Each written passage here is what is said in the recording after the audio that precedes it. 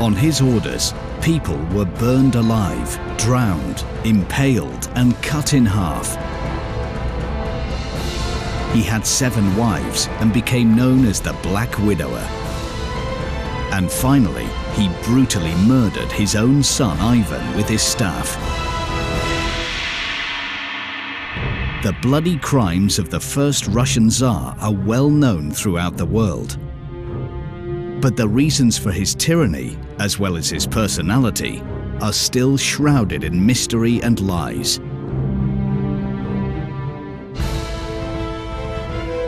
In Europe, he is still considered to be the most murderous of medieval rulers. Nobody mentions that during his reign, Ivan the Terrible only slaughtered 3,000 people. This many were killed in a single day during the St. Bartholomew's Day massacre in Paris. He is remembered for being much crueler than he actually was. The Tsar's contemporaries were grateful to him. They believed that by killing the sinners, he was saving their souls before the end of the world. He was devoted to his family. So where did the rumors about him killing his own wives come from? Nor did he kill his son Ivan. So why has the myth survived for so long, eclipsing all his many achievements? During his life, he trebled Russian territory, established book printing, built St. Basil's Cathedral, and even wrote a few musical compositions.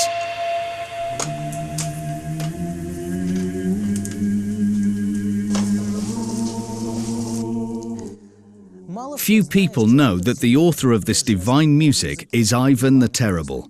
Genius and evil often go hand in hand. Many tyrants before and after Ivan the Terrible were sentimental and used to enjoy musical poetry. Adolf Hitler was a fine landscape painter. Joseph Stalin perfectly described nature in his poetry. It was Stalin's will that director Sergei Eisenstein created the most famous movie depiction of Ivan the Terrible.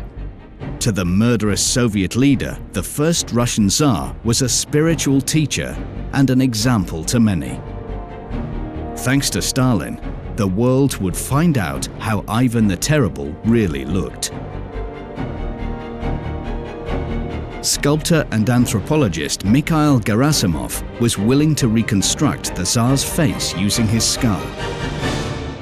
At first, Stalin was very interested in this project. But then he changed his mind and didn't give permission to exhume Ivan the Terrible's remains. Memories of the Gerasimov's fatal opening of Tamerlane's tomb in the Gure Amir Mausoleum were still fresh. On June 21, 1941, scientists removed the remains of the warrior emperor, ignoring the inscription on the wall warning, "Whoever opens this tomb will release God of War." A day later, war broke out. Unlike Gure Amir's mausoleum, the ancestral tomb of Ivan the Terrible had no warnings. But there was quite enough mysticism around the Tsar's name. The writer Vsevolod Garshin committed suicide by jumping out of a window right after posing for Repin's painting Ivan the Terrible and his son Ivan. The actor Nikolai Kamelev died on the Moscow Art Theatre stage dressed as Ivan the Terrible. Eisenstein's two-part film, Ivan the Terrible, remained unfinished. While working on the second part, the director suddenly died of a heart attack. The mystery surrounding Ivan the Terrible is ongoing. Evgeny Evstigniev starred as Ivan the Terrible in the film Yermak, and 10 days later, he died. Oleg Borisov died shortly after playing the role of Ivan in the movie The Storm Over Russia. During the filming of this movie, actor Yuri Astafyev died of a heart attack. Actors Sergei Bondarchuk, Vaclav Dvoretsky, and director Alexei Saltykov died shortly before the premiere of the same movie. This must have been more than just a coincidence. On the orders of Nikita Khrushchev, archaeologists and criminologists opened the tomb of Ivan the Terrible in the 1950s. The new General Secretary knew that Stalin admired Ivan the Terrible. Khrushchev wanted to prove that Stalin's favorite historical character was a murderous tyrant. Using the remains of the skull of Ivan the Terrible, Gerasimov restored his sculptural portrait, and all doubts vanished. Such a person could be capable of anything. An ominous hooked nose, a face full of disgust and cruelty. Only on closer examination could one see his deep sadness and self-loathing. These are the features not of a cruel ruler, but of a common man nearing death with a heavy heart. But what was depressing the murderous tyrant?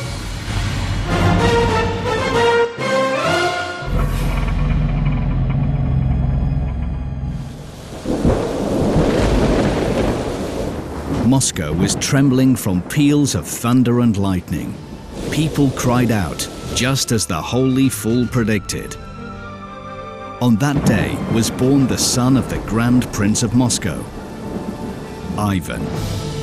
And according to prophecy, his reign would be as troublesome as that rainy day. Prince Vasily III was infinitely happy. Finally, he was holding his successor in his arms. He had been waiting for this moment for 25 years. For the sake of this tiny creature, he had committed a crime. He had locked his first wife, the Baron Solomonia Sabarova, to a monastery. He was told that the enraged woman was cursing him and his new family. But the Tsar wasn't worried. He was sure that with his new wife, the Lithuanian princess Elena Glinskaya, who was half his age, he would soon become a father.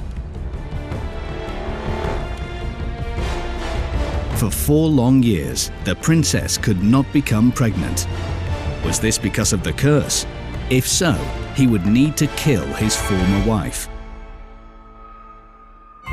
Solomonia was saved by the news that Elena Glinskaya had finally become pregnant. But Vasily III's happiness was short-lived. He only enjoyed his long-awaited successor Ivan for 3 years, and his second son Yuri for just a few moments after his birth. An abscess on the prince's thigh led to blood poisoning and a quick death. His wife was widowed, and her young sons were now orphans. Before his death, Prince Vasily III bequeathed his throne to 3-year-old Ivan. But up until the age of 15, his mother regent and 7 boyar tutors remained by his side. After the funeral, these tutors, instead of taking care of the little prince, started fighting over who would be the main tutor. They became competitive and started poisoning each other, dreaming of changing their boyar's hat for a monomach's cap. They ignored Tsarina and young Ivan. A boyar's rebellion was in the air. Elena Glinskaya realized that both she and her son were in danger. She took matters into her own hands, ordering an immediate currency reform. Counterfeiters were becoming increasingly brazen, so it was necessary to put new money into circulation. In fact, the princess had an ulterior motive.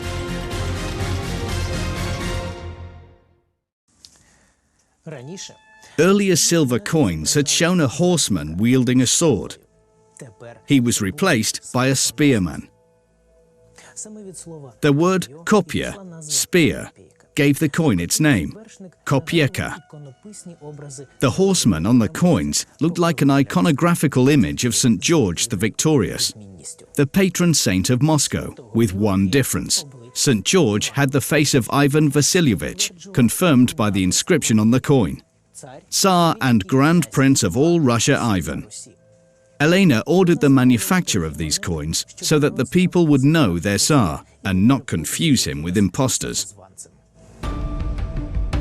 But another danger lurked. In Moscow, there were persistent rumors that the first wife of late Prince, the nun Solomonia, gave birth to the Tsar's heir in a monastery.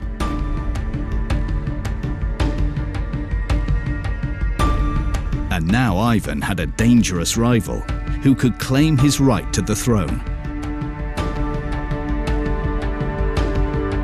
Solomonia herself hadn't denied these rumors.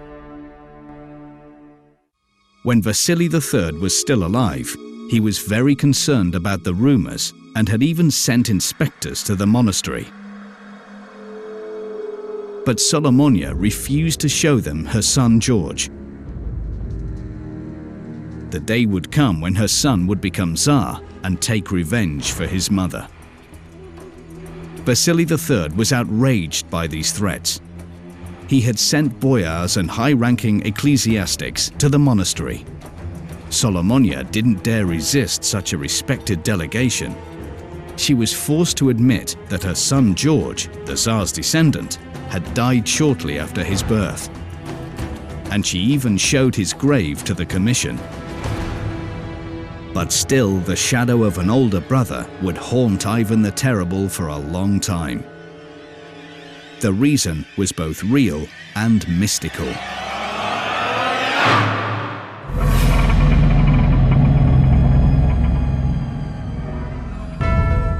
In 1934, the chief of Suzdal Museum, Alexei Varganov, organized excavations in Pokrovsky Monastery. Suddenly, between the graves of two nuns, he noticed a nameless tomb. The researcher was astonished. What if it's the legendary grave of Prince George, the eldest son of Vasily III? After all, Solomonia, the disgraced wife of the Tsar, was buried next to this grave. The nameless grave was opened, but inside they only found a wooden doll in a silk dress. Why had Solomonia buried a doll? Did this child actually exist? If so, perhaps the mother wanted to protect her child from death. And if the kid did not exist, then the doll could only mean one thing: a ritual burial. Solomonia's contemporaries therefore accused her of witchcraft. Since childhood, he believed in Solomonia's curse. How else could he explain that people close to him were dying, including his mother and father and various other relatives? As time passes, the fear of this curse will turn Ivan into a murderous maniac. Suspicion turned to paranoia and a lust for revenge.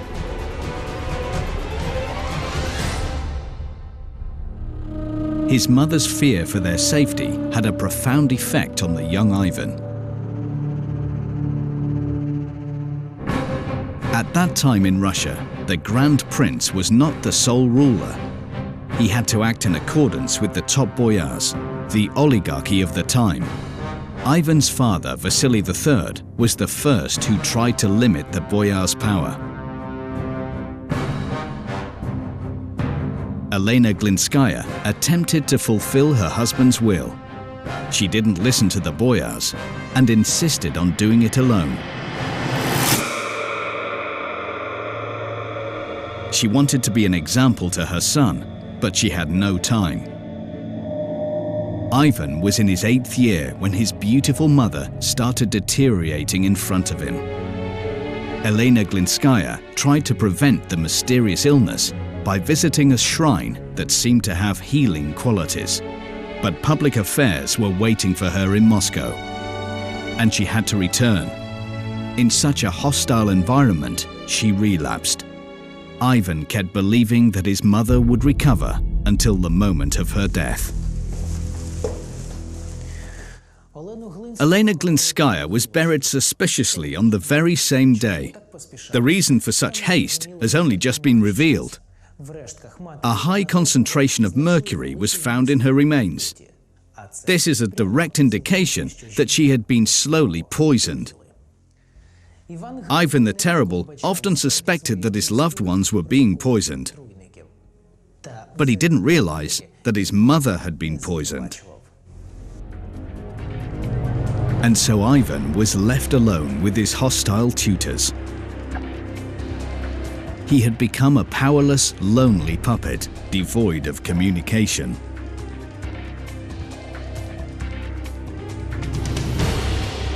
The person he felt closest to, his younger brother Yuri, was a deaf and dumb cripple.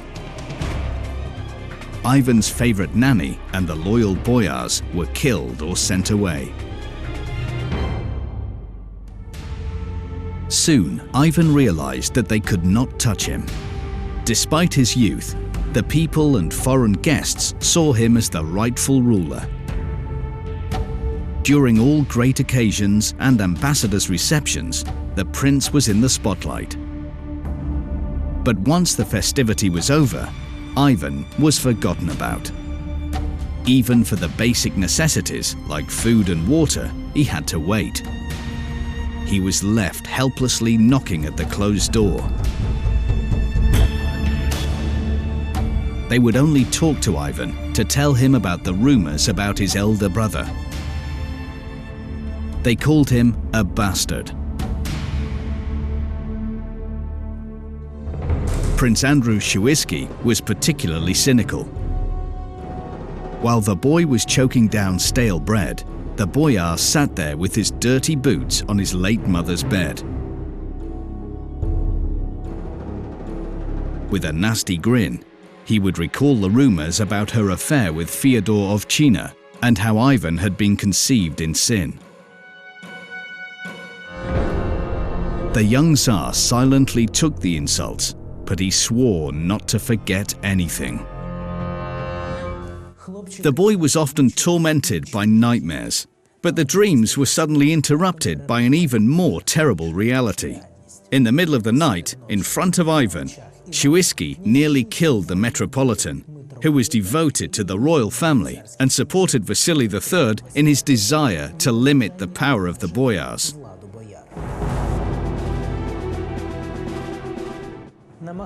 Trying to escape from death, the Metropolitan sought protection near the young ruler, but so far, Ivan had been powerless to do anything.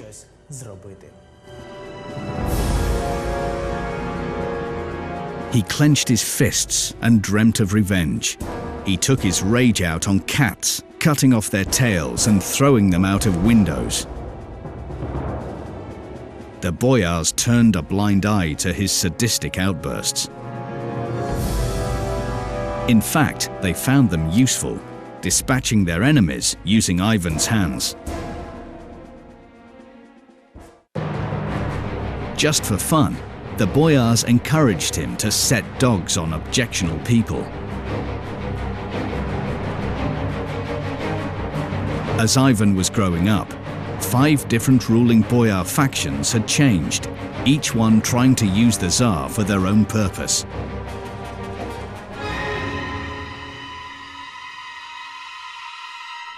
But suddenly, for the first time, the Tsar took the initiative and set the dogs on his abuser, Andrew Shuisky.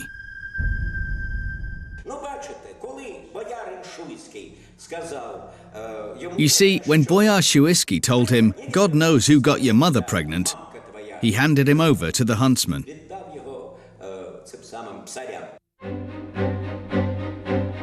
The prince's death was horrific. The boyars became scared. Suddenly, their puppet had become uncontrollable.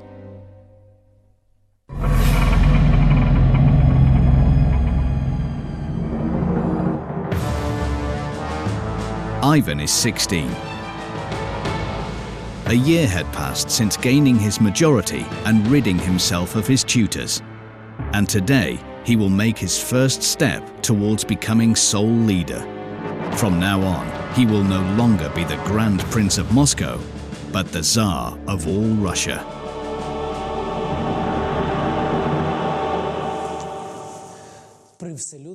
In public, Ivan wore the monarch's cap and received the other tokens of supreme power. But his coronation was different from other Byzantine emperors and of Grand Prince Vladimir.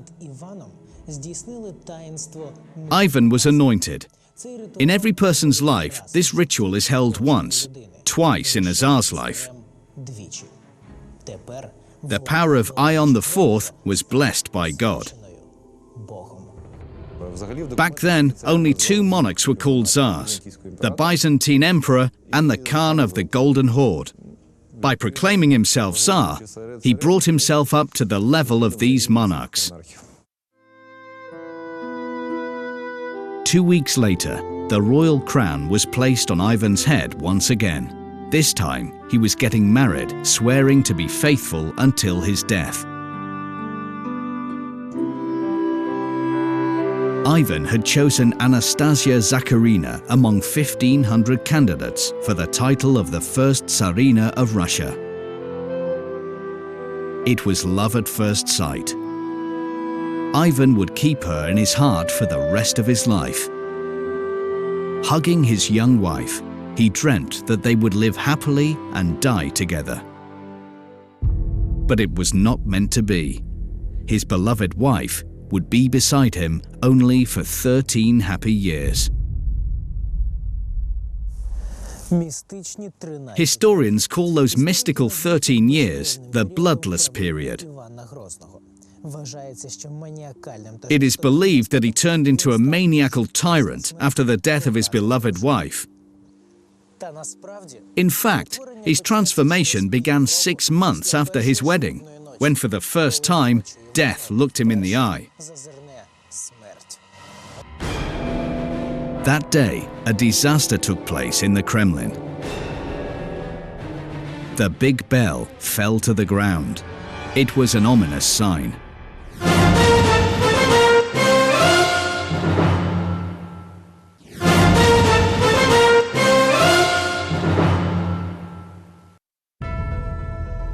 The young Tsar refused to believe in omens. The big bell had fallen from the Kremlin belfry. So what? He was fine. He had a loving family and unlimited power. Ivan was planning to introduce several government reforms and was preparing for a military campaign to increase his possessions.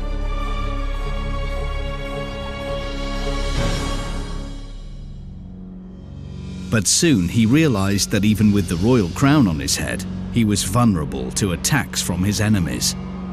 He was the same boy whose destiny was not just to live, but to survive.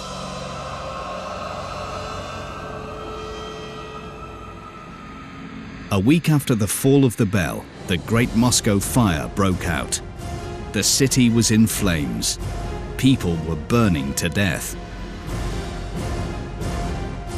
Their homes had turned to ashes. The fire raged for 2 days. Nearly 2,000 Muscovites died. People were talking of deliberate arson, then of God's judgment. They looked for a scapegoat. The boyars took advantage of the situation. They started a rumor that it was the Tsar's grandmother, Anna Glinskaya's fault. They accused her of witchcraft. People claimed she removed the hearts of dead men, turning them into ashes and scattering them over Moscow, disguised as a magpie to burn it down.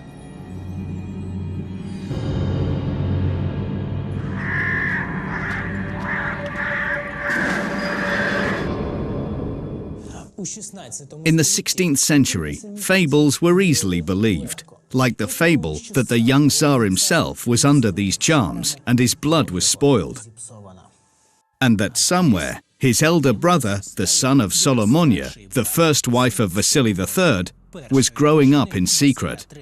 Maybe he would be a better ruler. An angry mob rushed to seek the royal grandparent witch.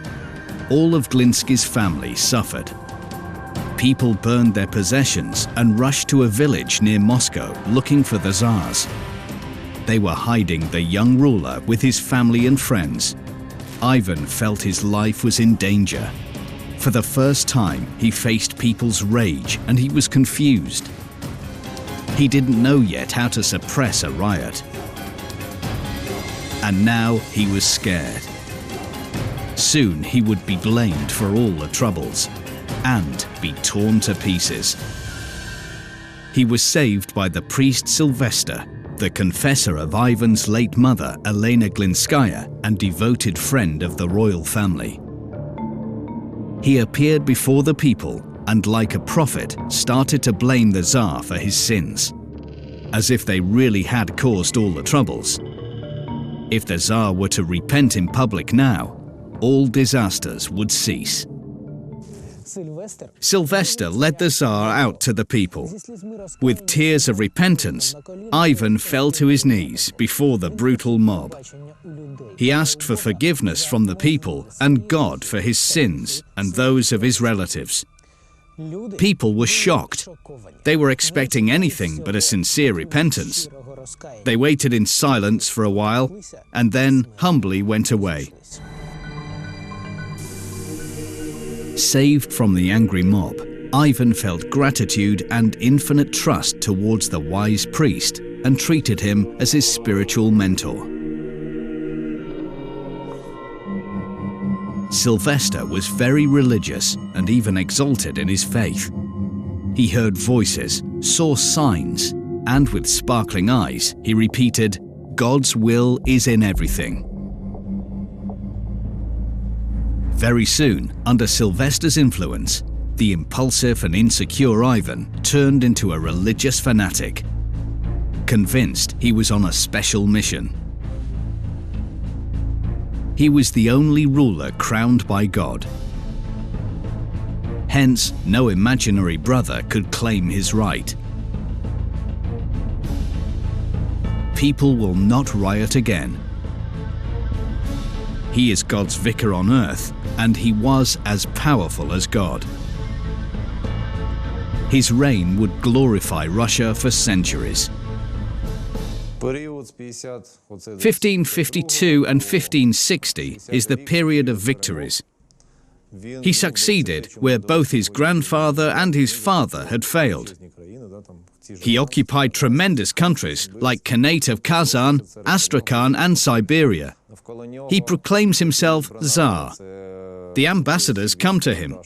He works alongside the chosen council, the elite, the highest aristocracy of the relatively young state that includes Sylvester, Adashev and Kurbsky. A lot of books are being published. Codes of law are being written. The diplomacy, army, and the administrative machinery all work fine. State revenue increases. This was a golden period for Russia. The only disturbing thing was the boyars' concealed resistance.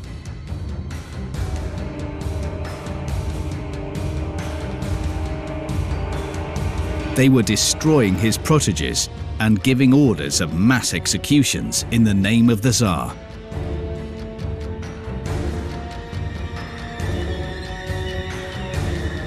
He needed a plan to tame the hated boyars. He thought about it day and night, until he was suddenly taken ill. For the second time in his life, death stared him in the face. Ivan started writing his will. He gathered the boyars and ordered them to swear loyally to his newborn son Dmitri. The boyars refused.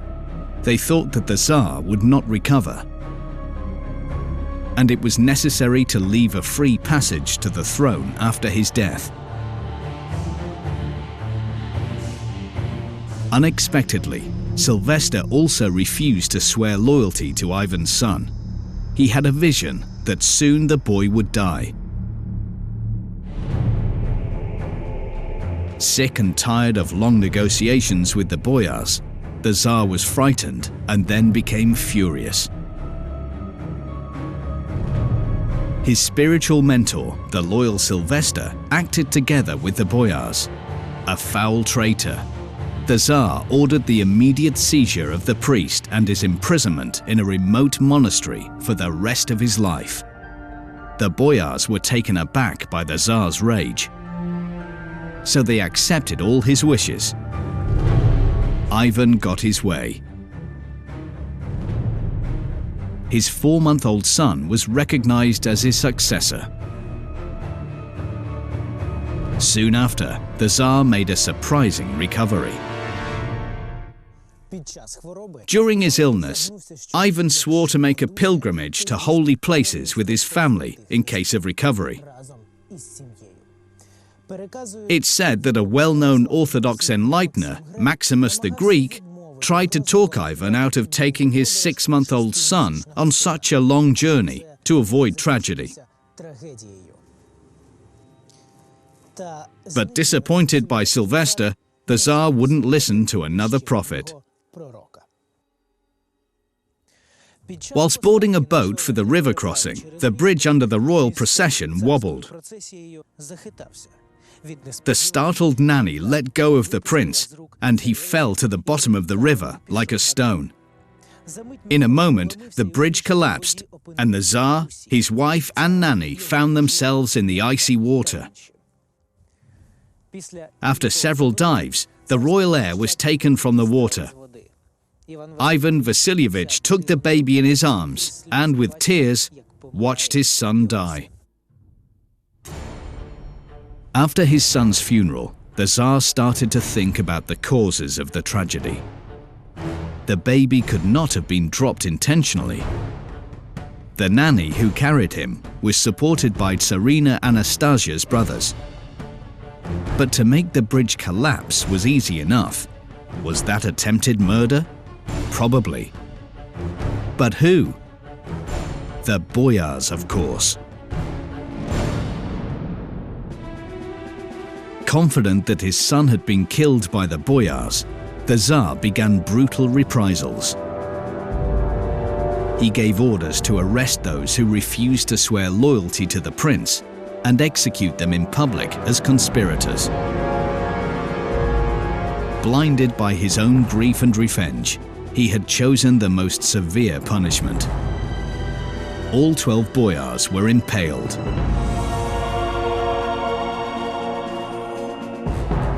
The news of the terrible boyar's death and Tsar's bloodthirstiness spread quickly, and talks about the Tsar's dethronement started again. Spontaneous riots began to break out, but the Tsar wasn't scared any longer.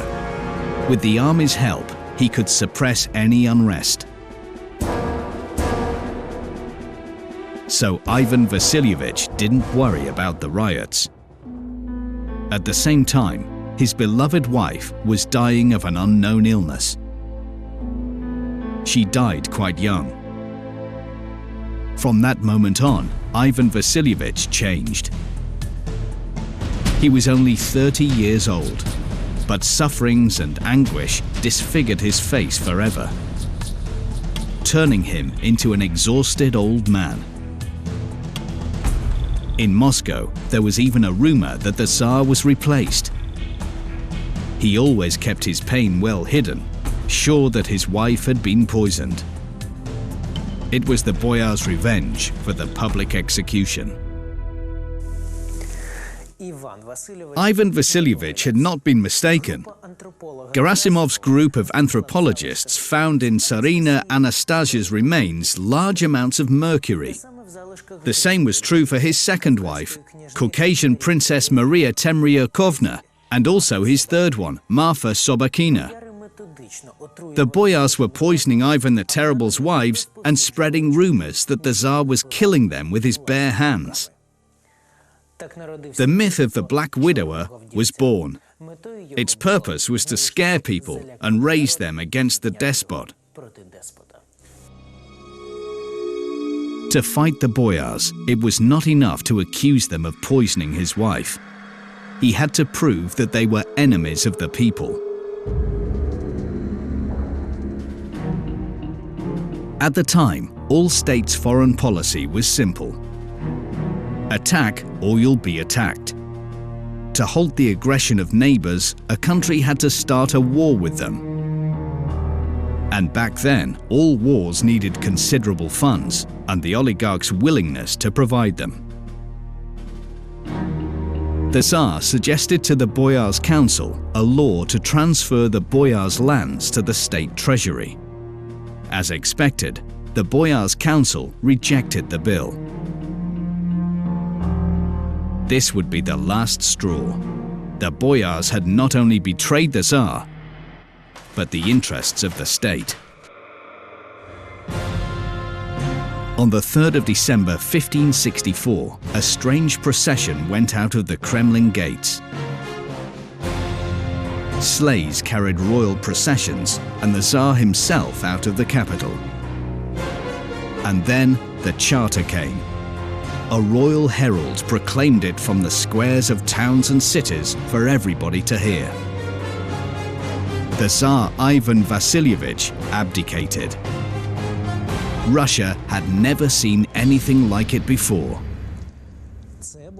It was a brilliant tactical move.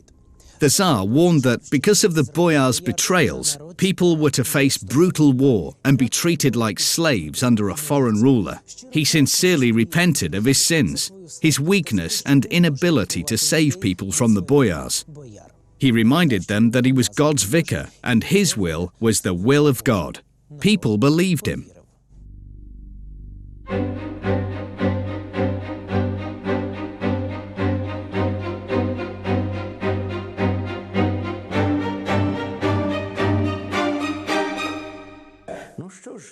So what? All simple folks of Moscow, led by Metropolitan, asked him to return to Moscow, and he returned. The Tsar returned to Moscow and imposed a state of emergency and launched a giant repressive machine called Oprichnina. The Tsar formed the army of oprichniks from poor children of the nobility. He gave some land and gold from the treasury to each of them. Grateful to the monarch, oprichniks enthusiastically rushed to prove their loyalty. Their work was to learn about the slightest manifestations of dissatisfaction with the Tsar's policy and to punish rebellious boyars and their accomplices. Their emblem was a dog's head and a broom to sniff out treason and mercilessly sweep out the traitors. People were killed on the slightest suspicion or slander. The country was overrun with the guilty and innocent blood. The apotheosis was the massacre of Novgorod inhabitants, where the oprichniks discovered a plot. The local boyars decided to decoy Ivan Vasilievich in Novgorod, seize him and give him away to the Polish king. And in his place put Ivan's cousin, who was weak-willed and easily controlled by the boyars. The reaction of Tsar and his loyal oprichniks was terrible. More than 2,000 people were executed or tortured to death in Novgorod. Families were seized and tortured. The largest execution took place on the Volga River. Convicts were tied up and burned, and then, while still alive, were thrown into the water. Ivan himself came up with this punishment for a reason. In fact, during Ivan the Terrible's reign, people were expecting the end of the world. Chronicles report that the prophecies at the time foresaw the apocalypse as occurring in 70/70th. That is, in 1569 AD. 4 years before that date, the Tsar, using Oprichnina terror, tried to clear the country of the boyars. But as the fatal date approached, his unlimited power and religious fanaticism had created in Tsar's fevered imagination another idea. He was repeating, Tsar's will is God's will. And those who Tsar considers as sinners are sinners before God. And he, Ivan Vasilievich, has the right to punish them as God punishes at the Last Judgment. Once again, Ivan the Terrible was rereading the Apocalypse. For 4 years, he was punishing sinners, cleansing them before their death with fire and water, and then at night, he prayed for their sinful souls. But 70/70th passed, and the Last Judgment didn't come. Were the prophets wrong? Was it all in vain?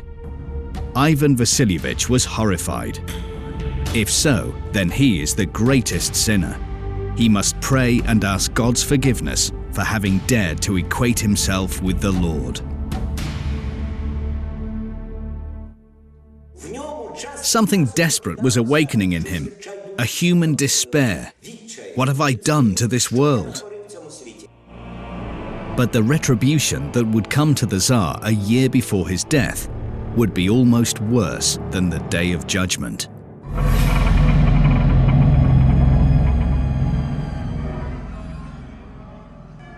With horror, Ivan watched his son's face turn into a deathly, impassive mask. It was the same as when his mother was dying.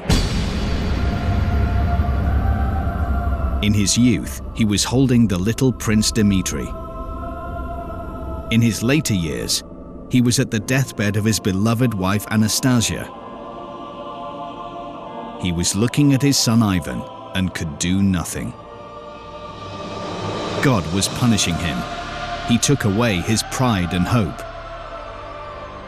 The right to decide whether to live or die belongs only to him, the Lord.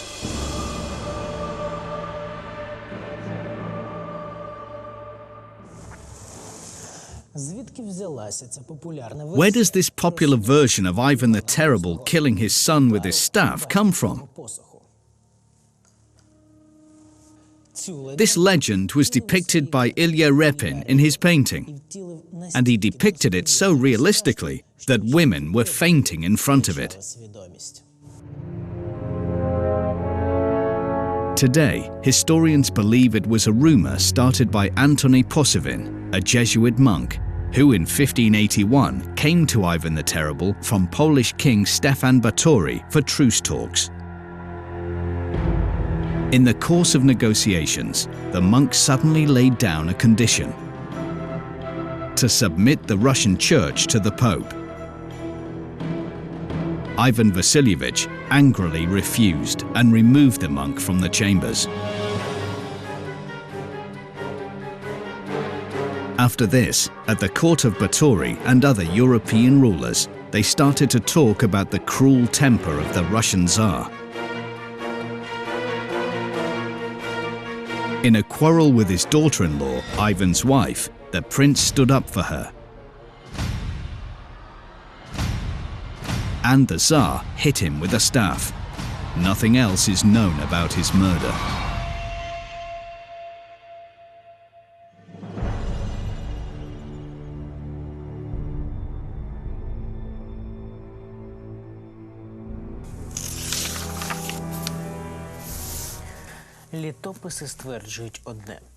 The chronicles say that the prince died in a non-violent death, but the brutal version completed the image of a Tsar despot.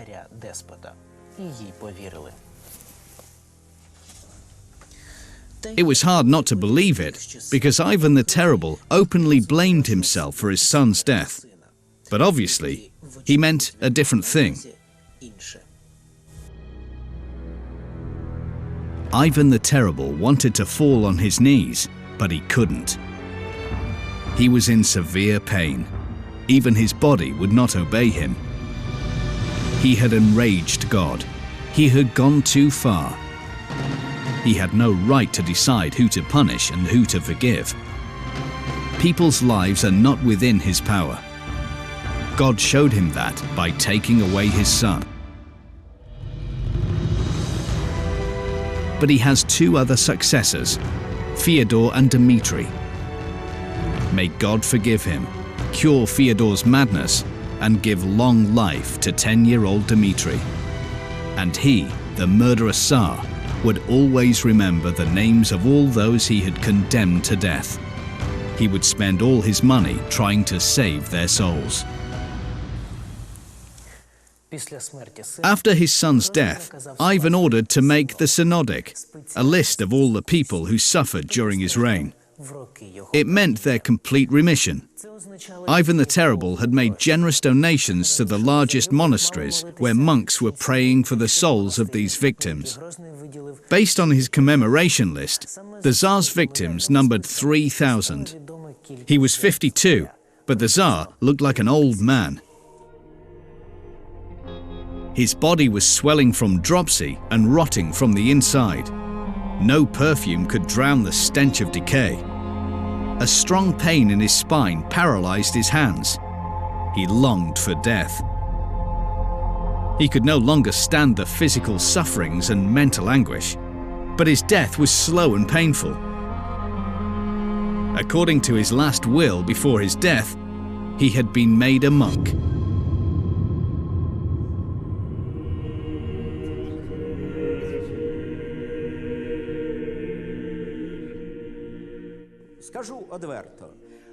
To be honest, I think Ivan the Terrible was a victim of history, despite the incredible victims of his despotic acts. For a very simple reason, he was trying to create an integrated Russia, but through limitless violence. During the life of Ivan IV, no one called him Ivan the Terrible. This nickname appeared in folk songs much later. After the Tsar's death, the time of troubles began. At the beginning of the 17th century, the civil war took hundreds of thousands of lives.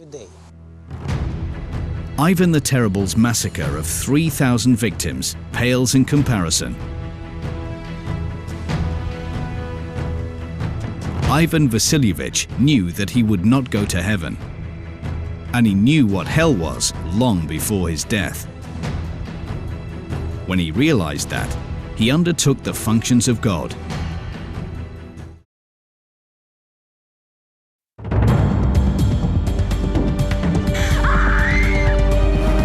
There were 3 mausoleums in the Soviet Union, housing 3 such important historical figures that after their death, it was decided not to bury, but to embalm them. The first one was built in Vinnytsia for the surgeon Pirogov. Within the second one in Moscow lays the leader of the revolution, Vladimir Lenin. But few know of the third one. Odessa Oblast is a small town in Kotovsk. Here, there is the crypt mausoleum holding the embalmed body of Grigory Kotovsky, legendary Red Commander of the Civil War. This mausoleum was built immediately after the mysterious murder of Grigory Kotovsky, and buried inside of it, along with the body, remains a hidden mystery of the death of a man more influential than Stalin.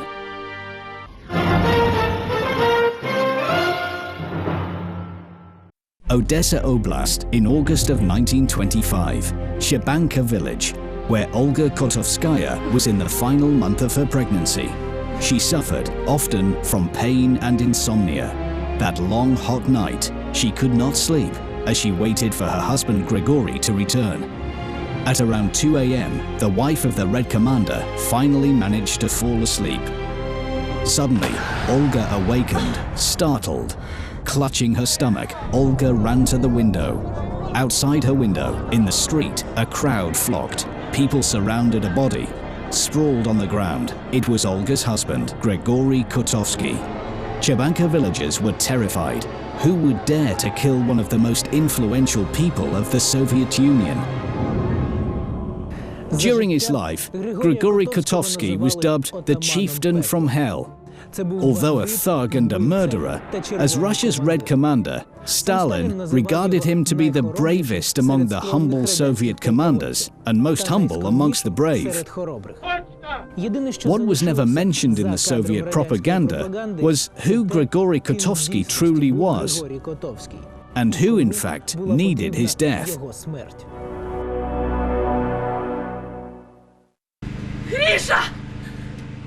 Olga Kotovskaya lay crying, grasping her pregnant stomach. Her new daughter, Lenochka, born only a few days later, would never know her father. The wife of the dead Comcor was stunned by what followed. While her relatives collected around her to calm her, the former commander's comrade Zayda Meir silently entered her home. Unlike the others, Meir did not attempt to comfort her, nor did he offer his help. Instead, he knelt down beside her and begged forgiveness. It was he who killed her husband, his friend Grigory Kotovsky. Olga Petrovna became hysterical, driving this murderer from her home. In the confusion, Meir vanished and a few hours later was arrested. News of the Kotovsky murder reached Moscow and flew from mouth to mouth, creating a huge scandal. Kotovsky had been loved by millions of Soviet citizens. However, something quite unusual occurred. The death of the Comcor was simply ignored. Only a single newspaper reported the murder in Chebanka, the Pravda. We managed to find a rare issue stored in the newspaper department of the Vernadsky National Library in the Ukraine. On the night of the 6th of August, it reports, at the Sovkhoz Chebanka, 30 miles away from Odessa, the untimely death of a member of the Union, the Ukrainian and Moldovan Central Election Commission, commander of the Cavalry Corps, Comrade Kotovsky. Why was the manslaughter of this legendary Comcor so modestly reported? Just a single mention of no more than an untimely death. Even the murderer's name was not specified. The day following the murder of Comcor, a group of embalmers arrived in Odessa from Moscow. It was headed by Professor Vorobyov, who in 1924 embalmed the body of Vladimir Lenin. Medics began working on the body of Kotovsky. Meanwhile, not far from Odessa, a mausoleum was being erected. In 1941, the mausoleum of Kotovsky was left to its fate. Unlike Lenin's mausoleum, this one was not removed from the town during the German offensive on Moscow. And the first thing the Nazis did on their arrival at Kotovsk was to destroy the Comcor mausoleum and dispose of Kotovsky's body. Coming up, whose way did this legendary Comcor stand in? Who gave the order that executed murderer Zayda Meir? Why do historians now call Meir the first Soviet killer? We will meet the grandson of Grigory Kotovsky and find out what secret his grandfather had been hiding his whole life. We will also learn why all the investigation materials mysteriously disappeared after the death of Kotovsky, to be confiscated to the special funds of the security service. And we will find a place where today lay the bones of the legendary Comcor.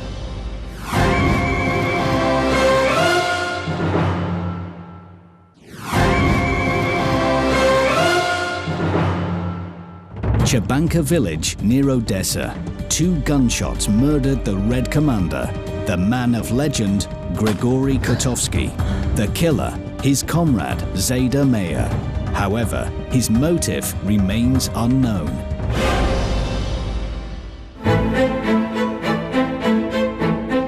At first, Meir insisted the murder of Kotovsky was no accident. Raging jealousy he claimed as his motive, because of an alleged affair between the Comcor and his wife. During an interrogation, she proceeded to deny her husband's allegation and testified that there had been no intimate relationship between the two. The most probable cause for his murder and the likely events of that fateful night were soon to be discovered. Yes, the fact was, he did slay Kotovsky. Nevertheless, this more likely happened because the Comcor stood in the way of Meir's career. At that time, Meir had been security chief at a sugar factory. During the trial, he admitted that he wanted to become the head of this factory. But Kotovsky did not want to promote him and this resulted in the Comcorps slaughter. This became the story behind the murder. Why then, after such a deviant act, did the frightened murderer wind up on his knees begging for the forgiveness of Kotovsky's wife Olga?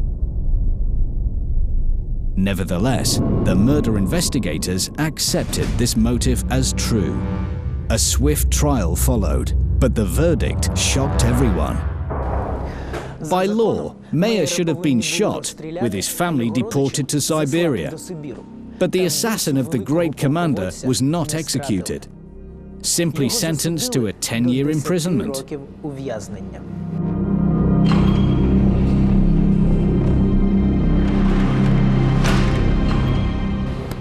What's more, although this was a time that even minor thieves were executed in this country, 3 years after this verdict, Kotovsky's assassin was mysteriously released for exemplary behavior.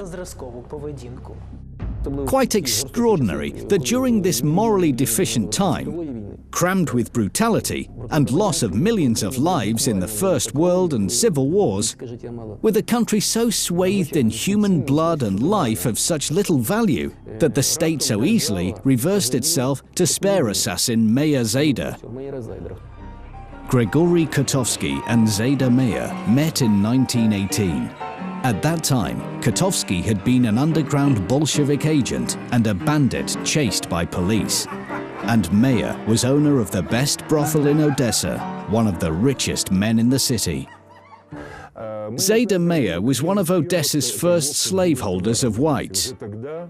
Girls from Odessa and the Ukraine were by force shipped to Turkish harems and brothels, dependent territories of the Turkish Empire, Egypt, North America, and to Europe. Zayda Meyer headed over a filthy business. Ironically, even his own sister and wife were prostitutes in his organization. Fleeing from a police chase, Kotovsky found a place to hide within Meyer's brothel, where he found protection while in pursuit. Meyer concealed the fugitive for several days, while feeding and caring of his needs. At this time, the two became friends.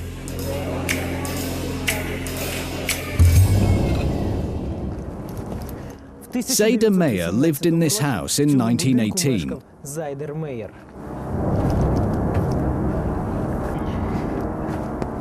However, 4 years later, Meyer became homeless and without a livelihood.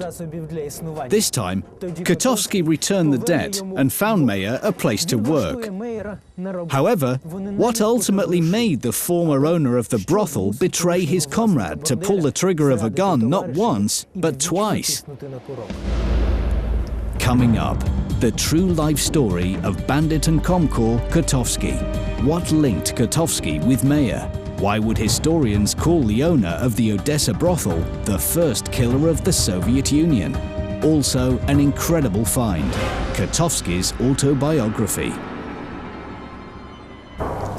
In 1924, 1 year prior to his death, Grigory Kotovsky wrote a manuscript, his memoirs.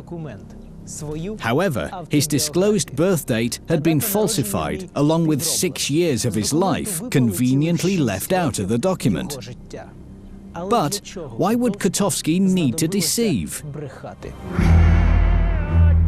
Grigory Kotovsky claimed in his memoirs that his birth year was 1887 in the Moldovan town of Hincesti. But historians are certain that Kotovsky lied. He was actually born in 1881, 6 years earlier than the date in his autobiography. What secret was the legendary Comcorps hiding? What happened during these 6 concealed years? It turns out that for 6 years, until 1917, the legendary commander had been a criminal. A huge number of modern adventurers and criminals correct some of the dates, which may include their birth, and hide some details. Why would Kotovsky do such a thing? Perhaps to hide some previous convictions? For example, Kotovsky attempted to conceal information about his first conviction. As for the more recent criminal convictions, he constructed a tale told to fellow Bolsheviks that he defended the poor and shared the spoils with the common folk of Bessarabia and the Kherson province. Here is the real story behind the life of the Red Comcorps, later discovered through research. Kotovsky had been a descendant of Moldavia. In his early childhood, Grigory fell down some stairs, which may have contributed to his obtaining a stutter. This caused the boy to become reserved and rather shy, rarely communicating with his peers. He, however, adored reading and liked to dream. In his dreams, Kotovsky imagined himself the famous robber of Sherwood Forest, Robin Hood, or pirate Blackbeard, sometimes Tarzan. To this unhealthy-spirited child, all of these heroic characters seemed to be attainable divinities.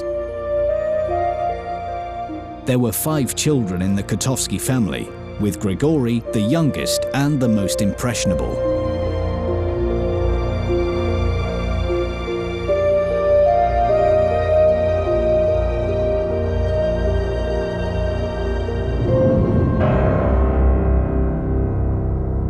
The sudden death of his mother led to the young boy's first attack of epilepsy soon after her funeral. Little Grigory Kotovsky watched his mother die. It was difficult enough she died, but he was forced to witness this. And again, this coincided with his first attack of epilepsy. This seems to have contributed to the struggles he encountered throughout his life. He stammered badly, and he became uncomfortably nervous.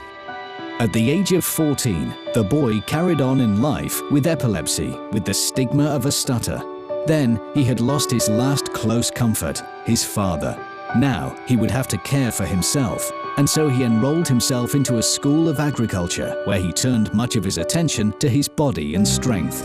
As a result, this former weakling became the strongest amongst his peers. His character hardened, and he began to control everything with his will.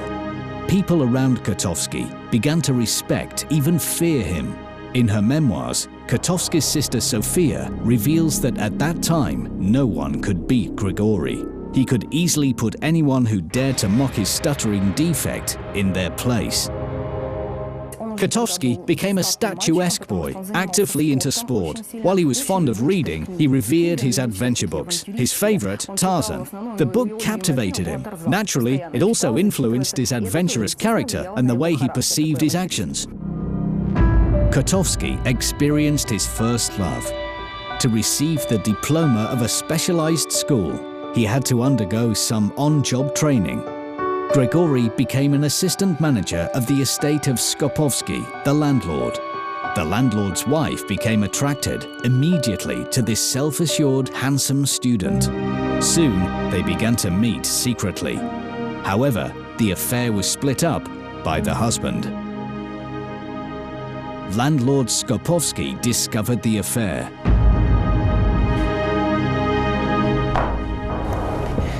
As Kotovsky recalled in his writings on discovery, Skopovsky raised his whip and struck him with all his might in the face.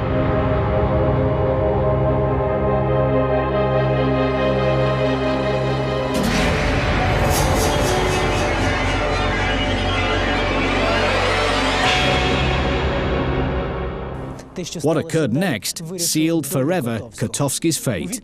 In response, Kotovsky counteracted and began to beat the landlord until stopped by the servants. The landlord then ordered his men to beat Grigory almost to death, and then undressed him and threw him out of the estate. Nobody ever humiliated Kotovsky like that again. Insulted and beaten, he walked off. After that, Grigory tried twice to locate a job and briefly worked for other landlords, but his bad reputation haunted him. At another job, he was accused of feigning documents, then of stealing the money. This caused a police chase, and Kotovsky had to hide. The next 2 years, having no job or money, he knocked about North Moldova, in Bessarabia, where he often committed petty thefts. It was here that he first acquainted with the SSers, activists and members of a terrorist group banned in the Russian Empire, a socialist revolutionary party. The group provided Kotovsky with clothes, food and accommodation at their secret address. Grigory found much in common with them. First and foremost, a hatred for the regime. It was then when Kotovsky felt like a hero from his favorite children's books, Robin Hood. With his help, dozens of estates in Bessarabia were plundered. Robber Kotovsky became wanted as a dangerous criminal, a reward placed on his head. It took several months for the elusive Kotovsky to decide to secede from the SSers to plunder landlords on his own. Kotovsky found himself 20 reliable men, former peasants, prisoners, workers, even circus actors. Landlords feared and hated Kotovsky, and his plundering attacks became legendary. One of Odessa's landlords boasted he was not afraid of Kotovsky because he built an alarm button connected to the police station onto the floor of his cabinet. When Kotovsky learned about this self-assured landlord, he effortlessly broke into his estate. Instead of commanding the man to raise his hands in the air, Kotovsky, with a smile, told the frightened landlord to raise his feet. "Feet on the table! I said now!"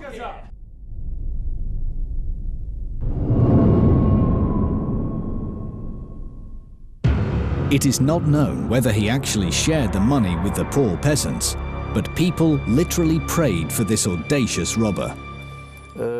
Kotovsky constantly stated he was Robin Hood,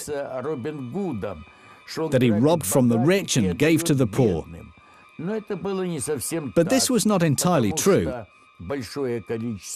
because he and his closest friends accumulated a large quantity of loot. After several years of pillaging and collecting, Kotovsky became rich. He dined at the best restaurants, appeared in public, and no longer talked about his political preferences. But his former friends, the SSers, saw through him. To avenge him, they informed the police of his secret address, where the bandit leader hid. Kotovsky was later arrested. At the trial, he proudly christened himself Robin Hood and claimed his actions to be dictated by his honorable sense of justice.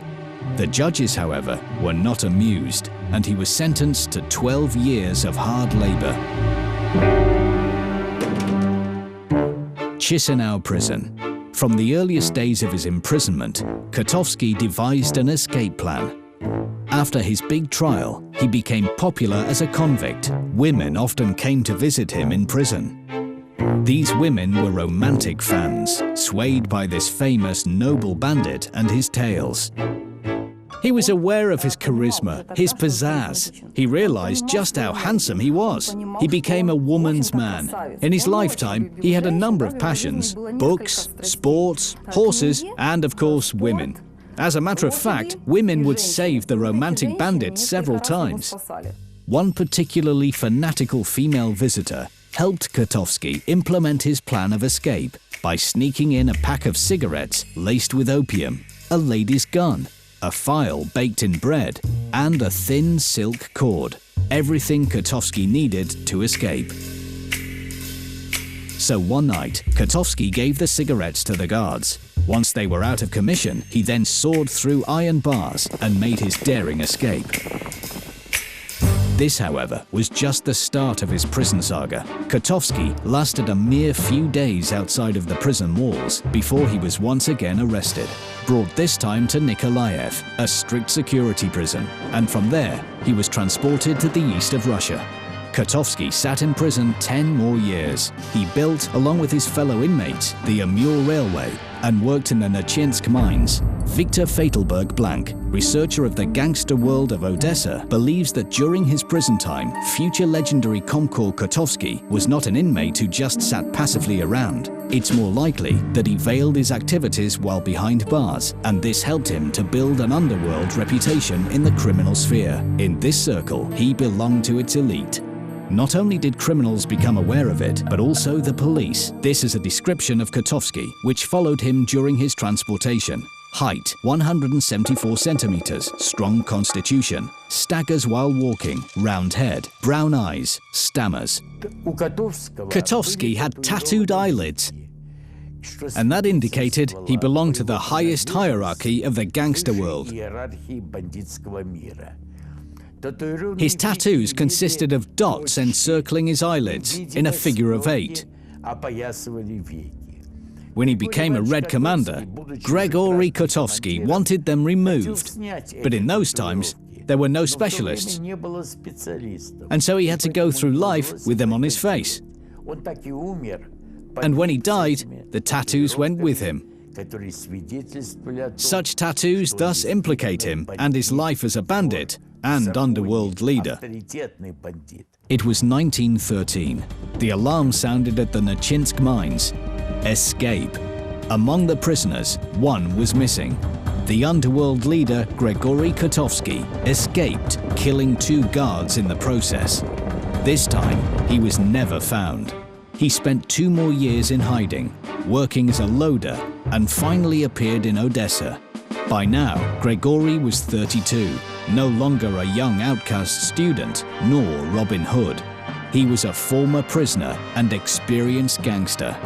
Out of prison, he carefully prepared for brand new attacks. Within a few years, Kotovsky became a terror in Odessa's gangster world. It was believed he could read minds simply by looking into other people's eyes. He would learn about people by using his eyes, which he did often. He would categorize men and choose the ones he liked to be part of his crew. In those days, Odessa was the crime capital of the Russian Empire.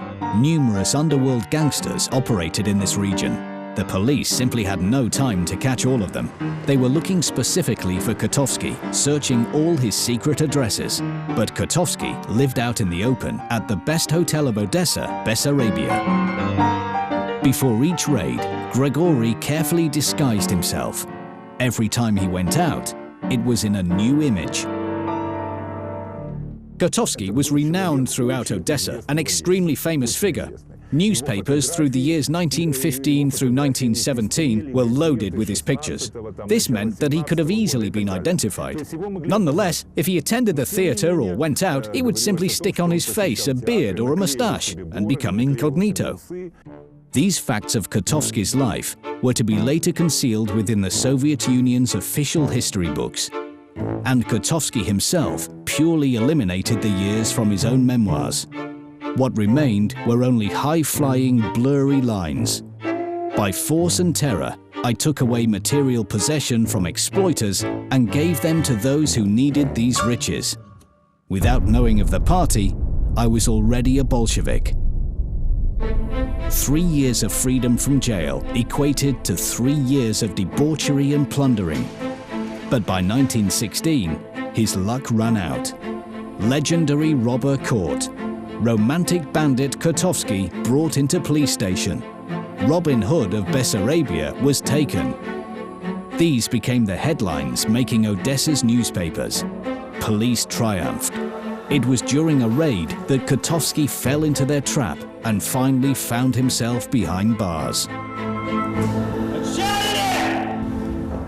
Primorsky Boulevard 7. In 1916, fates of thousands of prisoners were decided here. In this building was the Military District Court of Odessa, and it was here that Grigory Kotovsky was tried and convicted.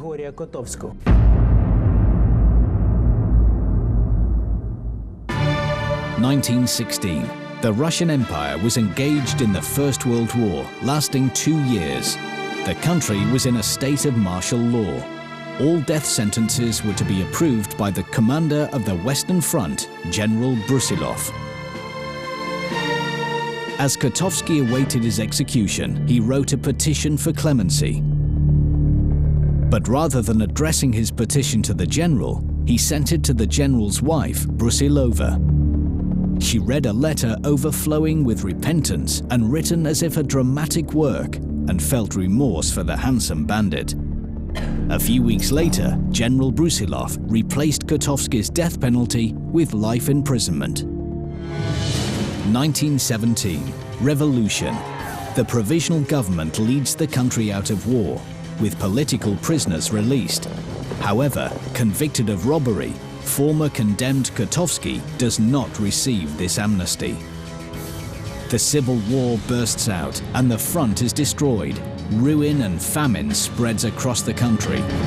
Suddenly, from the prison cell, criminal, bandit and recidivist Kotovsky requests that he be sent out to the front. He wishes to atone for his past with his own blood. This is incredible, but a man with this heinous past, once convicted to die, is released. Kotovsky passed the cavalry regiment military training in one crash course and went on to war as a private. In a few years, he became a commander, then joined the Bolsheviks. This is where his talents became fully appreciated. Here, his own brigade took under command, and with a mission to destroy the remnants of the UNR army and Denikin's forces. He immediately introduced his new brigade to iron discipline. Horses must be of the same color. Soldiers must wear clean and expensive uniforms. Men must do morning exercises, then douse themselves with cold water. Kotovsky's orders were not open for discussion. Desertion, rape or murder of peasants were punishable by execution. 1918. Odessa's rule is in constant change. The city becomes white, then red, and then independent. But despite everything, Kotovsky remains in Odessa. Sometimes he has to hide from his pursuers. It is during this time a certain man visits the best brothel in the city.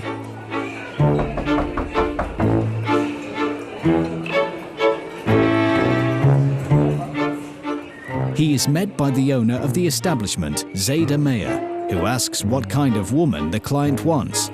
This visitor answers that he is not interested in a prostitute, but in need of a key to the attic. Meyer, recognizing Kotovsky, hands him the key. The brigade commander spends a few days in hiding within this attic, and before he departs the establishment, he informs Meyer that he is indebted to him. 1920. Kotovsky is the best commander of the Red Army. On his chest are decorations of 3 orders of the Red Banner and the honorable revolutionary weapon, the sword. These are the highest awards in the Red Army. They were received for the destruction of the army's remnants in the Ukrainian National Republic, for the liberation of Tiraspol, for the suppression of the peasant uprising in Tambov province, and for the termination of the army of Ataman Tutunik. Coming up, historians are certain Stalin himself is involved in the murder of Kotovsky. We will visit Kotovsk, find the tomb of the commander, and learn why Grigory Kotovsky was slayed.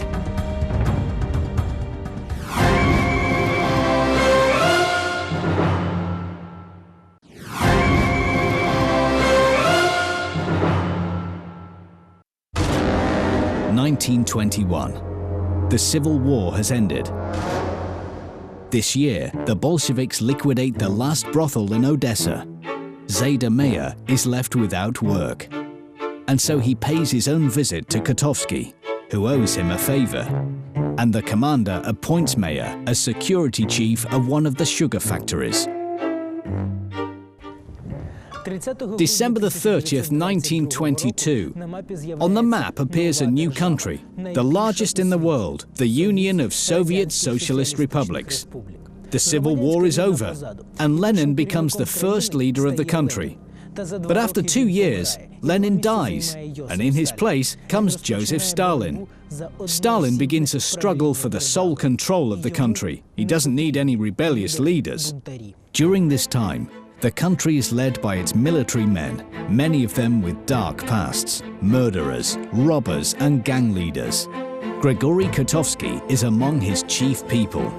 Out of Kotovsky's advice to Stalin, Moldavian Autonomous Socialist Republic is added into the Soviet Union. Kotovsky himself becomes its informal leader. His aim is to capture and unite all the lands of Bessarabia, even those belonging to Romania. However, the CC does not want war with Romania. Kremlin politicians, however, are too busy with the internecine wars to protest. Stalin, by eliminating his rivals, is advancing to a sole rule. Kotovsky is forbidden to aggravate this political situation. This enrages him so much that the Comcor leaves his corpus and goes on holiday with his wife and son to Jabanka village in Odessa Oblast. 1925. Kotovsky is now 44, a married man and father. He has a son. A few days later, his daughter is to be born. Their holiday is interrupted by a telegram from Moscow. The People's Commissar of the USSR appoints Kotovsky his deputy. In this country, ruled by military men, he is destined to become the Prime Minister. Grigory Kotovsky celebrates his victory. He hastily packs his things and gets ready to go to Moscow. But in the evening of August the 6th, on the eve of his departure, Kotovsky is invited to a party. 2 a.m. Kotovsky returns home.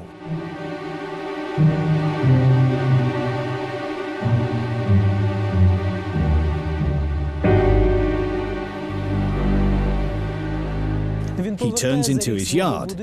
In just a few steps, he will be at home.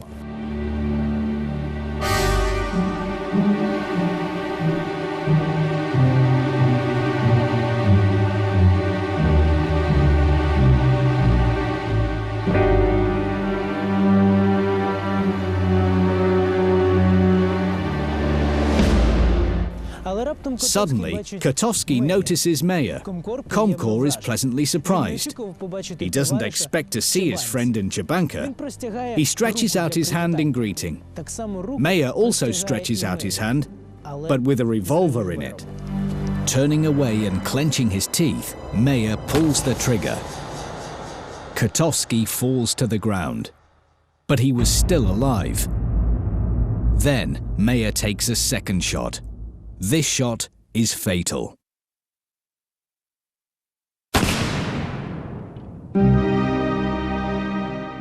On this site of cottages, there was once old Chabanka, the village where Kotovsky was killed.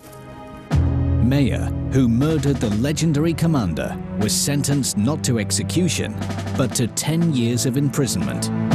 Of the 10 years, the killer remained in prison for only 3. He was released for exemplary behavior, but Mayer didn't enjoy his freedom for long. Men of Kotovsky awarded him with a death sentence.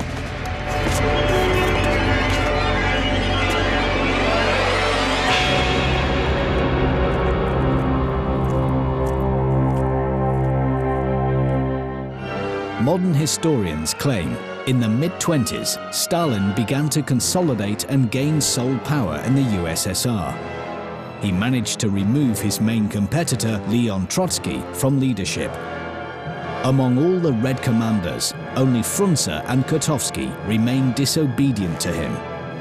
It was Grigory Kotovsky who Stalin feared the most. He knew he was a cruel and influential man, subversively supported by the army, and this meant he needed to get rid of his opponent. Kotovsky was an extremely devious person, difficult for the authorities to control, and he was connected to the criminal world, where he maintained strong ties. This man was connected to business. What's more, this man was attempting to make himself a leader of the Moldavian Autonomous Republic. More than likely, he would become leader of all Bessarabia as well. Stalin himself would not be able to accuse Kotovsky of treason to execute him. The soldiers trusted their commander way too much. Thus, a move like this would likely have caused a military coup. But by hiring an assassin, he could get the job done cleanly. What's more, this had to be a person from the commander's surroundings. Otherwise, it would not be possible to reach him. Therefore, Stalin hired Zayda Meyer. However, how he convinced this poor former owner of a brothel to commit this heinous crime is still a great mystery. Historians remain certain that this was the first contract murder in the Soviet Union, and Meyer was the first Soviet killer, and the client was Stalin personally.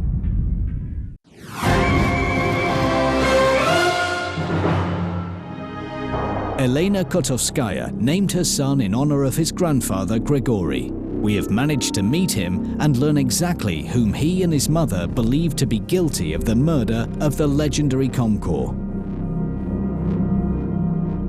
I believe it was actually Stalin, because he wiped out so much of the Soviet army and intelligentsia. Despite the fact that he was a shrewd man, he'd done many horrible things while he was in power. He was a terrible dictator, and Stalin could not tolerate competition. We know Frunze died on the operating table. He wasn't through, he was killed. There are also rumors that suggest it was on the orders of Stalin. A number of other prominent public figures were killed too.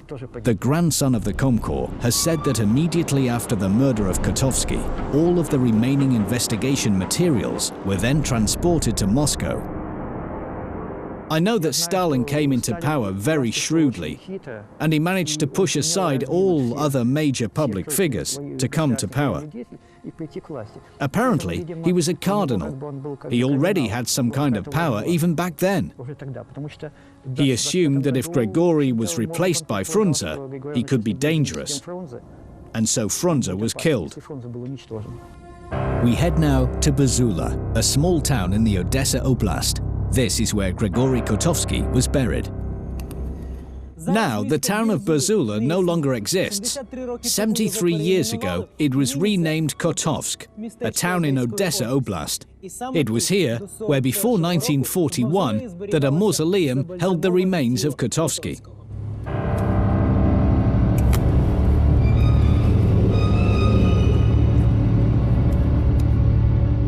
The Comcor was buried with honors. At his funeral gathered thousands of soldiers.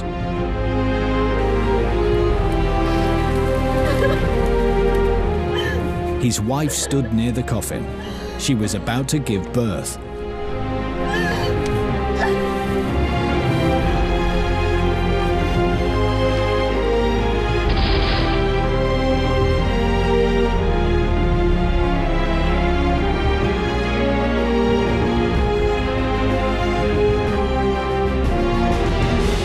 And when the salute was given in honor of the Comcor, Olga Kotovskaya went into labor. The last child of Kotovsky, his daughter Lenochka, was born and never saw her father alive. The child, Olga Petrovna, would only see her father behind the glass in the mausoleum. However, the embalmed body of the Comcor was not destined to remain there long. During the war, it disappeared and the mausoleum was destroyed. In the heart of Kotovsk, we found a monument. It was established in 1965 in honor of the legendary Comcor. Previously, here stood the mausoleum. It was destroyed by the Nazis in 1941, while the commander's body was thrown into an ordinary pit. Eventually, he was found by simple workers, and in 1944 reburied. It turned out that here remained an underground portion of the destroyed mausoleum, and in it finally found peace Robin Hood of Odessa and legendary Comcor Grigory Kotovsky. We received a unique opportunity to get inside the mausoleum, which has been closed for many decades. The bones of Kotovsky rest in this coffin.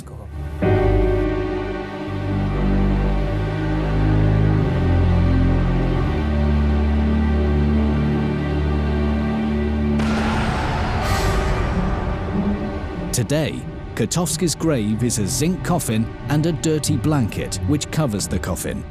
Under the blanket, there is a skull of the man who once was the storm of the Odessa raiders, Bessarabian Robin Hood, and the legendary Comcor. A few months later, Frunze dies on the operating table. As the Politburo reported, due to an unsuccessful surgery. So why was Frunze sent to that operation? It's a fact that Stalin had already been strengthening his power, and it's clear that he didn't need the independent Red Army. After his removal of Kotovsky and Frunze, there continued a series of murders and repressed stories within the Union. 1936. Shot. Grigory Zinoviev, the instigator of Stalin's appointment to the post of General Secretary of the CC of the Communist Party. 1937. Killed. Marshal of the Red Army Mikhail Tukhachevsky and a member of the Politburo Grigory Ordzhonikidze. 1940. Killed. Stalin's chief opponent Leon Trotsky. In total, before the Second World War in the Soviet Army, 500 commanders of the highest rank were eliminated. And the first warning signal sounded on August 6, 1925, in a seaside village of Chebanka.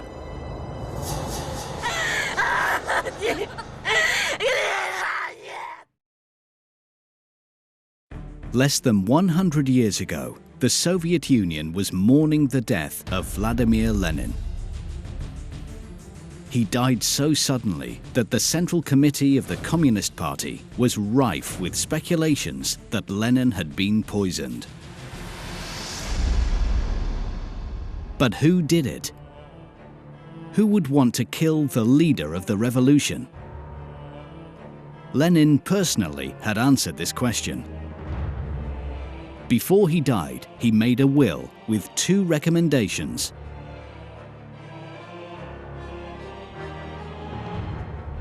To dismiss Stalin from the position of Secretary General for his cruelty.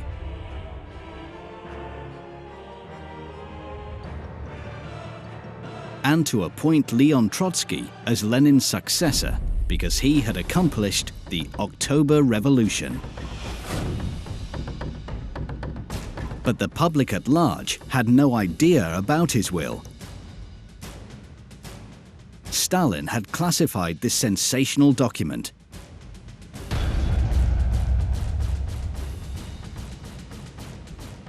And then he started a hunt for the man who would have been the leader of the Soviet Union after Lenin.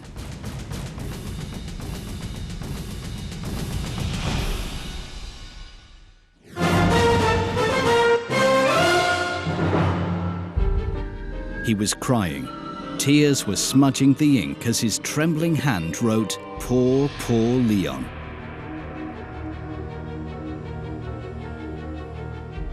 This jaded 60-year-old man was once the most popular person in the Soviet Union. The right hand of Lenin, the organizer of the October Revolution, the leader of the Red Army, and the main enemy of Stalin. Leon Trotsky spent the last years of his life in exile in Mexico. One day, he heard that his eldest son, Leon, had died during an operation for appendicitis in Paris. Leon was Trotsky's only hope, his last child. After his death, only Trotsky and his wife were still alive. His daughter Zina had committed suicide. She had gassed herself in a hotel room in Germany to avoid being tortured by the Soviet intelligence agency. His other daughter Nina died of pulmonary tuberculosis. Nina's children were shot. The youngest son of Trotsky was killed in Moscow. More than 100,000 people who were or might be acquainted with Trotsky were destroyed. All his friends and relatives, sisters and brothers were killed on Stalin's order. Trotsky's mother's grave, located in the little village of Yanovka, was demolished. And his last son Leon was killed too. Trotsky didn't believe it was due to medical complications. He felt sure that his son had been killed, and he knew that he would be next. He wiped away his tears, determined not to be frightened anymore.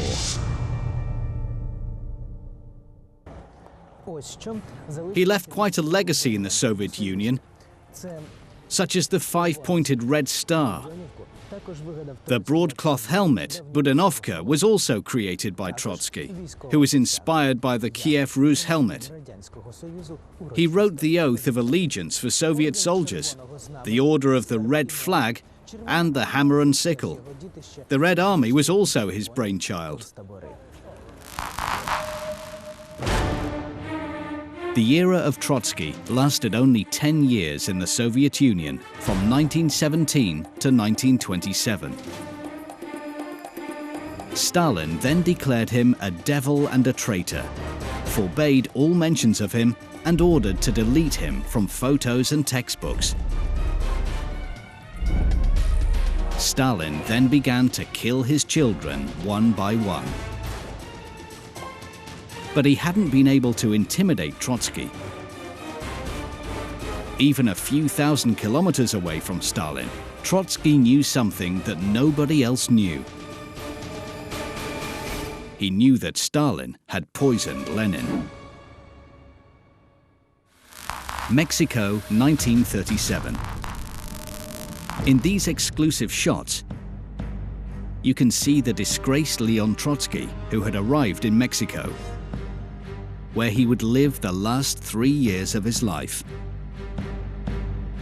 Here in Mexico, his friends, famous painter Diego Rivera and his wife Frida Kahlo met with him. They invited Leon Davidovich Trotsky into their house, hired an armed guard, and made every effort to save him from potential killers. But their hospitality was short-lived.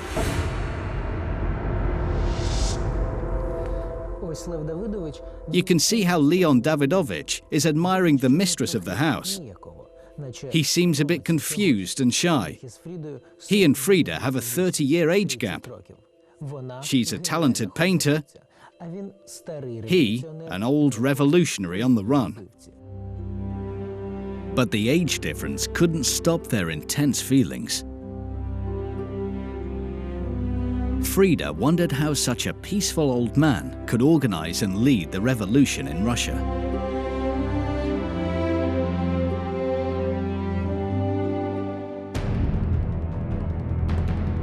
But once Trotsky started speaking, Frida felt his magnetic power. He radiated a superhuman force. Listening to the old revolutionary, Frida felt an uncontrollable attraction. Her Latin temperament forced her to make a move. At the dinner table, Frida whispered "my love" in his ear. The next day, she openly handed over a book containing a passionate love letter. At supper, she stroked his knee under the table. Leon Davidovich was overcome, but then realized that his wife Natalia had seen everything. He was confused and decided to turn it all into a joke. He clasped Frida during a dance and winked at his wife. But he didn't notice that he was getting lost in his own game.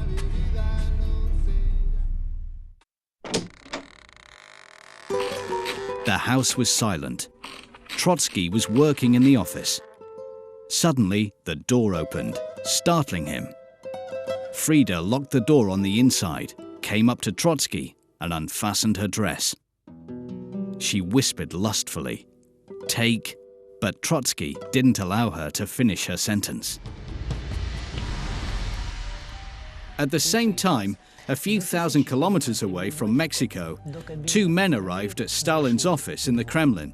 Their names were Lavrenti Beria and Nikolai Yezhov. Stalin nervously rubbed at his diseased hands. A newsletter lay on his table. Газета, яку за кордоном видавав Троцький, а в ній прогноз невгамовного Льва Давидовича. The foreign newspaper was published by Trotsky, forecasting the future in which Stalin and Hitler would be fighting partners and that Hitler would prevail.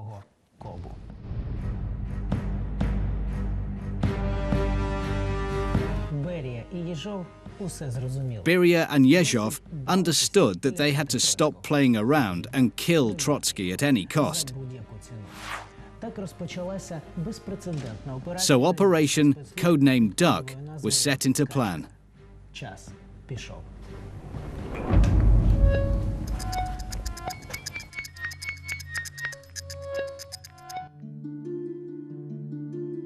That night, while Frida was whispering passionate words about his incredible force and power, Trotsky's mind was on other things.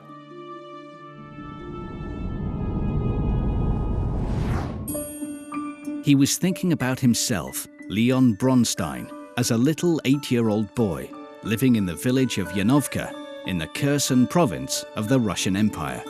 He was a quiet and dreamy child until he saw what appeared to be an insignificant country incident.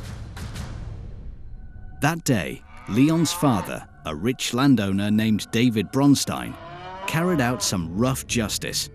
He confiscated a peasant's cow that had been grazing on his field. The cow's owner entreated the landowner to return his cow, accusing David of extortion. An enraged Bronstein raised his whip, but froze. His frightened son Leon was staring at him in shock over a nearby fence. In the child's eyes, David, who had been so kind and fair, suddenly resembled a wild animal capable of murder. Back home, the boy became hysterical. He was shocked by how cruel people could be. The future mastermind of the October Revolution had just grasped the inequality of human life and realized he was one of the privileged. At the time, David Bronstein was considered a millionaire. He had more than 20,000 acres in Kherson province, a factory, a windmill, and ponds full of fish. He worked hard, saved money for his business, and expected his children to follow in his footsteps. He hoped his eldest son would become a steward and his youngest son a mechanic. But soon, everybody realized that Leon would be a troublemaker. After the cow incident, Leon kept a low profile. He read profusely, especially biographies of great warlords such as Alexander of Macedon, Julius Caesar, and Napoleon. He subconsciously compared them to his cruel and prosaic father, and he was disappointed. Leon decided to be different. He would never be money-grasping or be cruel to poor children. On the contrary, he would be kind and noble. Something was festering in his mind, and soon a row erupted. One day, David Bronstein angrily had some beggars removed from his yard. Leon then handed them some eclairs over the fence. Maybe this incident would have gone unnoticed if the father hadn't found the empty plate on the ground. David was sure that Leon was pretending to be Robin Hood. The father called his youngest son and berated him for his charity. Leon sulked. But when he noticed that his father was in a fury, he became frightened. He denied it was him and burst into tears. He felt ashamed of his lie and weakness, but Leon couldn't bring himself to speak the truth. David knew that Leon was lying to his face. David decided his son needed to go away and forget about his benign tendencies. So 9-year-old Leon Bronstein was sent to Odessa, where he was enrolled at a German school. His life changed.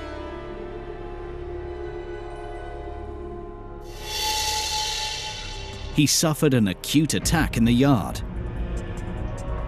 What terrible diagnosis turned Leon Bronstein into the revolutionary demon? Crime and punishment on the lesson of French. How to organize a revolution with help of ordinary beans.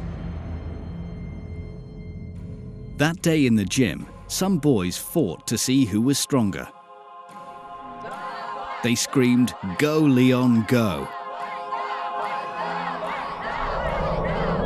He jumped up and pulled himself together. Suddenly, everything went dark as pain filled his chest, making it impossible to breathe. He couldn't remember a thing. When he regained consciousness, back in his room, something wasn't right. The boy became scared when he found out what had happened. The illness that had caused the attack remained a mystery. People thought the sufferers were possessed, but it was epilepsy. What would become of him? How could he bear the caustic comments from people? He felt like a leper. Nobody knew anything about his illness, so he went to the library. In the library, he unveiled an exciting secret. In a medical guide, Leon read that epilepsy was an illness that afflicted geniuses. When he read the names of fellow sufferers, his heart leapt with joy. They included Julius Caesar, Alexander of Macedon, Napoleon, Peter the Great. Leon assumed their greatness was down to the illness.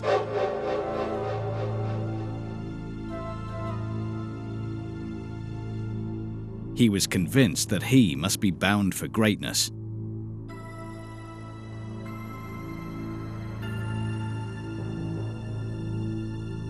This discovery became his big secret.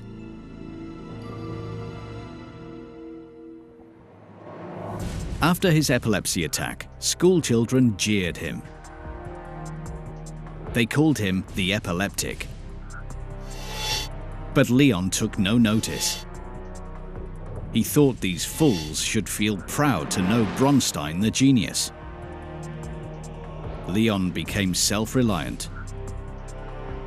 This self-reliance soon passed to other children. Soon they stopped teasing him.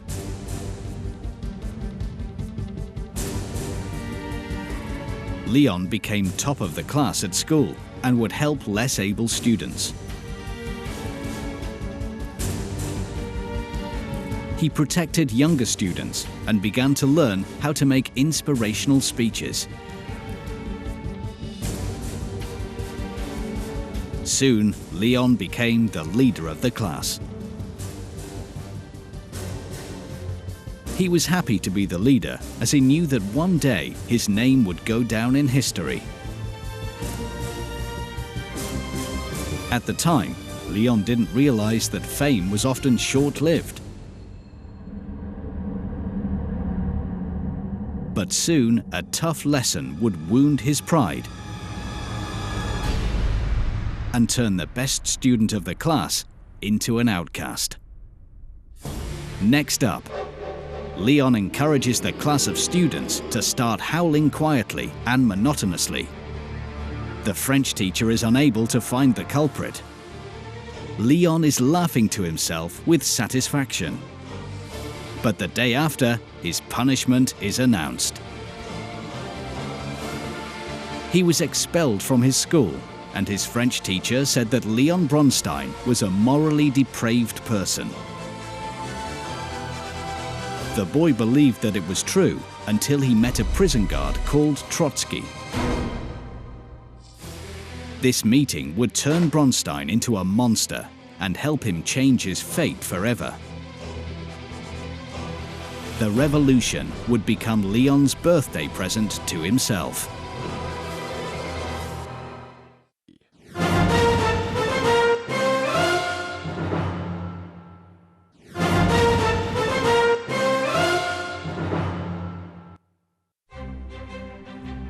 At the end of the 19th century, schools were stern institutions. The students had to be obedient and disciplined. In class, they had to sit quietly with their hands in front of them. Leon's school was no exception. He suggested to his friends that they punish a teacher. The reason was a noble one. During a French lesson, the unpopular teacher offended one of the students. The teacher laughed at him and unfairly gave him a mark F. The class was indignant. The high achiever Leon Bronstein made an outcry against petty tyranny. But words were not enough. Leon wanted to take revenge, and so he made a foolproof plan.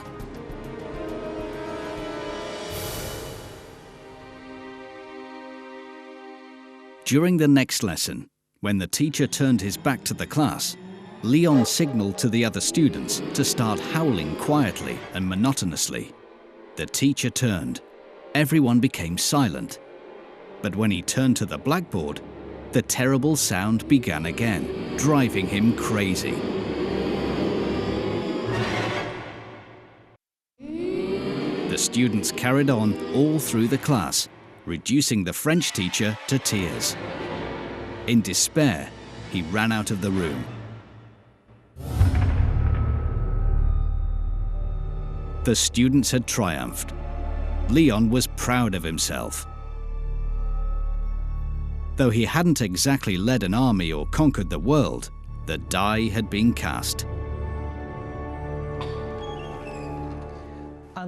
The next day, the teacher complained to the headmaster and an investigation began. The school management demanded that the perpetrator come forward, otherwise all would be punished. But Leon refused to own up, so the school headmaster punished 15 innocent students. Leon was not among them because he'd been top of the class. The innocent students hoped that Leon would own up. But instead, he packed his things and went home. His friends felt betrayed and told the teacher who the real culprit was. The school head was amazed. How could such a diligent boy be so two-faced? Leon didn't know that he'd been betrayed, but he slept badly that night. He felt remorse. It had been his idea. He had to take responsibility for the incident, tell the truth, and proudly suffer the punishment. But he was too weak and afraid to tell the truth.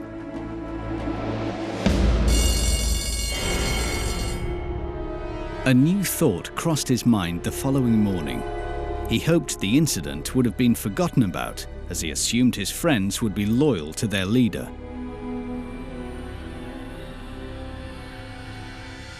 Leon was deep in thought when the French teacher grasped him by the arm, fixed him with a look of contempt, and said, "The best pupil in the second form is a morally depraved person."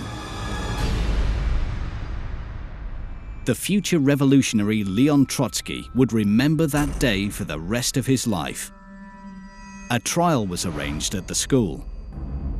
All his friends had betrayed him. The teachers scolded him for his heartlessness. 10-year-old Leon was expelled from the school.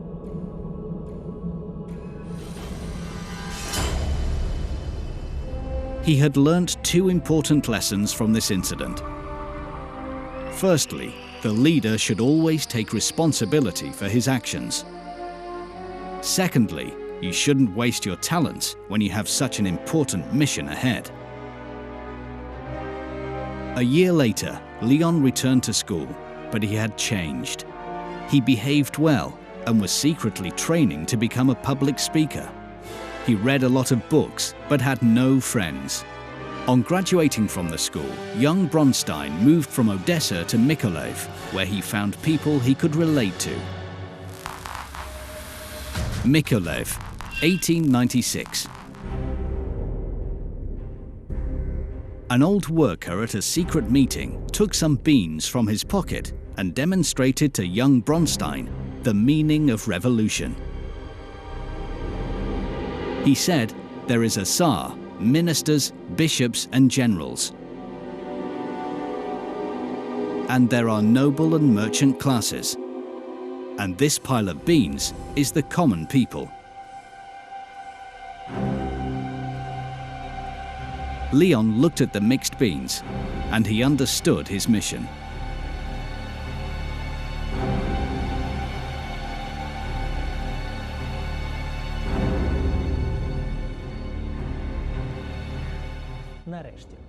He didn't want to be a bean, but the hand that controlled the beans.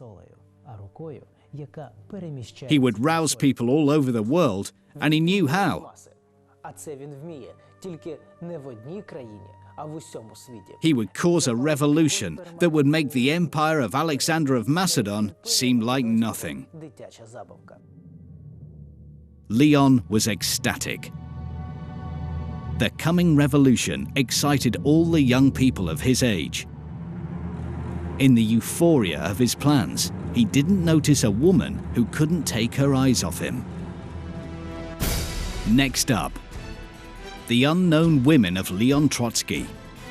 Why did he leave his wife and 2 children in Siberia? Fear and loathing in Lenin's milieu. How Trotsky had neglected an opportunity to place himself at the head of the Soviet Union. Alexandra Sokolovskaya feasted her eyes upon a new member of their underground organization. They had a 7-year age gap. Sasha was an old-time revolutionary. Leon understood that this woman could be his trump card when she introduced him to the highest members of the underground movement. She was his first stage to glory. Leon was flattered at her love and devotion. Soon they became lovers. When Alessandra became pregnant, Leon lost his mind. He felt responsible, but he hadn't planned on marrying Alessandra. Should he marry her or not? The dilemma was answered when somebody reported the underground movement to the police, and all its members were imprisoned. At this point, Bronstein got married to Sokolovskaya. After a lengthy investigation, sentence was finally passed.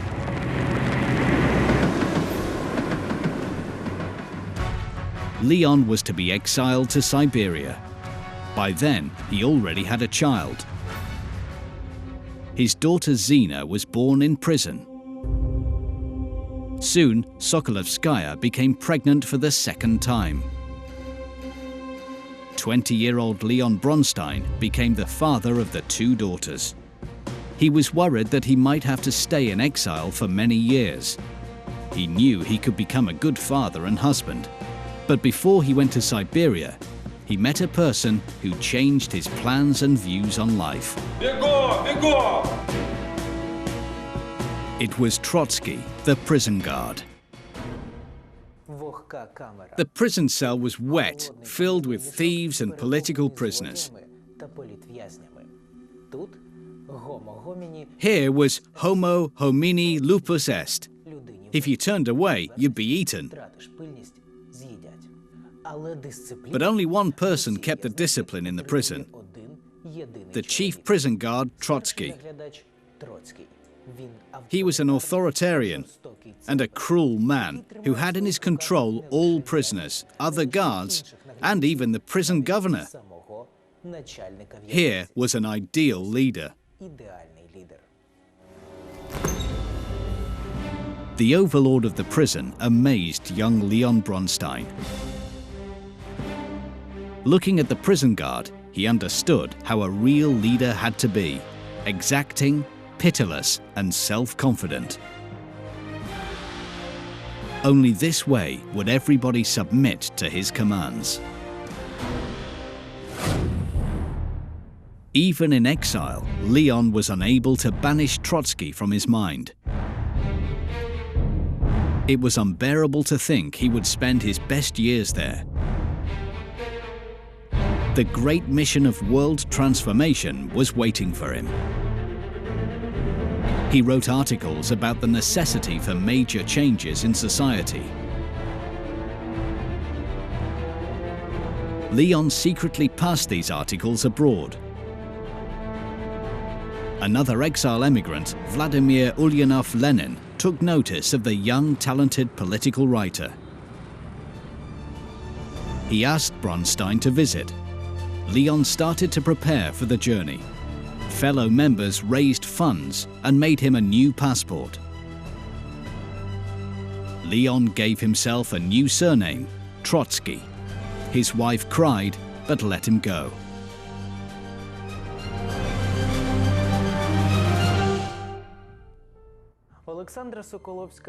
She tied several sheets and pillows together and placed them under a blanket to look like a body. When the guards noticed that Bronstein wasn't around, she told them that he was ill in bed and to not disturb him. Alessandra made sure their children knew about his efforts. She outlived both her daughters, who ended up being killed on Stalin's orders because of their father's deeds. She loved Trotsky unconditionally.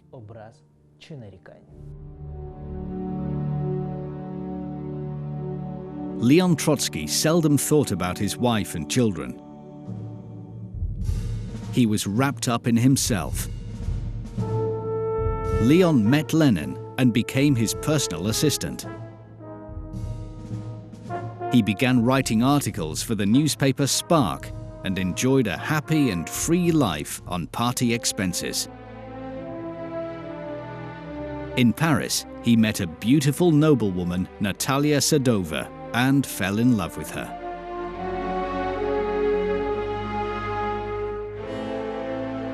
They never married, but lived together until their death. Natalia gave birth to 2 sons and shared his ideals. Both children were killed on Stalin's orders. Even then, Sadova didn't blame her husband.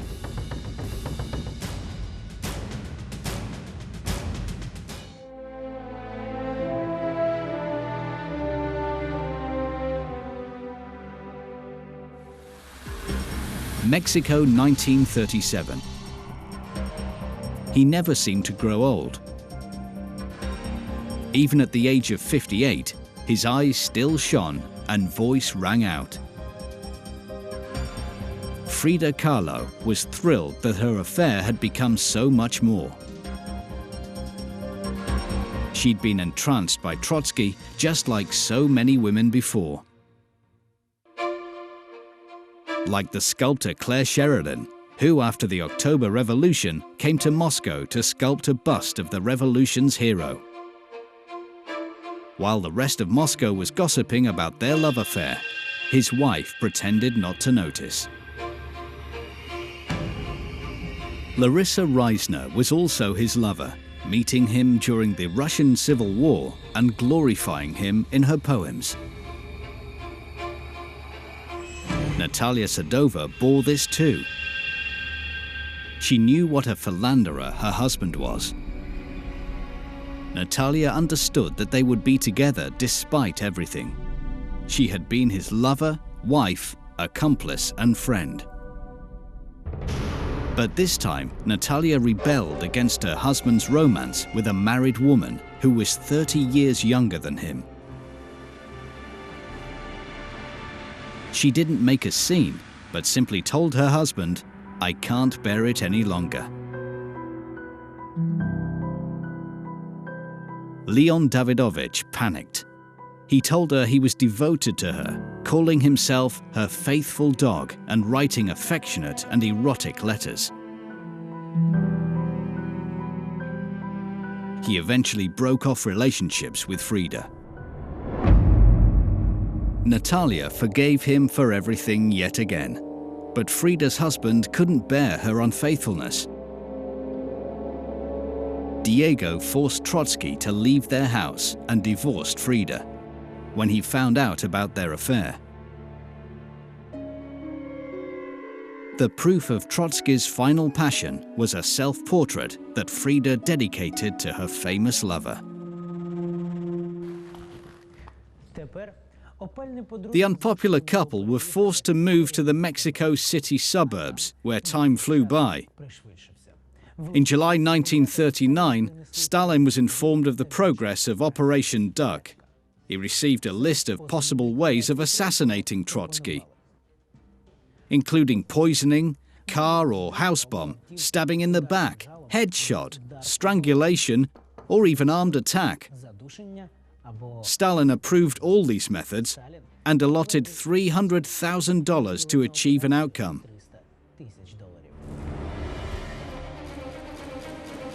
In August 1939, a suspicious man appeared with a packet near Trotsky's house.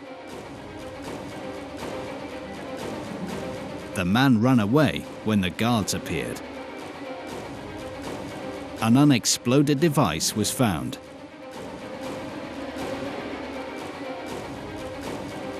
Trotsky was horrified. He realized Stalin would never rest until he'd killed him.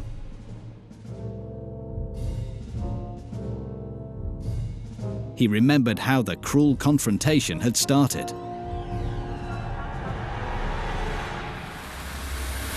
In 1905, the party congress was held in Finland. Trotsky was the hero of the congress, overshadowing even Lenin's fame.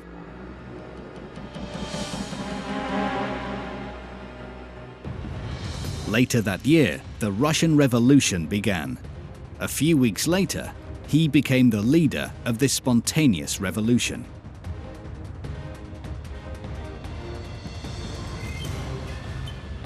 He was at the forefront of the workers' rebellion and became a member of the Soviet Petrograd. When the revolution was crushed, Trotsky was sent to prison and made an impassioned speech in court. The court exiled him to Siberia for life. But Trotsky escaped and came to the border on a reindeer. In the Congress, Leon was at the height of his fame. He had almost achieved victory. The whole of Petrograd listened intently to him. The crowds were applauding. One young member of the party, unknown to Trotsky, looked on enviously. It was Koba, a dark-haired comrade from Georgia. He was not an eloquent follower of Marxism. He didn't start revolutions.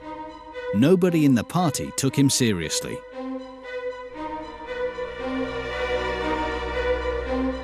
During the break, Koba approached Trotsky, who was already surrounded by admirers, and shook his hand to congratulate him. But the hero of the day didn't notice Joseph Djugashvili's timid gesture.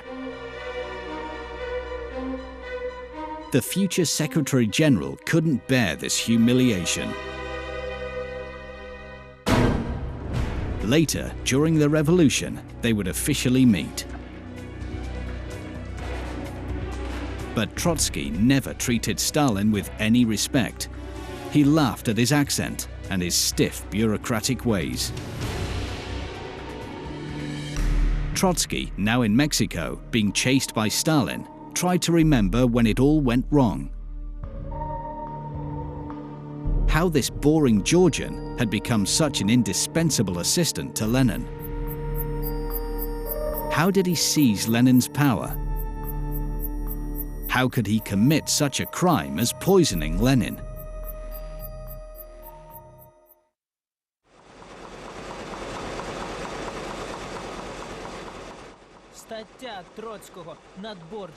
In 1940, Trotsky's Uber-Bourgeois article was published in the Kremlin, suggesting that Stalin had poisoned Lenin. Though the article was only speculative, Stalin became hysterical and ordered Beria to start Operation Duck immediately.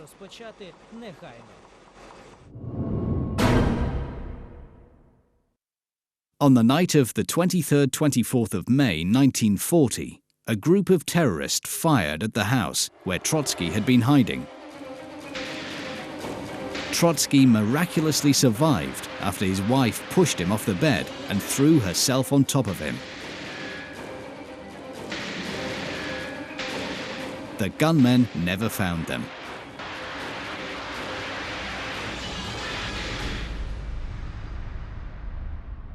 That night, Leon Davidovich had another epilepsy attack. Natalia held him while he shook. During his blackout, he felt as though he was traveling through time back to Russia. The night of the 24th-25th of October 1917, more than 20 years earlier, had been the illustrious night of the October Revolution, which had made Trotsky famous.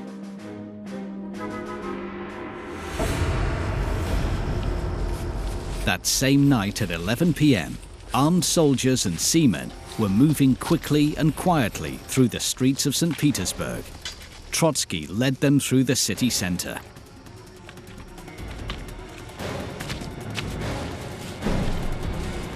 He scheduled the seizure of important strategic objects personally.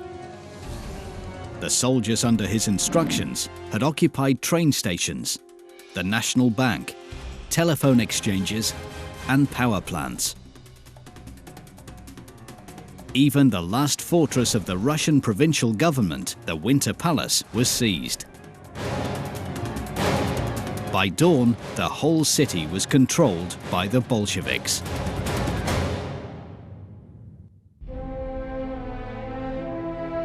Nobody knew, but that night was also his 38th birthday. The October Revolution had been his birthday present to himself.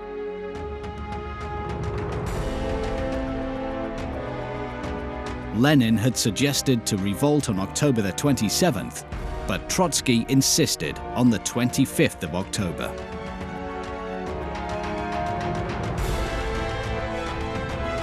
He had overcome his fate and his weakness, even more so than his father. He had left his old life far behind. He was overwhelmed with joy.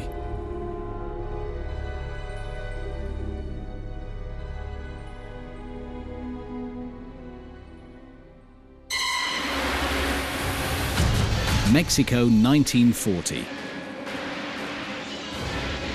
Leon Davidovich regained consciousness after the attack was over and the danger had passed. The gunmen had left without taking Trotsky. The old exile knew that they would never make the same mistake again. He was sure that next time they would send not an army, but a single killer who could even be an acquaintance. The danger did in fact come from within when Trotsky's secretary introduced her fiancé Jackson to him. He felt uneasy, but put it down to nerves.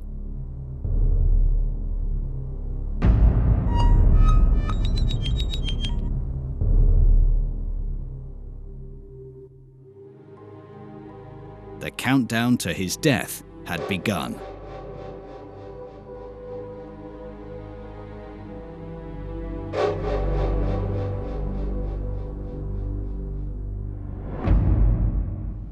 які перспективи ніс йому 17? In 1917, Leon Trotsky had many privileges. He was glorified by the Bolsheviks, co-directed the state with Lenin. He was called the soul of the revolution. During that year, he had created the Red Army. When Leon remembered the prison guard Trotsky, he started liberating the masses from oppression. Та поважали. The elite and intelligentsia should be destroyed in concentration camps. In the army, the death penalty had been reinstated. Soldiers were shot for desertion, for refusal to execute an order, or for concealment of a deserter. Trotsky appointed former commanders such as Vasily Chapayev, Georgy Zhukov, Konstantin Rokossovsky, Mikhail Chukhachevsky to leading positions within the army of the Russian Empire. He also created the position of Commissar, the party's inspector. Trotsky, the father of the Red Army, created an armored train to neutralize any resistance. People called it the Train of Death.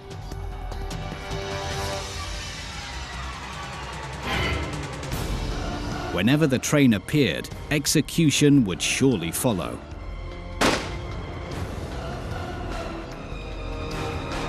Comrade Trotsky would then make an impassioned speech about world revolution and reward the best soldiers with awards engraved with their own names.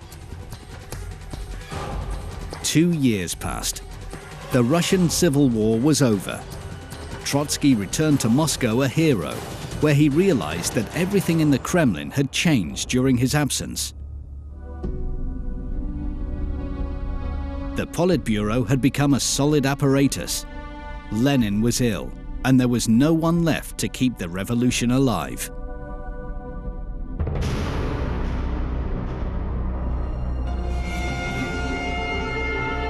Everyone was keen to know who would succeed Lenin.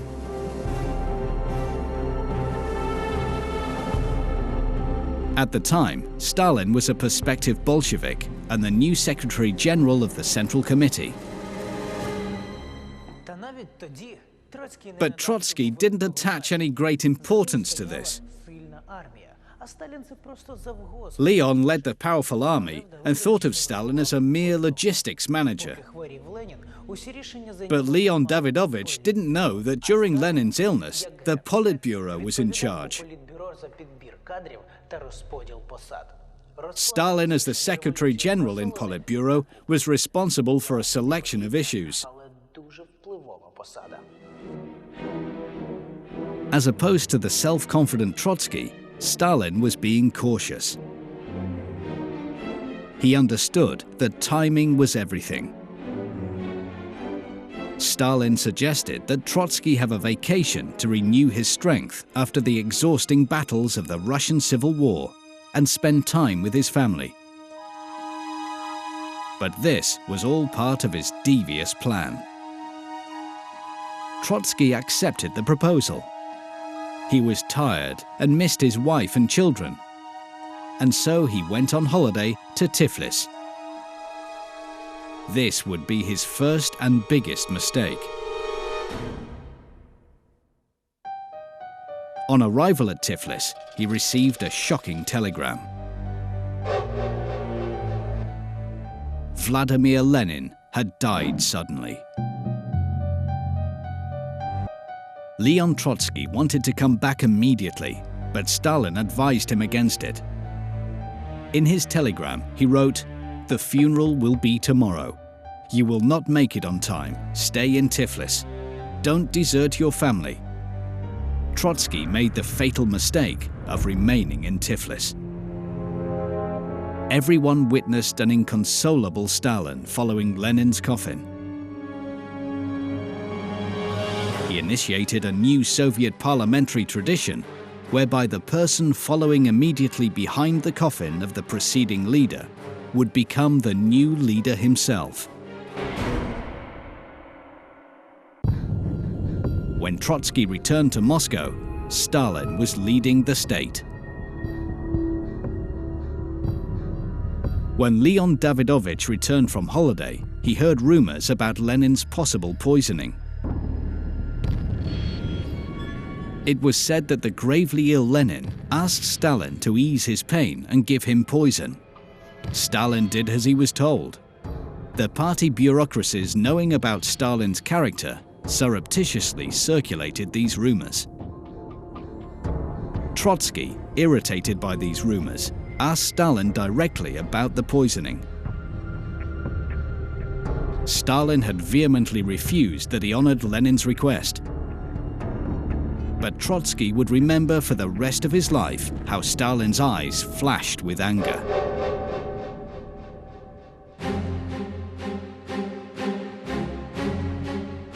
Later, while in exile, Leon collated dates, facts about Stalin's actions, information from party comrades, and gathered evidence that Stalin had poisoned Lenin. Because of this, Trotsky's destruction was necessary. At first, he was deprived of his rank and command. Later, he was thrown out of the party and deported. Mexico, 1940. Throughout the 10 years of his exile, Trotsky continually exposed Stalin's wicked regime, while his children, relatives, and acquaintances were all killed in the Soviet Union. The intelligence service had killed his last son, Leon's true follower, during an ordinary appendectomy in Paris. And they would soon murder him.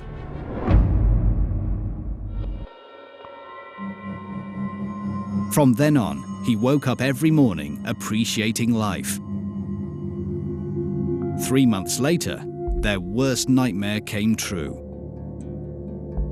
All this time, Trotsky's secretary's fiancée was always around, and everybody had grown accustomed to him.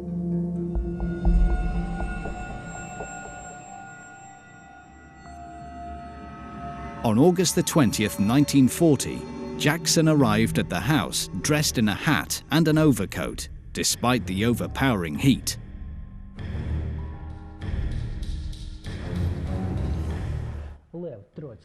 Leon Trotsky led his visitor to his office. At that moment, Jackson, who was actually Ramon Mercader, a secret agent hired by the Soviet intelligence service, suspiciously closed the door behind him. Trotsky started to worry. He remembered he had a revolver in his desk. He reached into the drawer. Suddenly, Trotsky realized this was the end. Jackson was wielding an ice pick. He brought it down on Trotsky's head. The pain was excruciating.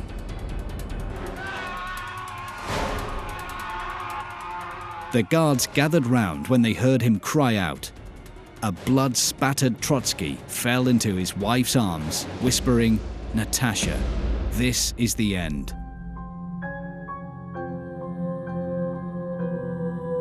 He no longer had to write articles or suffer from uncertainty and fear.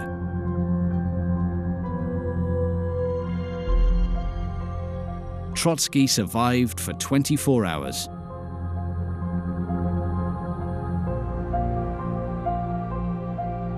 The next day, on August 21st, 1940, all Soviet newspapers announced the news.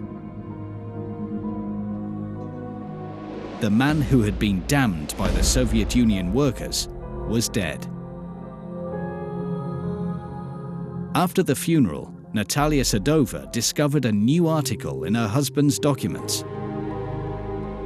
Leon Davidovich predicted the start of the Second World War when Germany broke the peace accord with the Soviet Union. He was asking people to prepare for war. At the same time, Stalin ordered the execution of anyone who followed Trotsky's advice. Trotsky's prophecy came true less than a year later. Leon Davidovich had been a strategic genius. He had changed history.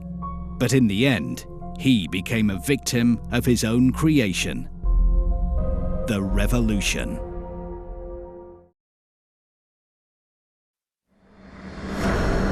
He should not become a ruler, and he would never become a tyrant. The only prophecy attributed to a young boy named Joseph Jugashvili was accidental death in young childhood, but owing to unbelievable circumstances, he survived. As gratitude to God for his salvation, he graduated from a religious school and entered a theological seminary. He planned to be a priest until he met a man who changed his life. After that meeting, he changed his name and date of birth.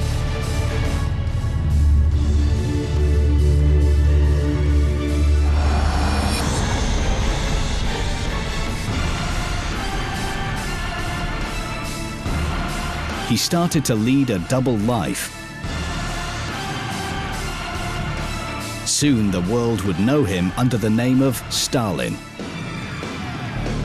literally meaning a man made of steel, a cruel ruler deprived of emotions and feelings.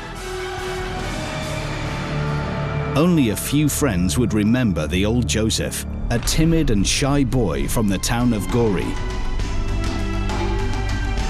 What happened to that boy after the tragic accident in Gori? Who made him change? And why did a shy seminarist turn into a bloody murderer and despot?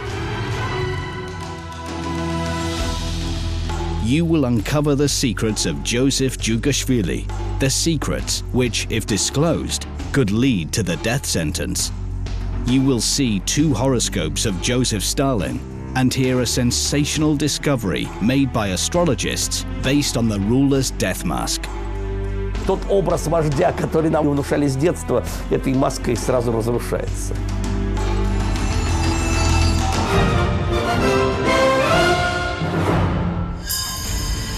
It happened in 1890 in a small town of Gori in Georgia.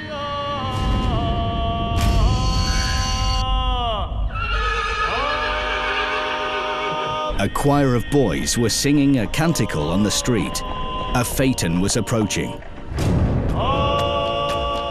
Suddenly, the horse jerked at its reins and neighed. It happened so quickly that the children and their teacher didn't understand what was going on. The horse galloped towards the singing boys. They all ran away, except for 12-year-old Soso. The horse kicked Soso over. Soso appeared to be dead. If the horse had kicked Soso in the head, it could have changed the history of the Soviet Union forever.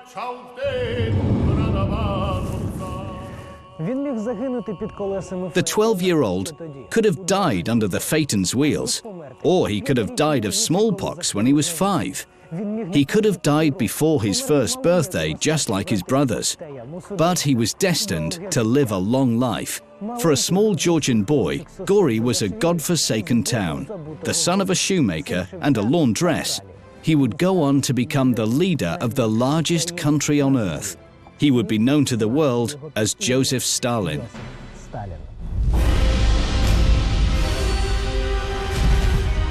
In 1932, Soviet newspapers remembered that accident in Gori and, furthermore, published an interview with Stalin's mother. In that interview, she told of how her child Soso had been a very sickly, timid boy. Finally, she admitted it would have been better if he'd become a priest. Stalin could hardly contain his anger. It took him 30 years to gain absolute power. For 10 years, he held power in his hands, but was surrounded by enemies who raked through his past, trying to find some compromising information that would destroy him. But they would fail.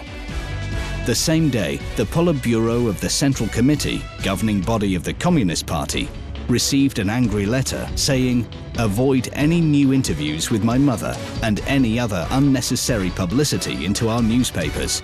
Spare me those scoundrels' search for sensations." Until Stalin's death, his official biography contained only 3 phrases. Born in Gori, commenced revolutionary fight at the age of 15, headed the party and the state after Lenin's death. Stalin suppressed any attempts to shed light on his youth. What was the people's father hiding? A strong kick, no internal damages.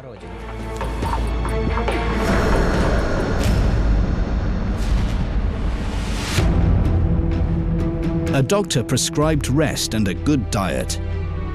Ekaterina Djugashvili, or Keke as she was known by her neighbors and relatives, shed bitter tears over her son. How could her only son die from a horse kick? Keke leant over the boy. God, why do you make him suffer so? A doctor said, good diet.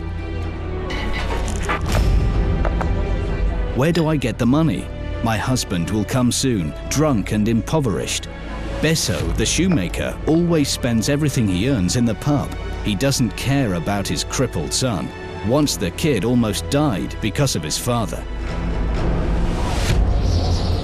The tragedy happened when Joseph had just celebrated his 6th birthday. Keke worked as a laundress at the house of a wealthy wine merchant. From morning till night, she rinsed linen in the ice-cold waters of Kura, and at night, she darned the merchant's shirts. Her husband, Vissarion, Besso, made shirts during the day, and in the evening, wasted his money in the pub. Sosso was left alone and begged God not to allow night to return. For at around midnight every night, his father would come back from the pub, and all hell would break out. However, that night, Vissarion came earlier than usual. His wife put supper on the table and quickly returned to her sewing work. This made her husband angry. How humiliating! She should stand at his side while he is eating. Vissarion rushed over to his wife and started beating her. Sosso, in an attempt to protect his mother, rushed over to his father. But his father grabbed him by the collar and threw him to the floor before kicking him hard. Hearing Keke's awful cries, the neighbors rushed over and tied the hooligan up. 2 weeks later, Sosso found blood in his urine. The father had damaged his kidney.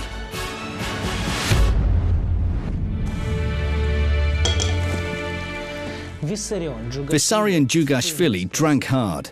He often came home without his belt, the last thing for a Georgian to do. What was going on in his soul? What grief was he trying to drown in wine? Why did he vent his spleen upon his only son and wife? No one will ever know. In an attempt to explain those fits of anger, some biographers of Stalin have suggested that Besso the shoemaker took revenge on his wife and hated his son because he was not the real father. Since Stalin's death, several possible real fathers have come to light. However, only 2 of them were the focus of rumor.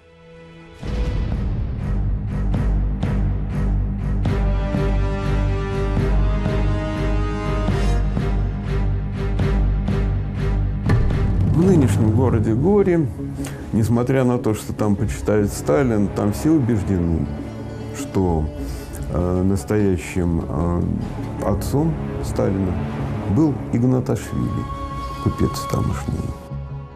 Iakov Ignatashvili was a rich wine merchant. Keke worked for him. He took pity on the mother and son and often helped them with money and food. And later, he paid for Sosso's studies at the Gori Theological School. This financial support is confirmed in the memoirs of Stalin's mother. They were found recently in the state archives of Georgia. That generosity can hardly be deemed a confirmation of a relationship between the master and his laundress. There is evidence that Iakov Ignatashvili was just a very kind and sentimental person. He did not have his own children, and that's why he helped the children of others. But humans always remain human. There were so-called well-wishers in Gori who told Vissarion that the master of charity had other motives, and he tormented his wife with jealousy. Young Joseph heard it all. What was he able to understand at the time? The older he became, the more contempt he felt towards his mother. Что касается матери Сталина, потому как Сталин к ней относился, можно предположить, что он считал себя действительно ублюдком, бастардом. Сами по себе слухи о том, что он незаконно рожденный, его, конечно, травмировали. Детскую, юношескую психику такие вещи очень сильно травмировали. There is evidence from one of Stalin's contemporaries that once, during a conversation, he called his mother a whore. Was this bitter conclusion based on his childhood experience? It's unlikely. Usually, people keep such thoughts to themselves, especially lonely, selfish people like Stalin. It means that this confession, which seemed so sincere, was for some reason beneficial. But why? He wanted those rumors about it.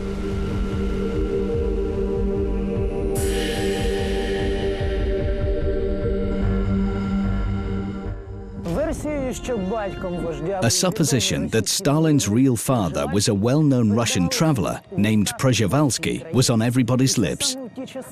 Back then, people could be wiped off the face of the earth for being rude about Stalin.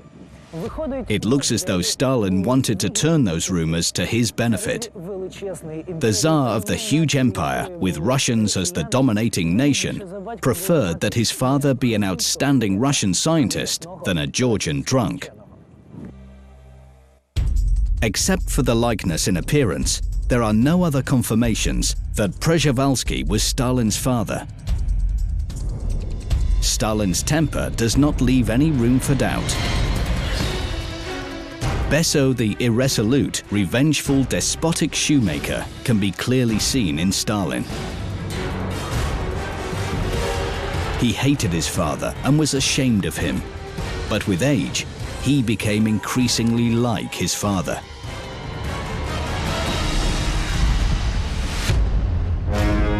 The day the boy was hit by a phaeton, his mother felt shock. She urgently needed money. She went to the man who never helped her, to Ignatashvili the merchant. He expressed sympathy for her and generously gave her money to buy medicines and food for the child. Keke prudently divided the money into several portions and hid them so that her drunkard husband could not find them. Next day, she saw that the hiding place had been discovered and that the money was gone. That evening, Besso, drunk as usual, returned home. His wife rushed over to him and asked where the money was. Besso's eyes became bloodshot. He demanded to know where she had got the money. Keke had to confess. He behaved as though he'd caught her cheating. Besso rushed at her. Soso grabbed a knife and threw it at his father's back. But he missed. He assumed his father would kill him. But instead, Besso took the knife and asked, "Could you really kill me, son?" And in his eyes, he read, "Yes." Several years later, a book by a Georgian writer Kazbeki titled Patricide would get into Joseph's hand. One of the book's heroes, a noble robber and people's venger, would leave a lasting impression. His name was Koba. Later, a young revolutionary, Joseph Jugashvili, would take it as his nickname. Soso will never forget the day when he laid his hands on his father. He felt a sense of satisfaction. Those offenses could not be forgiven. They needed to be avenged. A single occurrence at the theological school where he studied convinced him that this conclusion was right. Coming soon, Stalin's hidden defect. Why didn't he take his shoes off in the presence of strangers? A bloody revenge upon a betrayer friend. How an executioner was born. Gurdjieff, the occultist. A life-changing prophecy for a theological school student, Stalin. Why did Stalin change his date of birth? An unbelievable discovery using a death mask.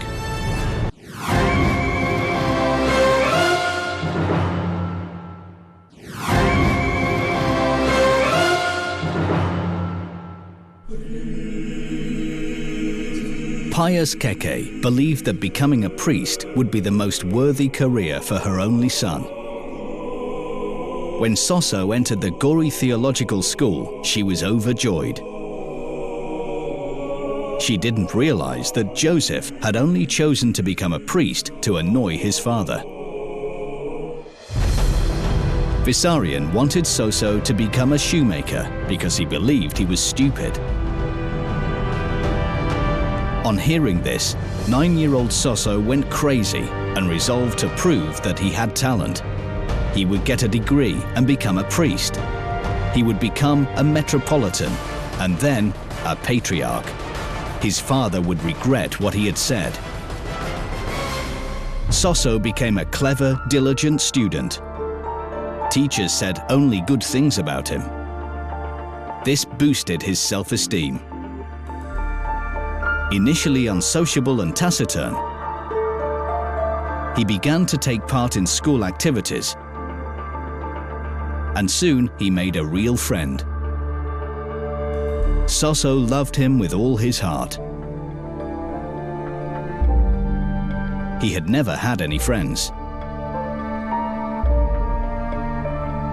He was glad that finally there was someone to talk to and to share his thoughts.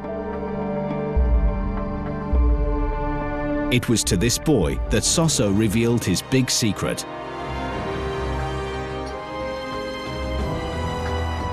He did not know yet what betrayal meant. On summer days, senior students were allowed to go to the river to swim, accompanied by a teacher. The 13-year-old boys splashed around, but only Soso stayed on the bank. He refused to swim and wouldn't even walk barefoot in the sand along the bank.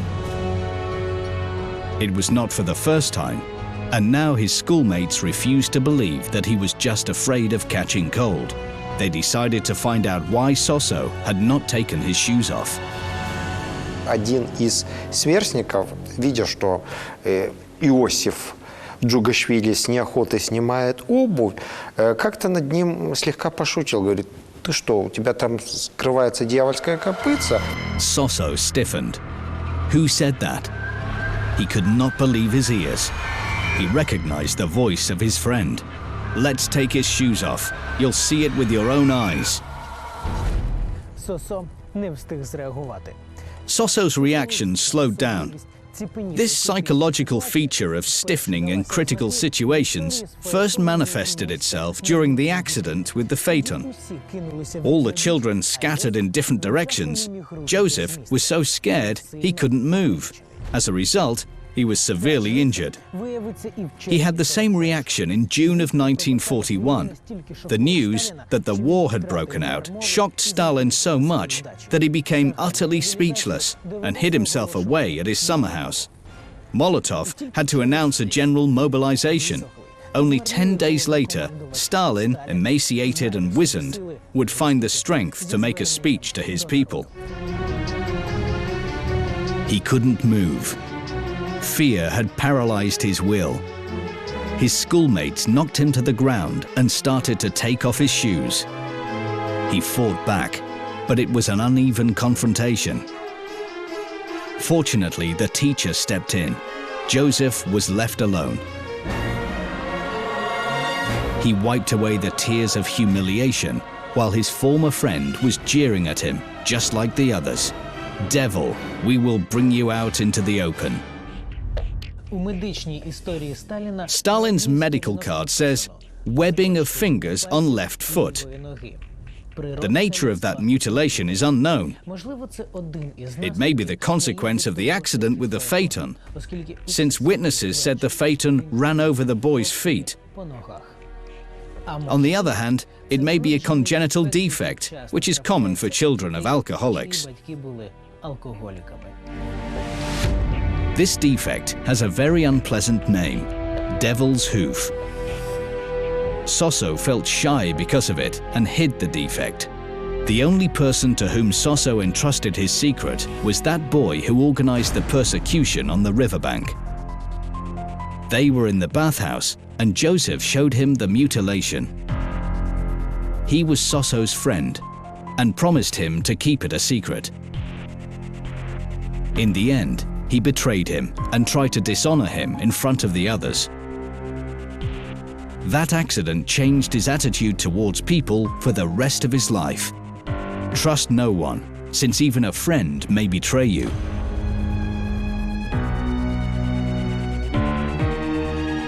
He never made another friend. There were some acquaintances whom he used. There were comrades. But he carefully locked all his secrets and personal worries deep inside his soul. After the accident, Sosso longed for revenge. The betrayer must regret what he had done. Joseph Djugashvili did not forgive offenses and humiliations. After the incident, Sosso became friends with the toughest boy in the school, whose name was Zaradze. Several months later, Zaradze, on Sosso's order, attacked the betrayer. Sosso watched the boys fight, but did not join in. He felt satisfaction watching his one-time friend writhing in pain, especially when he started begging for mercy. He felt power over another human being for the first time. He was the only one who could decide whether the offender should live or die. A thought flickered through his head. The betrayer should die.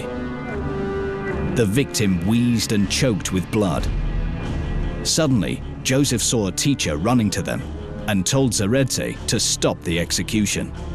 After the beating, the victim was sent to hospital where doctors claimed that it was pure chance that the boy had survived. The incident was reviewed by the administrative board of the school. Joseph was scared, since punishment looked inevitable.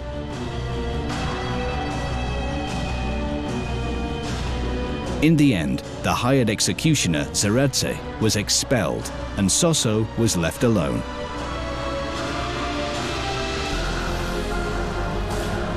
After all, he was the best student and had not actually taken part in the violence. When everything was over, Joseph breathed a sigh of relief. He realized that revenge should be carried out by others. It was not so sweet, but much safer. Many years later, he would use this principle to build a powerful machinery of repression. The effect would be astonishing. For a long time after dethronement of the personality cult, people would say, the blood of millions is on the hands of Eshov, Beria, and others. And Stalin, as a kind of tsar, did not know anything, and hence was not guilty.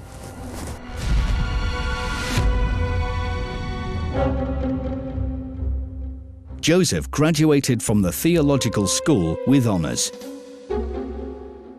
He passed with an excellent Mark 10 out of 12 examination disciplines. The diploma allowed him to continue studies at the Tiflis Theological Seminary. Furthermore, as the best graduate, Joseph Djugashvili was exempt from paying for his education, and the government paid for it. His mother was happy. Her dream had come true. Her son would make a career in the church, and then everything in his life would be perfect. Let God give her the chance to stay alive till that moment. Joseph listened to his mother and thought of the event that had shattered his belief in God. He couldn't tell Keke about that because he himself was afraid to admit it, but the recollection of that event did not leave him. When he was in the second form at school, he and his friends saw a public execution for the first time. Their teacher had taken them there to show where sinners end their days. At the gibbet. But the 12-year-old teenagers were depressed by what they saw. Their minds could not match the commandment "do not kill," which was preached at school, with the execution of 2 peasants. Especially as during one of the executions, a rope broke. At that moment, Sosso breathed a sigh of relief. There is an unwritten rule that no one could be executed twice. But then he looked on with astonishment. The rope was replaced. The priest on the scaffold turned away indifferently, and the peasant was hanged. When the shock was over, Sosso believed that he had been fooled at the theological school. In real life, common people and even priests breach God's commandments. After graduation, he reached a crossroads. He longed to leave Gori and enter to a big, wide world in order to change his fate. But he was eaten up with doubt. He did not see why he should have to enter the church. He had nothing to prove to his father any longer. Several years had passed since Vissarion Djugashvili was killed for his debts in the pub. Should he become a seminary student for the sake of the mother? She would be glad. She believed that sooner or later her son would make his way to the top of the church hierarchy. She didn't ask whether his faith was strong or whether he was worthy of such a reward. Suddenly, Joseph understood. It was not faith that mattered, but power. He would be worshipped. He would be respected. He could remit sins or impose punishments. He would be like a god on earth.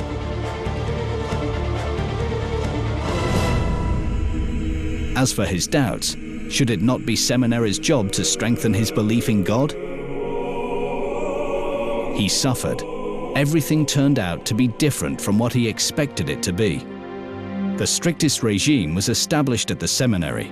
Endless church services, studies, prayers, a 2-hour walk around the town, and prayers again. At 10 in the evening, candles were put out and the seminary was plunged into a deep sleep. Time after time, Joseph regretted his decision to continue his studies. In that semi-prison atmosphere, dreams about his forthcoming career and his future grandeur looked unrealistic. He felt like an innocent prisoner. He was 17 and in despair. Recently, he read a book by Darwin, Origin of Species, and made the final conclusion that they were deceived at the seminary. God did not exist. But what did exist? What should he believe in and strive for? His eyes were opened when a student friend from a senior course showed him a shabby book titled Revolutionary's Catechism, saying it contained the answer to Joseph's questions. However, he warned that the book was forbidden, and one could be expelled or even put into jail for having it. Marxism was spreading over Russia and found a fertile ground in the minds of students who doubted their faith. Service to a new Messiah. The hard-working people who were full of self-sacrifice. They compared themselves to the early Christians. Joseph felt that he had found his calling. At last, he had a goal and had found comrades who shared the same ideals. Together, they started attending meetings of an illegal Marxist group. He gave up his studies, stayed late in town, came home late, and spent hours in jail. Even his mother's persuasions did not help. She came to see her son, but found him in jail. When she asked why he was there, he said, "For the book that showed how to overthrow the Tsar." She was terrified and begged him to give up his rebellious thoughts. His soul was torn between pity and anger towards her. There was no point in explaining, as she would not understand. Keke looked at her son and did not recognize him. However, she felt that her precious son had gone down a wrong and dangerous road which she couldn't understand. But where did he get that confidence and that cold stare? These were the eyes of a man who knows what he wants. She did not know that Joseph had already met a person who would change his life forever. At the meetings of the Marxist group, he found a new friend, a senior student at the same seminary, George Gurdjieff, who became a world-renowned philosopher, occultist, and astrologist. When he attended meetings, discussions about the forthcoming revolution always turned to mystical matters. Это, в общем-то, вот эта тяга к оккультным каким-то ритуалам магическим, скорее черно-магическим, среди пламенных революционеров и большевиков, к сожалению, была распространена под маской материалистов, атеистов и борцов с этим самым, с религиозным сознанием. Они занимались чуть ли не магическими ритуалами. Gurdjieff possessed ancient magical knowledge. He showed his comrades some rituals, taught the fundamentals of astrology, and even predicted the future. It was Gurdjieff who told Stalin, "You will become a great man and reign over millions of people. But if you want this, you will need to find your own path." He read this as meaning that the revolutionary struggle would bring him greatness.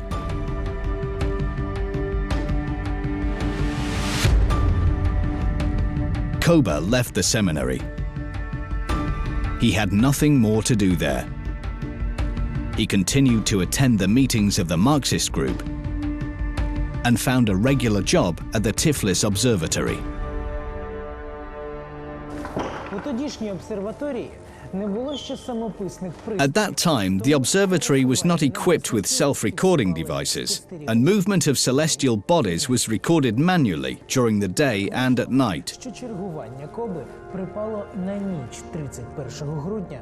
Koba's shift fell on December the 31st, 1899, the beginning of the 20th century, in which he was destined to play the most important historical figure on Earth. Роль в масштабах Землі Коба зустрів наодинці з зірками.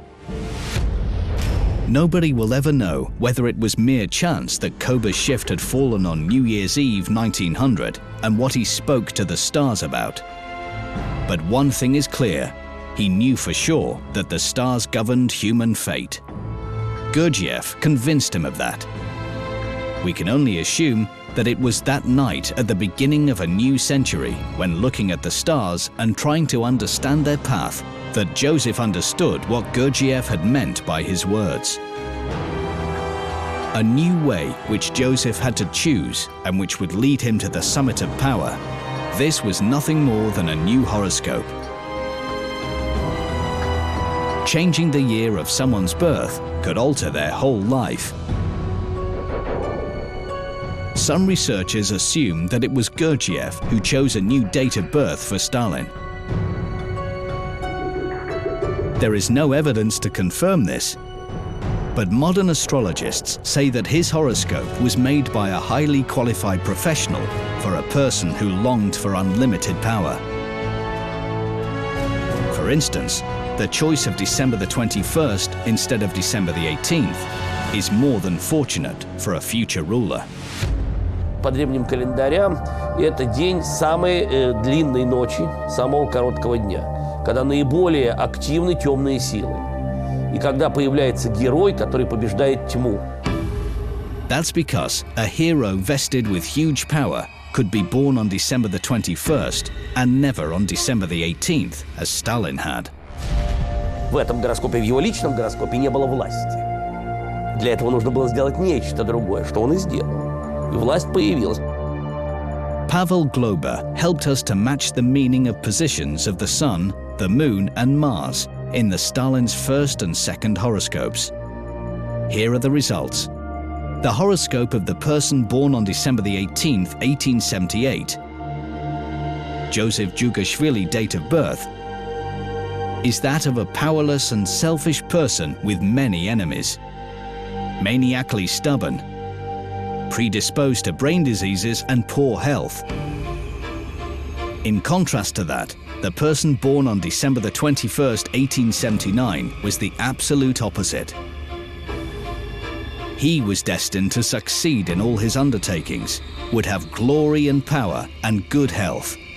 He was straightforward, but would come to power through unkind means.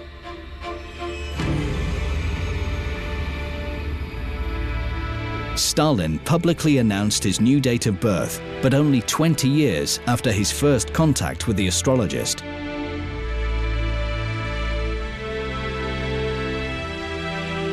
Why did he spend 20 years working his way to the top under the original unflattering horoscope?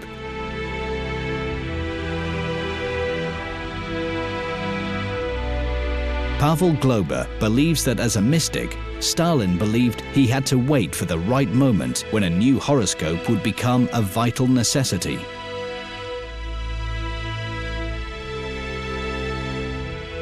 And that moment came on April the 3rd, 1922. It was the date of the party convention which had to make a final decision whether Stalin would become the ruler of the state. Его сознательное изменение даты рождения и включение нового гороскопа для него был не просто так, а некий магический акт, на который он пошел сознательно, сделал это на съезде, меняет свою анкету, он зачеркивает свою дату, это сохранился, этот вот листок, где это все впервые он делает, потому что до этого в анкетах он фигурирует 1878 года. The years of birth clearly show that Joseph Jugashvili chose the new horoscope only when he became Stalin. The second horoscope says that year of birth to be 1879. 1879 год – это год желтого кота по восточному календарю. Желтый кот всегда считается, как человек, сидящий в норе, создающий себе свою собственную команду. Кот всегда считался по восточному календарю, это всегда очень хитрое и коварное существо, которое всегда действует из-под тишка. Caution, careful consideration, guile and meanness. These are the traits which Stalin was known for. In the first horoscope, his year of birth was 1878, the year of the tiger. A person born in this year is characterized by ardor, fervor, enthusiasm, and recklessness.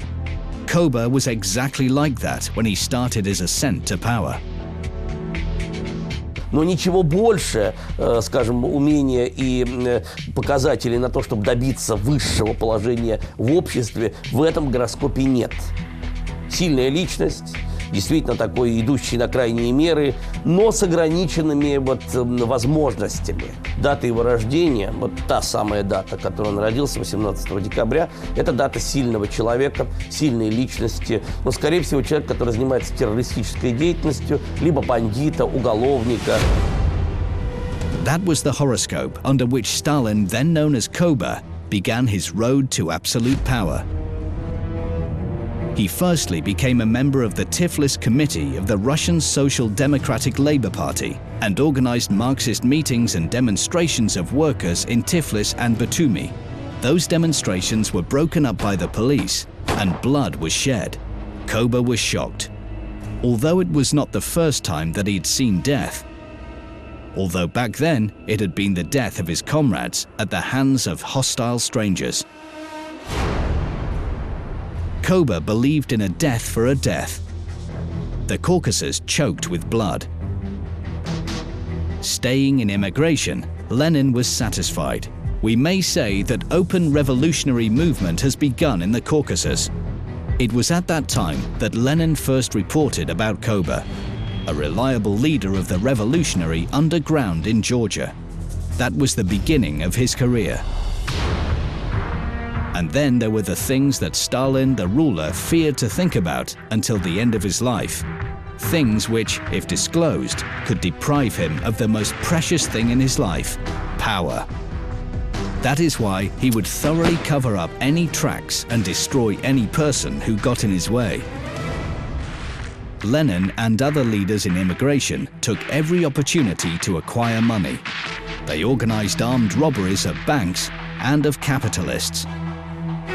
In the revolutionary business slang, it was called an expropriation.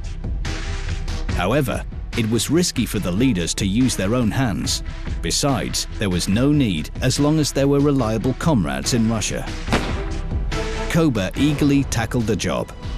He made his friends leaders of the gang.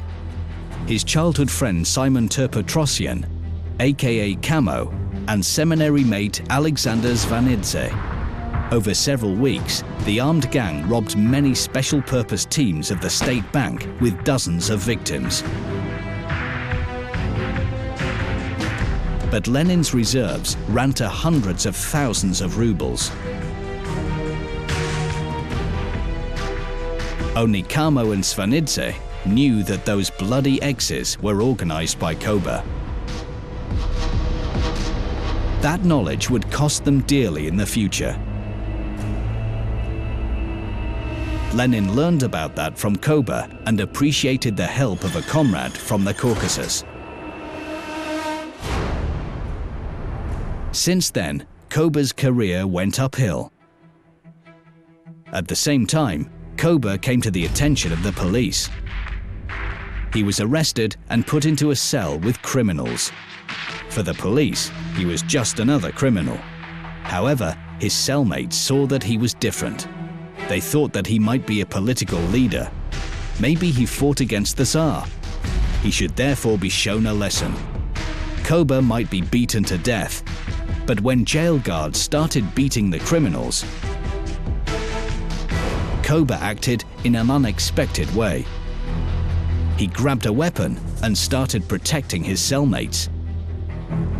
Now it looked like a riot against jail abuse of power, with Koba as the leader of the riot.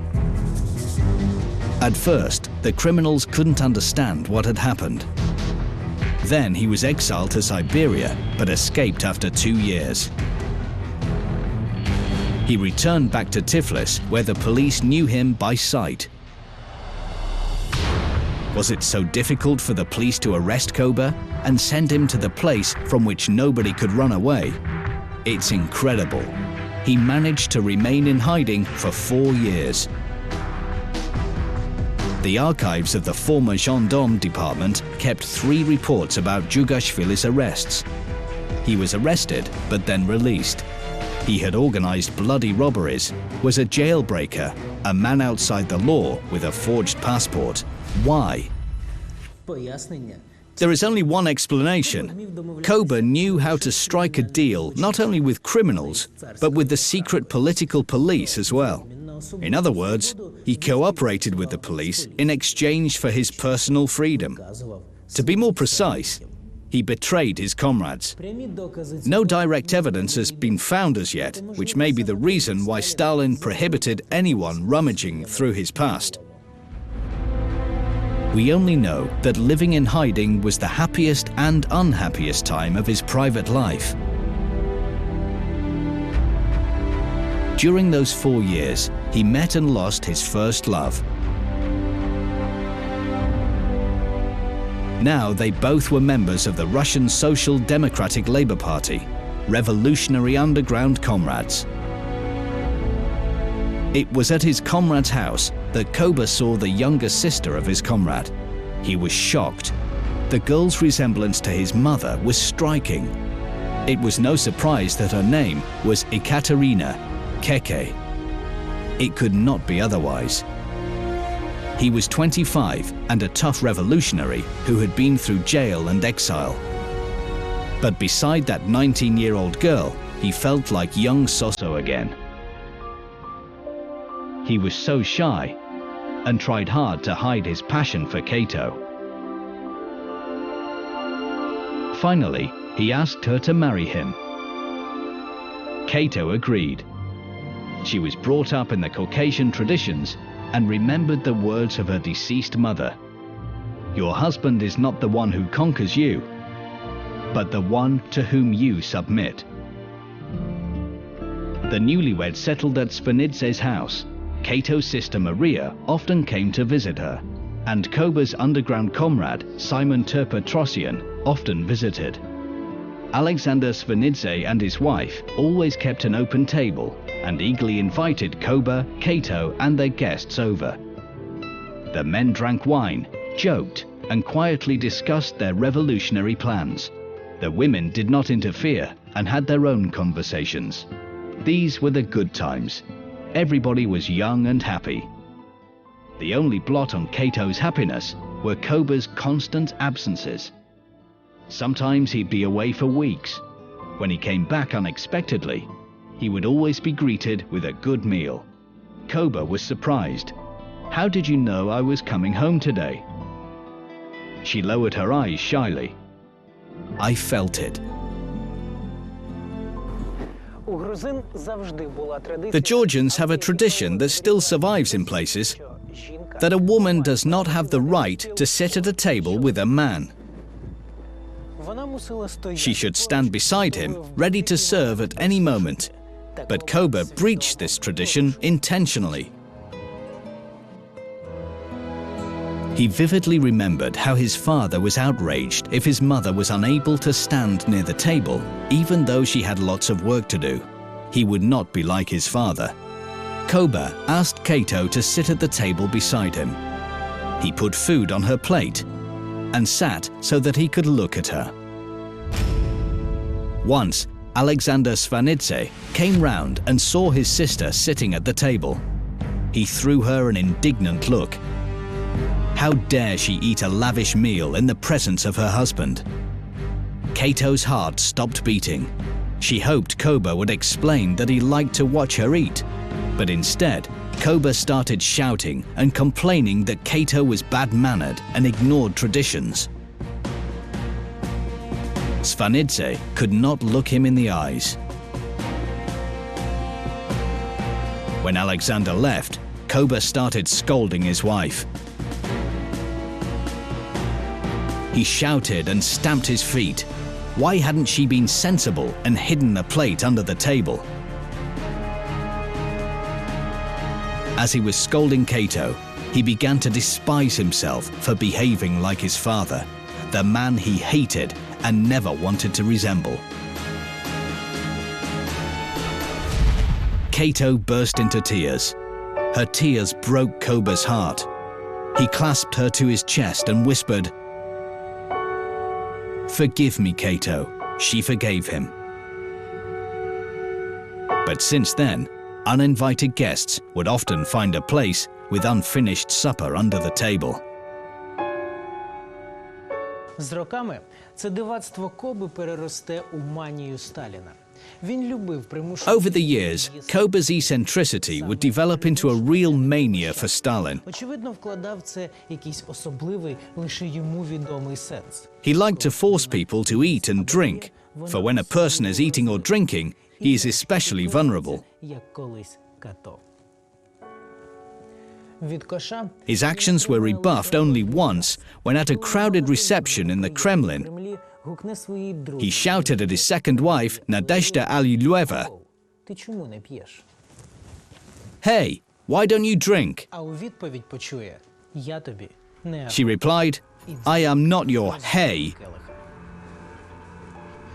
Наступного ранку Надію Алілу Next morning, Nadezhda Aliyeva was found dead.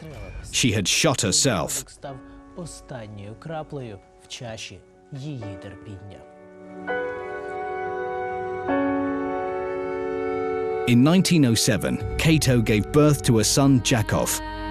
Koba saw him only in November when he returned after a number of successful exes. When he arrived home, he was surprised to find supper was not on the table. Cato had a fever. After labor, she fell ill with typhus. In the morning, she died. Koba was destroyed. Witnesses said that during the funeral, he jumped into his wife's grave. He cried during the funeral and said, "This creature made my stone heart turn soft. Now she is gone, and I have no warm feelings left for humanity." Koba would subsequently die, making way for Comrade Stalin's rise to power. At the summit of power, he would turn on the new horoscope to separate Stalin the ruler from the half-educated seminary student Djugashvili and the terrorist and criminal Koba forever. The new Stalin would need a new ideologically perfect biography written. There would be no room for any facts about the real Joseph Djugashvili. He would change his horoscope and his biography, but he could never change who he was. Сам Сталин самого себя от своего образа отделял. Вот образ Сталина-вождя отразился в том гороскопе, который он включил для всего советского народа. Это Сталин-вождь. Но жил он по своему собственному гороскопу, о котором мало кто знал. This dualism was the cause of his unending fear, the fear that he would be unmasked. The new Stalin was never able to renounce the ghost of his past, a past that did not match the image of a Superman, an undisputable leader, a born ruler of the masses. This is the death mask of Joseph Stalin. Looking at it, you can easily understand what kind of a person he really was. Я, например, бы никогда не сказал, что это железный стальной человек. Вообще вот такие вот линии носа и глаз, вот выпуклые глаза, говорят о гордыне и деспотичности, о человеке, который был уверен в себе. Я говорю, единственной здесь чертой – это линия подбородка. Нетерпелив, горяч, вспыльчив, слишком пристрастен. Вот это действительно, к сожалению, это есть, реально. И, конечно, низко посаженные брови. Брови человека, фиксирующегося на обидах. Вот откуда нежелание, неумение прощать. Вот откуда жесткость и откуда такое подавление других. The only things that disclose his internal lack of self-confidence are his ears. Their position on the head is too low. Usually, such ears belong to people who are not destined to become great. However, these men can become great if they reinvent themselves. Это люди, учащиеся, которые учатся на своих ошибках. Очень редкая линия ушей. Для человека, который сам себя сделал, эти линии ушей идеальные. Это которые все запоминают, которые живут прошлым, для которых ни один день не является лишним и напрасным, которые постоянно возвращаются к тому, что они прожили раньше. Even having reinvented himself and gaining power, he turned his back on his past with maniacal consistency. As if waiting to be stabbed in the back by all those people who had witnessed the mistakes of his youth. From those who remembered his terrorist acts and robberies. And from those who suspected that Koba worked for the secret political police.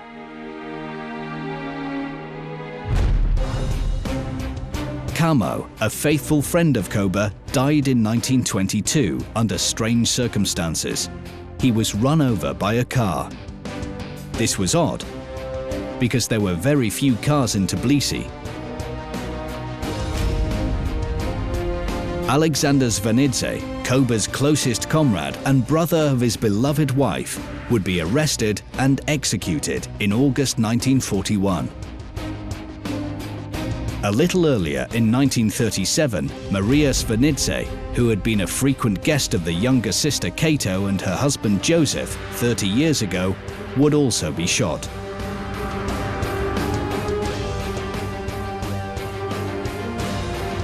Stalin hoped that if he killed anyone associated with his former life, there would be no one to unmask left to him.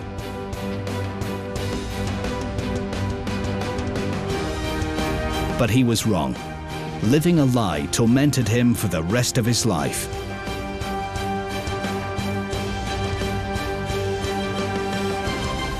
Gradually, that fear of being uncovered developed into paranoia for the tyrant who had ruined the lives of millions of innocent people. 1953, Moscow. A car approached a small mansion on Malonikitskaya Street. Out of it appeared Colonel Korotkov and several servicemen. The colonel showed the guards his ID of the USSR Interior Ministry. "Secret documents. I must deliver them personally. Come in." Korotkov and the soldiers entered the cabinet. Before them sat a man in pince nez. He immediately knew why these people had come to him. He rushed to the briefcase and pulled out a gun. At that moment, the military men opened fire. People in the street stopped when they heard shooting in the mansion. In the cabinet, however, it was all over. Soldiers quickly covered the body with canvas and loaded it into the car.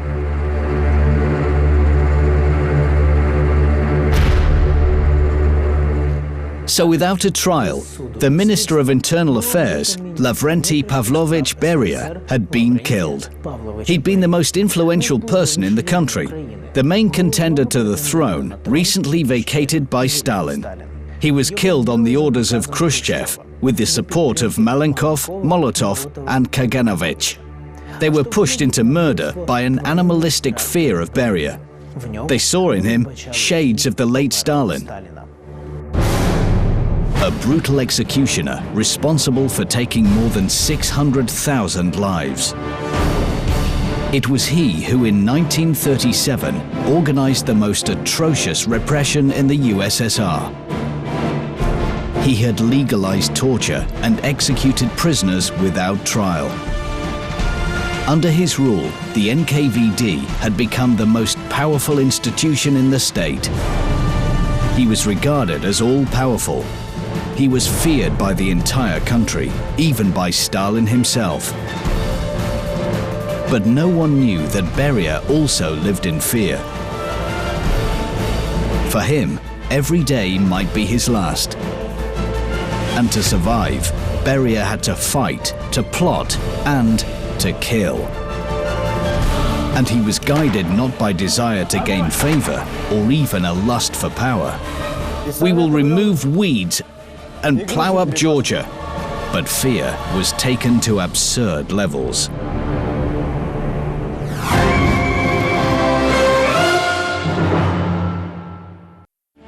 (1921), Baku.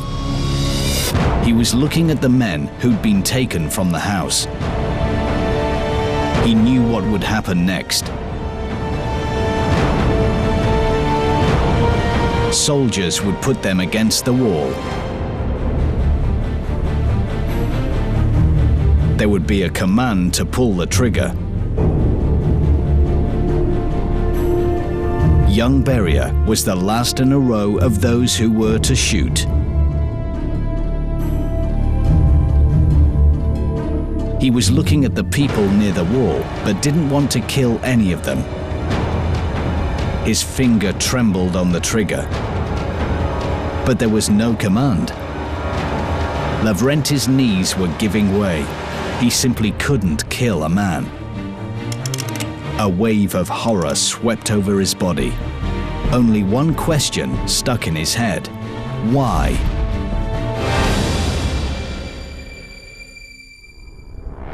(1918), Baku. Bloodstained, he was sitting in the cabinet and couldn't understand what was going on. Why were they beating him? What did these people want? Lavrenti Beria, a young architect and excellent student, couldn't answer these questions. Sometime before, he had received a diploma, and along with it, a long-awaited chance to finally get out of poverty. He had been determined to succeed. As a child, Lavrenti painted amazing icons. Beria remembered showing these works to his father.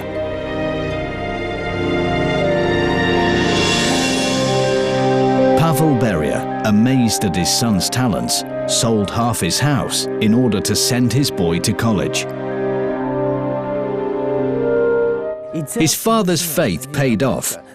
First, Lavrenti graduated from Sukhumi School, then from a prestigious architectural technical school in Baku. He received his first order and was relieved to have a chance to bring his family out of poverty and to thank his father, who had sacrificed so much. In those days, the future seemed happy and carefree.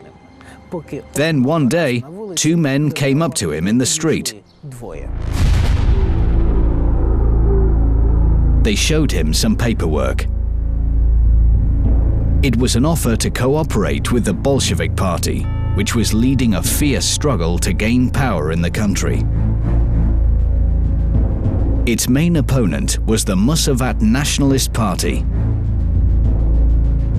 which proclaimed the idea of Azerbaijan's independence, and which for several years the Bolsheviks tried to unsuccessfully force out. Lavrenti didn't realize that he had been chosen deliberately. Among Beria's friends from the technical school were sympathizers of the Musavat Party. So the guy had to learn who they were. And to do this, he had to become a secret agent. They tried to persuade him, they beat him, but Lavrenti was adamant. And then strangers dragged him to the window. Beria froze in horror. In the yard, he saw his former classmate with his hands tied. Their eyes met for a moment.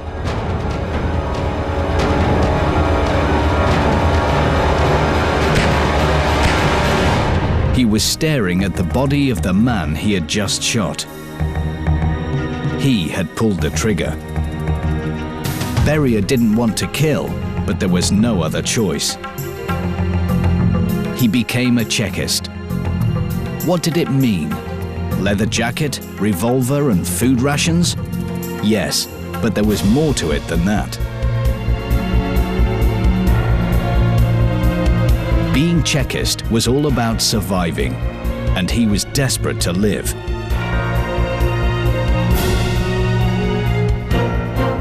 He knew it as he looked through the window at all those innocent people who had been executed. Suddenly, he had been seized by animal fear.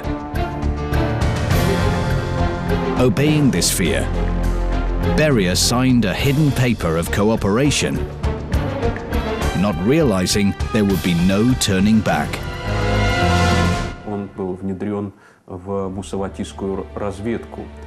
He was filtered into the Muscovat Secret Service. In that part of Transcaucasia, which is now Azerbaijan, the Musavat Republic was formed. In this territory were Turkish forces, and Beria, filtered into their organization, was passing information to the Bolsheviks.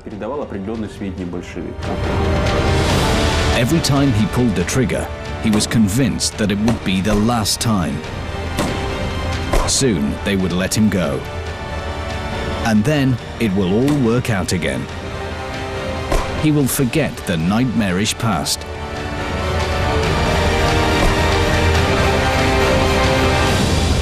Eventually, due to the efforts of secret agents, the Bolsheviks managed to seize power in Azerbaijan. In 1922, the country joined the USSR. Beria had completed his mission, but no one was going to let him go. 1924, Soviet Georgia. Beria would remember that day for the rest of his life. He, a young Chekist, had the great honor of pouring wine during a party of prominent Bolsheviks in Georgia. The people who gathered around the table had made a revolution in Georgia. They rightly considered themselves its creators. And now they were receiving a guest from Moscow. Everyone considered the guest an upstart who had made his career murdering people. And now he came to bring the order in Georgia. As Beria was pouring the wine, his hand trembled. Beria met the man's eyes. It was Stalin. Beria felt the man's immense power. Stalin raised his glass and made a toast. There is a great deal of weed in Georgia. It is therefore necessary to plow up Georgia. A heavy silence descended over the table. All those Bolsheviks realized that the next day, they too might be called the weed. Beria also understood this. A chill swept over his body. This was his chance. It's now or never. We will remove weed and plow up Georgia. He drank his wine and put the empty glass on the table. Everything went dark. Lavrenti didn't seem to notice Stalin's fixed gaze. He didn't see the strict faces of the masters at the table. The next day, Stalin left, and Beria was appointed deputy head of the Cheka in Georgia. Such a prompt promotion surprised everyone. To the old Bolsheviks in Georgia, Beria was an outsider, an upstart, and they started to hate him.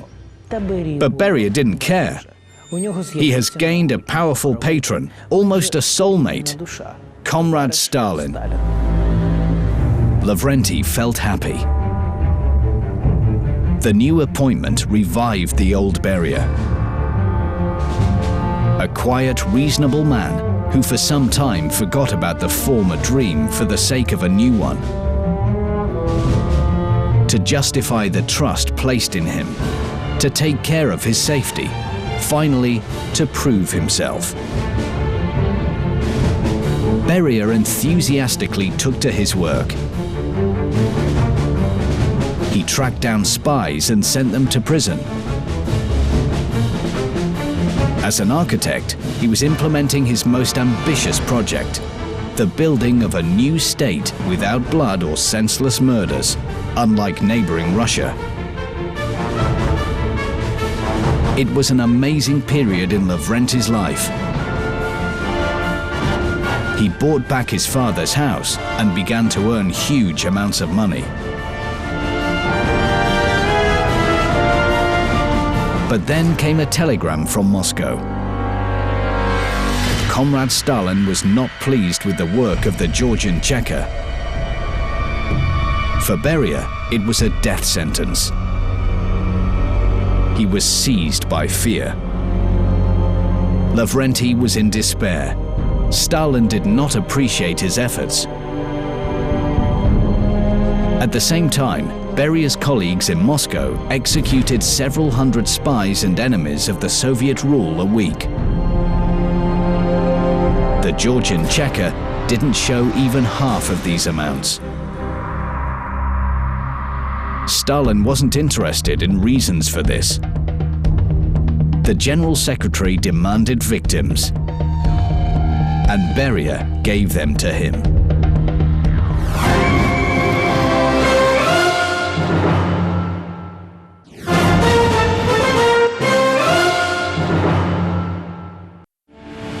(1924), Georgia. He was standing against the wall, terrified, afraid to look into the people's eyes. He didn't need to wait for orders. He now gave the orders. Rumor has it that in Georgia, repressions were even more severe than in other regions of the Soviet Union. Beria was like a mini Stalin. In Moscow, Stalin controls the course of repressions, inflicts resolutions on interrogations and protocols, gives advice on whom to beat and whom to interrogate intensively. Beria does exactly the same in the Transcaucasia. In my opinion, even Baragov, an Azerbaijani, was more reserved, and it was hard for Stalin not to notice this. Beria was fulfilling what he had promised. He became the hands with which Stalin removed Georgian weeds. Fire! He could not get used to this sound. He would wake in the middle of the night, terrified. In his dreams, he saw innocent people being shot without trial. He couldn't sleep. Nightmares were driving Lavrenti crazy. And then one night, stupefied by blood, insomnia and fatigue, Beria decided enough. The head of the Cheka was reading an application. Beria was asking to be allowed to study in the Polytechnic Institute in Baku. He didn't want to be a Chekist. He wanted to live. He had married and wanted to rebuild his life. Lavrenti knew that he might not get out of this room. His young wife waiting outside also knew this. Beria watched his boss with horror. He carefully placed the paper on the table, picked up a pen, and raised his eyes. Lavrenti was rooted to the spot. He won't give up, whatever the cost. The chief was looking at him, long and hard. And then, with a sharp stroke of the pen, put his signature under the application. Lavrenti couldn't believe his eyes. They let him go. Silently, without any conditions. The world had changed. It became brighter and more colorful. He hugged his wife. Finally, there was no need to be afraid. He can realize his dream of becoming an architect and eventually, perhaps, to forget the horrors of the past. He was playing football with the boys in the yard. He was shouting and laughing like a child. Finally, a terrible burden fell from his shoulders. His wife was hanging out the washing and smiling, looking at her husband. Their lives were looking up. At first, he didn't notice the black car coming up to the house. Lavrenti stopped playing with the ball. Beria knew something terrible was going to happen. He realized with horror that these people would never let him go. All his dreams were in vain. There is no turning back. He didn't want his family to see them. The arrival of the black car was a bad sign. Lavrenti hastily kissed his confused wife and sat in the car.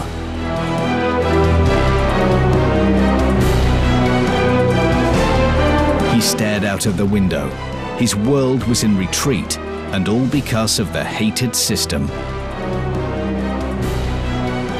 Beria didn't know that in several years he would become the embodiment of this system. A brutal executioner who in 1937 would kill 600,000 people with one stroke of a pen. A bloody monster who would be murdering people with his own hands, without fear or pangs of conscience. And now he was staring out of the car window, saying goodbye to the carefree world of fun and children's dreams, to which he would never return. Later on, Lavrenti learned that the head of Cheka signed only a small vacation permit, and that no one was going to let Beria go. He was simply too valuable. It was the mid-20s. The old Bolsheviks in the Georgian government didn't accept Stalin as leader, and the general secretary could only establish his authority with reliable and trusted people. Lavrenti Beria found himself on that list. Eventually, Stalin saw in Beria a reliable executioner, a man he could order about like most of his other men, with a reputation that may have been considered tarnished. Take Vyshinsky, higher Menshevik, who wrote out the order for Lenin's arrest. At any time, Stalin could simply crush him by accusing him for writing that order. The same was true for Beria. 1931, Georgia. He was walking through the CC long corridors. The cabinet doors were closed. The telephones wouldn't stop ringing. There was nobody else there. The sound of a phone ringing in the empty building brought him to his new cabinet. The cabinet of the secretary of the Georgian Communist Party CC. This was a considerable advance, a huge leap in the career of a young Chekist. But was Beria in fact pleased? No, Stalin's man was hated here. That day, in protest against Beria's appointment, no one went to work. Soon, these people would pay dearly for their action. Beria himself would make sure of it. He wasn't the naive, good-natured architect anymore, but Lord's punishing sword, Stalin's right hand.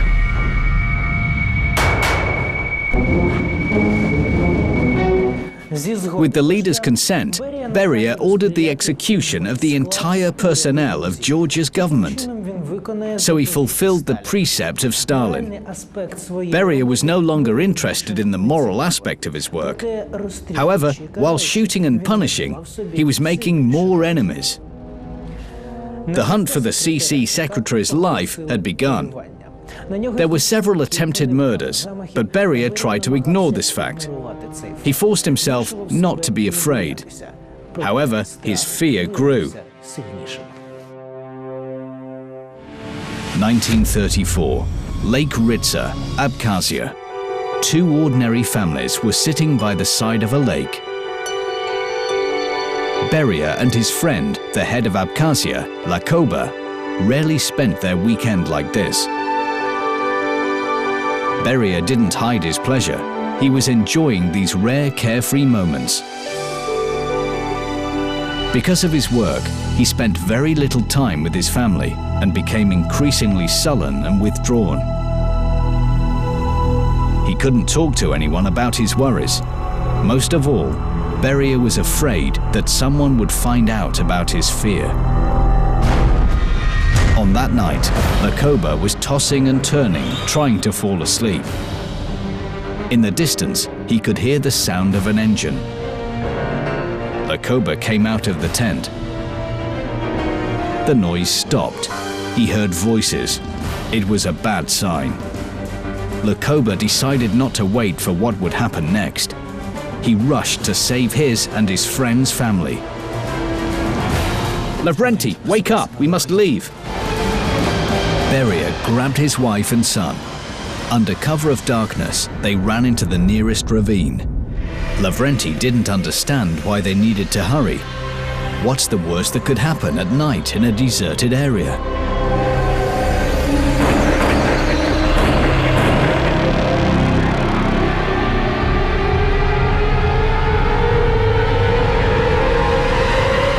Beria looked in horror at the place where a moment ago he had been peacefully sleeping with his family. The tent was riddled with bullets. Lavrenti trembled and turned white. He was seized by animal fear. He wanted to hide, to run away from danger. But where could he go? There was no safe place in Georgia. Everybody hated him, from the CC party members to ordinary citizens. But Moscow was another thing. A city where no one knew him, where he could disappear and work quietly, start all over again, and finally forget old fears which were driving him mad. 1934, Tbilisi. Opposite to him sat a woman. Her face was covered with bruises. She was crying, asking for pity. But Beria was adamant. He could no longer control himself. He felt no pity. This woman was an obstacle on his way to salvation, on his way to Moscow. I'm the author of this book. My husband is the author of this book. He hit her again and again. She grabbed the book and threw it at him. It was the last straw. A wave of anger overwhelmed him.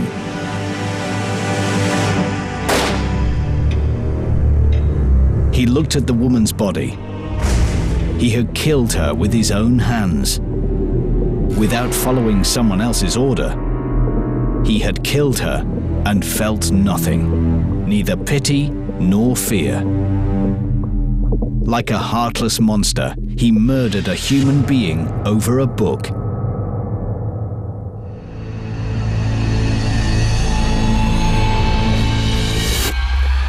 Here is this book.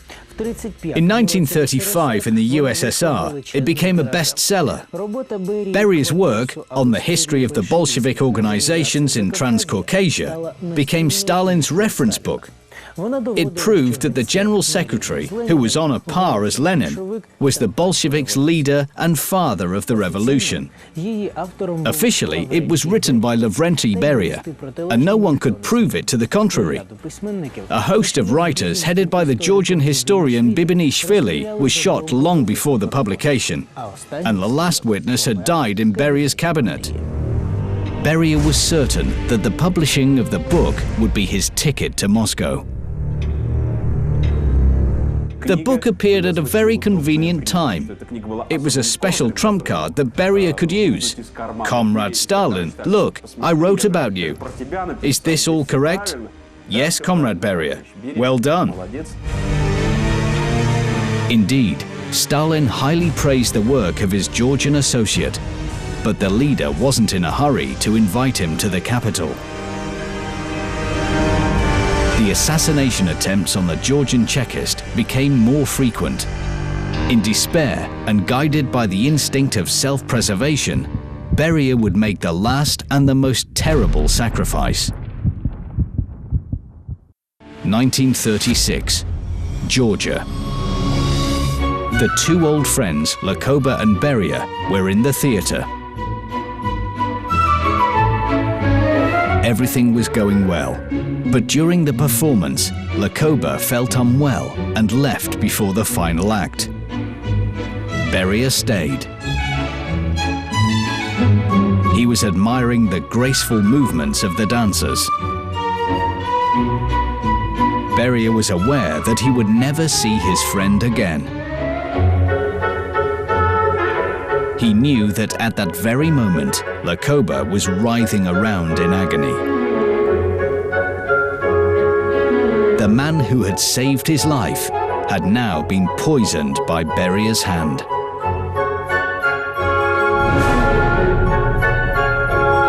Lakoba had signed his death warrant during his conversation with Stalin, where he had refused to organize new repressions in Georgia. But Beria could not refuse. He knew that heading the bloody slaughter in 1937 in Georgia would not only be his ticket to Moscow, but his only way to stay alive. he wouldn't repeat Lokoba's mistake. What was Beria thinking while driving to Moscow? The fact that he had finally reached the top and become powerful? Or the fact that through his new position, he would bring benefit to the state? No, he was once again thinking of his own survival. Beria knew that the higher up the corporate ladder he climbed, the greater the risk to his life. But he could neither refuse nor disappoint Stalin, who had saved his life.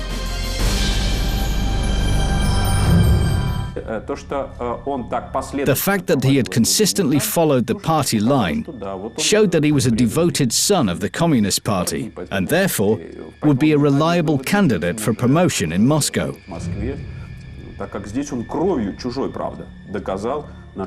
As he had already proven, with blood, what he was capable of. Stalin appreciated this. Beria knew that only the strongest would survive in the Kremlin menagerie. He was staring out of the car window at a huge field where several farmers were fertilizing the earth with ashes. He was afraid that he too would one day turn to ash.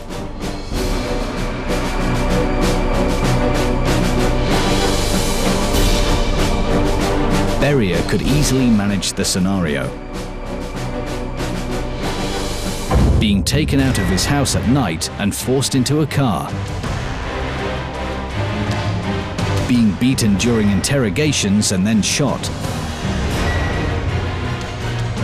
A car takes a barrel full of his ashes to this field where they are scattered. Nourishing the collective farm with their ashes was Stalin's way to deal with Lenin's former associates. He could do the same with anyone.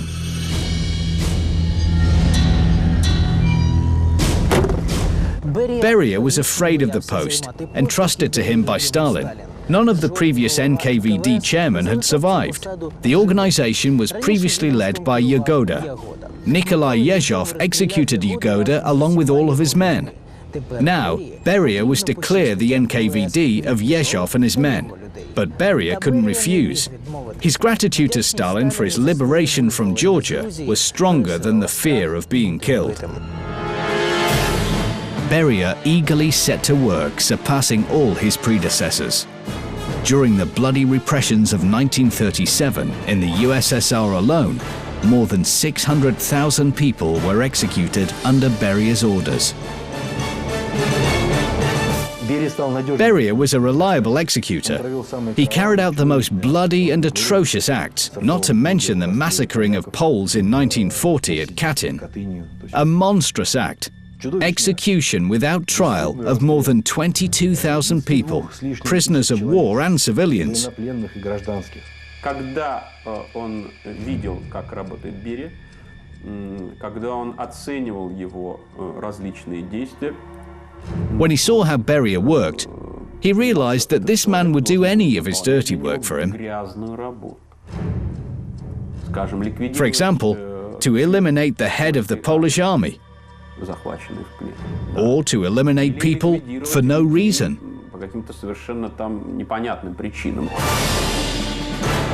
So thousands of innocent people were killed at Stalin's behest by Comrade Beria, who was extremely afraid of disappointing his leader.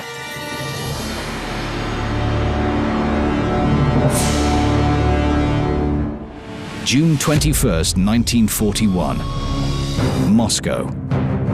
He was afraid to look into Stalin's eyes. A moment ago, Beria had received the latest intelligence report. The war was imminent, and he had to report this to the leader. But how? Stalin didn't even want to hear about it.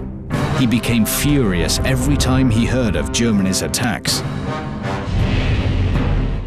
Joseph Vissarionovich, the war will begin tomorrow. but we remember your words and feel sure that Hitler won't attack. Stalin looked at him. Beria was petrified. The leader got up and left the cabinet. Beria didn't dare move. He was expecting the worst. I believe that part of Stalin's political power came from his unpredictability. How will this man react? What will his next move be?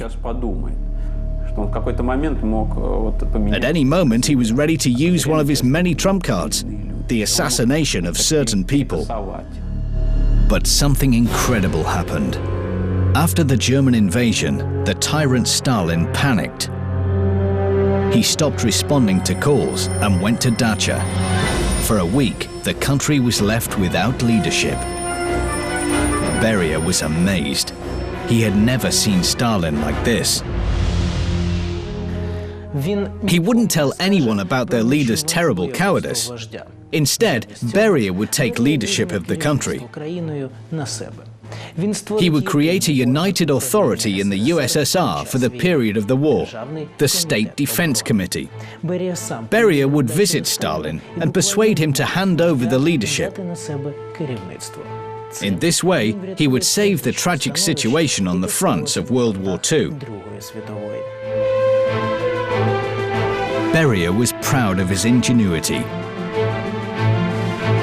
His services in the war would be a suitable thank you for Stalin's miraculous rescue.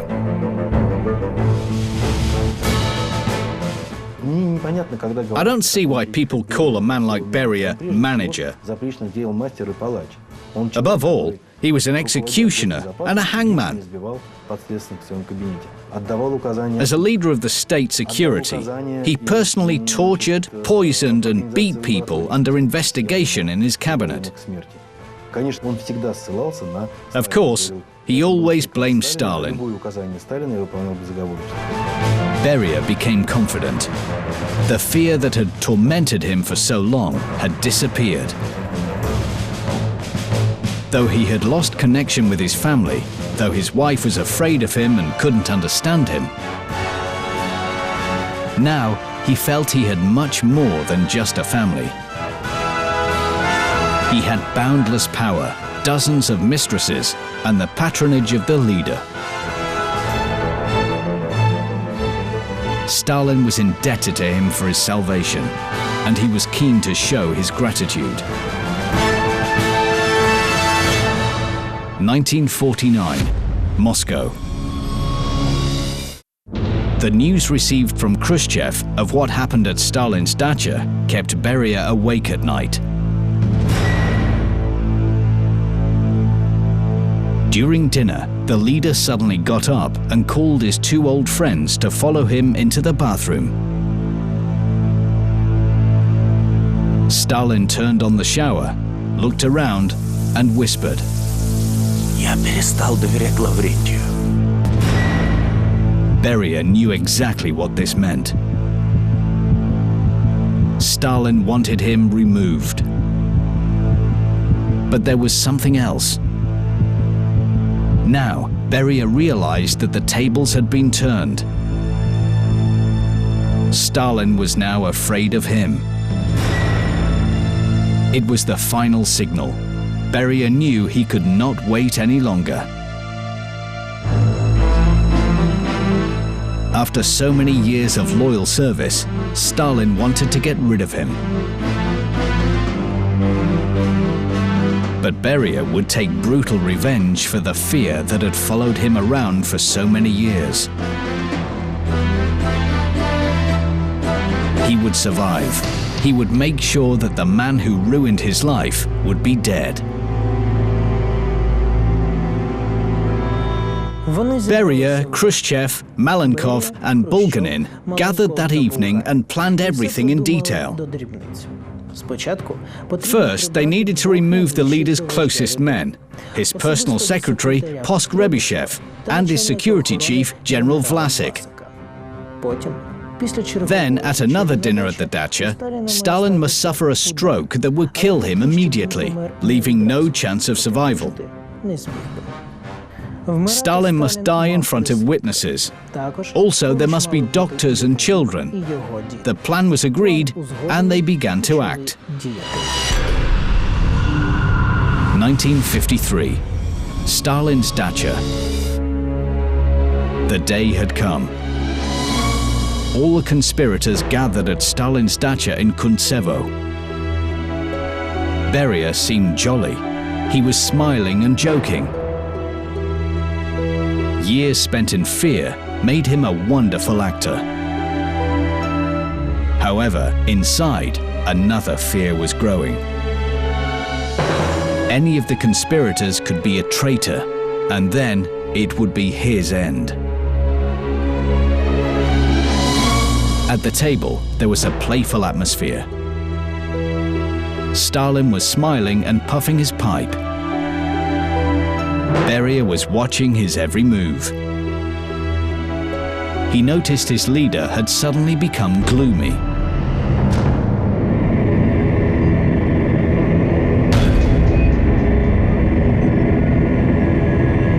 The poison was working.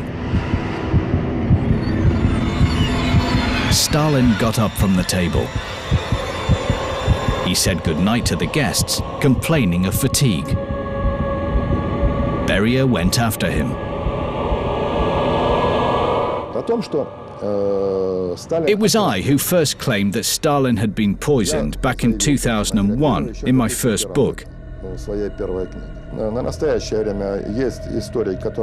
Today, there are stories telling that they analyzed Stalin's medical history. They consulted doctors and found out that there was poison in his blood.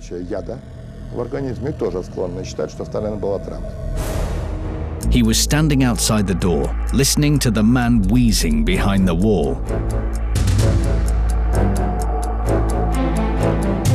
Nearby stood a frightened Khrushchev.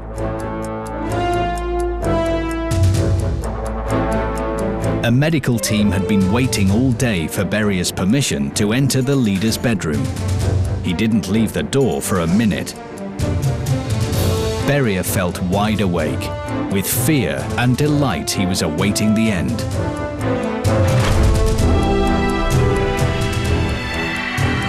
Beria was looking at Stalin's face, seeing not a human, but his own fear.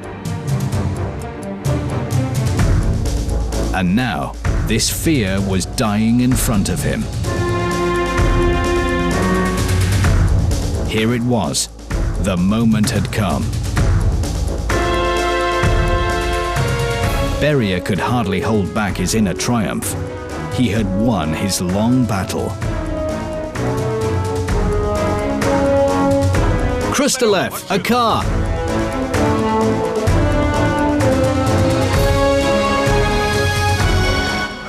Khrushchev was Stalin's personal driver, and he didn't obey Beria. Beria was no longer afraid. Now, he was the personification of that fear to others. In his order given to Khrushchev, there was an open claim to the empty throne.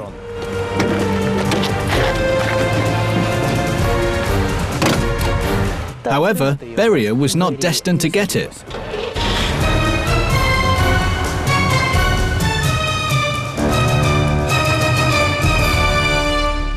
(10 a.m., June 28, 1953, Moscow. It was a usual working morning.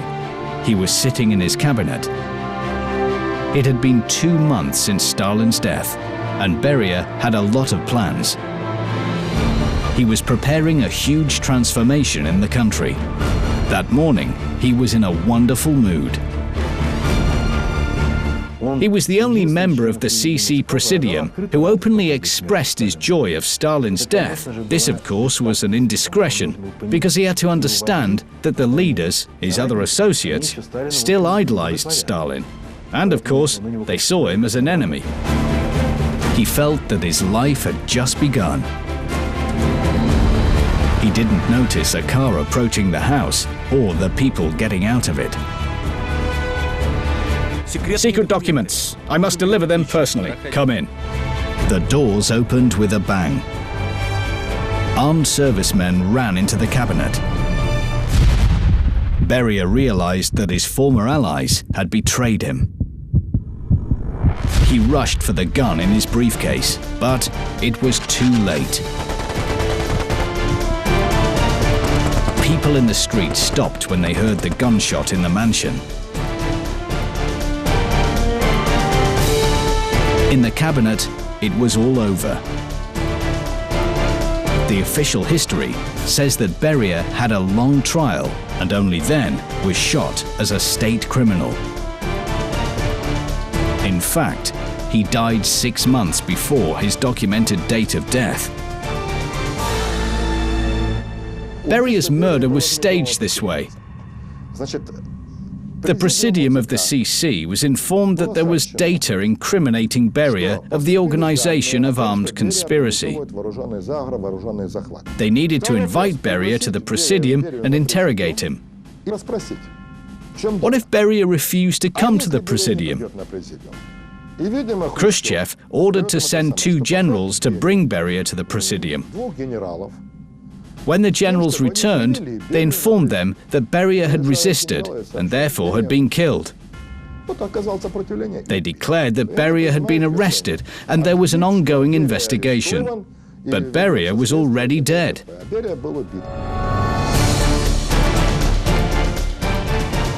His body was buried in the Lubyanka's courtyard, along with all his personal belongings.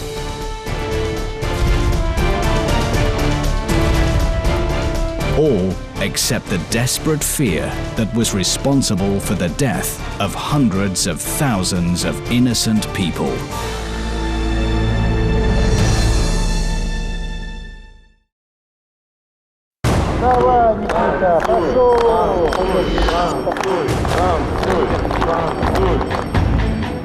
He was dancing. He was gasping for breath. But the applause continued, becoming louder.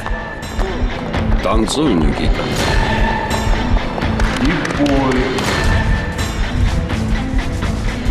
His heart was in his mouth.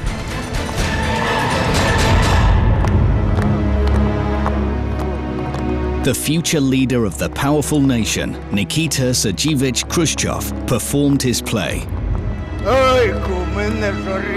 He was dancing hopak at Comrade Stalin's command. Having lost his strength, he sat down on a chair and felt something soft and wet burst under him. Beria had placed a tomato under him. The audience burst out laughing. A few years later, everyone was dead. The lucky ones died of natural causes. Some were executed. This funny and absurd little man, Stalin's misunderstood court jester, Nikita Sergeyevich Khrushchev, took care of it. For 20 years, the Kremlin's fool concealed himself behind the fool's mask. He fawned and abased himself, all for the one cause: to survive, to come to the superpower, and at last to take vengeance on his bitter enemy, Stalin. The personal tragedy of the funniest General Secretary of the USSR. What led to Nikita Khrushchev's murderous deeds? And what was the sin against the Kremlin's fool, for which Stalin had to pay with his life?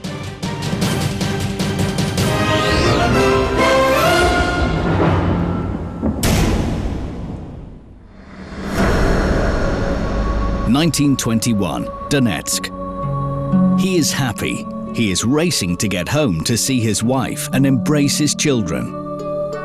They haven't seen each other for 3 years. Throughout this time, at the front of the Civil War, he thought about them. Dear Frosya is a treasure, the only woman who could properly understand, protect, and give him support. And she gave him the most precious gift of all, faith in himself that Khrushchev had needed since he was a child. 1902, village of Kalinovka. That day, Nikita failed to get to school. The classmates formed a circle around him. They were pulling his clothes and laughing. They repeated this bullying almost every day. The boy's family was starving, which is why he had to go to school in cast-offs. He was ashamed and tried to keep away from the other children. But his silence only excited the young bullies. Nikita kept silent, lowering his eyes, but the classmates still mocked him. He didn't see the faces of his torturers, didn't hear them laugh. All he wanted was for it to stop. He slowly raised his head. The laughing stopped. Nikita waved his hands and sang out at the top of his voice.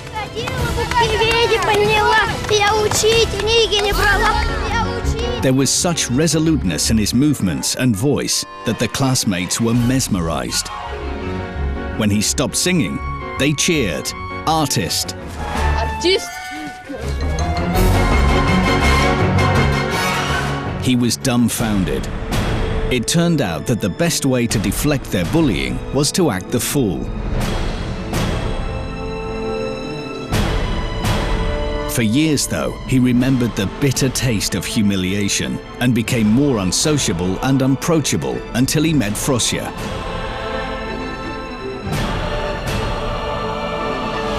She was sincere and trustful and without malice. Under her influence, Nikita's damaged soul gradually melted. They were in love and were soon married. Frosya supported everything he did. And Nikita tried hard to make his beloved wife proud of him. He got a job in the plant and worked hard. He even joined the Bolsheviks party. But he sidelined party affairs and a social life in favor of a cozy home life. He looked into Frosya's loving eyes and at his cheerful children and felt so happy. Soon, he would embrace them all. He kicked at the door with all his strength. Gloomy and foreign faces, a silence that could kill, a coffin, strangers, his children in tears. No, it's impossible. He threw himself on the coffin. He embraced the cold body and burst into tears. Frosya, why? He didn't notice his scared children trying desperately to snuggle up to him. He didn't hear the neighbors telling him about the terrible typhoid epidemic that claimed thousands of lives, including his Frosya. There was only one thing on his mind: how to live without her. He felt defeated and depressed. His dreams and his plans for the future no longer mattered, as he had lost the most important person in the world. Не найдя жены в живых, он испытал не просто глубочайшее разочарование, глубочайший надлом. Он потерял единственную семью. Если бы жена осталась бы жива, Хрущев никогда не сделал бы не то, что государственной карьеры. Он никогда не был бы даже секретарем райкома, по сути. Ну, потому что он получил бы сразу, вот, знаете, такую свою крестьянскую мечту и остался бы в своей крестьянской эманации, в крестьянской сути. After his wife's death, he couldn't stay in their house. He took the children and moved to a small apartment. He broke all communications with the outside. It seemed that nothing could bring him back to life. Until one day, there was a knock at his door. The young party instructor, Nina Kukachuk, decided to inquire why the comrade Khrushchev had been ignoring party meetings for the last year. Is this proper behavior for a Bolshevik? Nina was surprised by his droopy shoulders, pale face and piercing eyes. He had the look of a wounded animal. Nina heard about the tragedy that had happened in the Khrushchev's home 1 year earlier. But she couldn't believe that Nikita had taken the loss so badly. After that, she visited him often, looking after him and his children. Nina Kukachuk became Khrushchev's trusty helpmate for the rest of his life. Although they weren't married, they lived together in a common law marriage for over 50 years.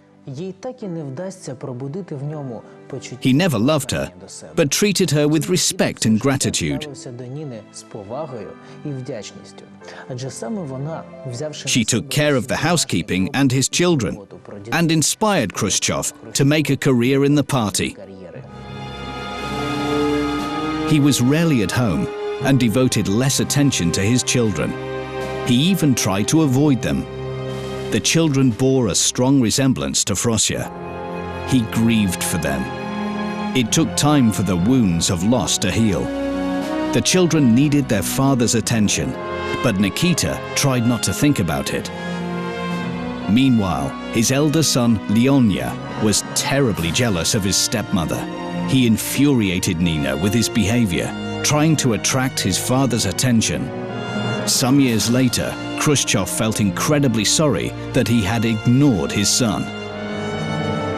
Отказавшись во многом от теплого отцовского отношения с сыном Леонидом, Хрущев постоянно пытался найти себе других сыновей. Он был очень склонен к фаворитизму. Он постоянно пытался найти себе молодых подвижников, где бы он бы ни работал. Вся его история – это поиск семьи, поиск смысла, поиск сына и постоянное разочарование. А если Хрущев не мог найти себе вот опору в ком-то конкретном, он находил ее себе в массовом таком, в массовой семье. 1928, Yuzovka. He just breezed in. His wild eyes swept past a surprised Nina, who had met him on the threshold. Without saying a word, he ran to the kitchen and drank half a bottle of vodka. He poured the remains over his face and down his clothes. A few minutes later, there was a knock at the door. Young men in mufti were looking for Nikita Khrushchev. Nina had no time to say anything before her husband burst into the living room. He was too weak to stand and was laughing and hiccuping loudly. Seeing the strangers, Khrushchev brightened up even more.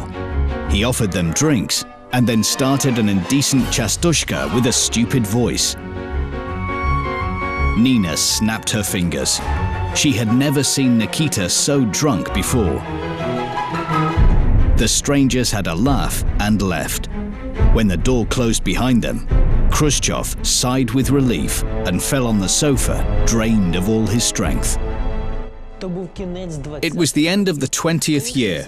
Lenin's former comrades created a tough opposition to the power of the newly made General Secretary Stalin. And under the leader's order, the security service employees started to look for enemies in the party. The actual Donetsk didn't escape the purges, at that time the town of Yuzovka. In 1928, at a meeting of the local party activists, all the participants were arrested on suspicion of conspiracy against Stalin. It's quite possible that Khrushchev knew something. Maybe somebody told him about the plans of the security service. But he didn't attend that meeting and had put on the drunken act at home. This funny undertaking saved Khrushchev's life.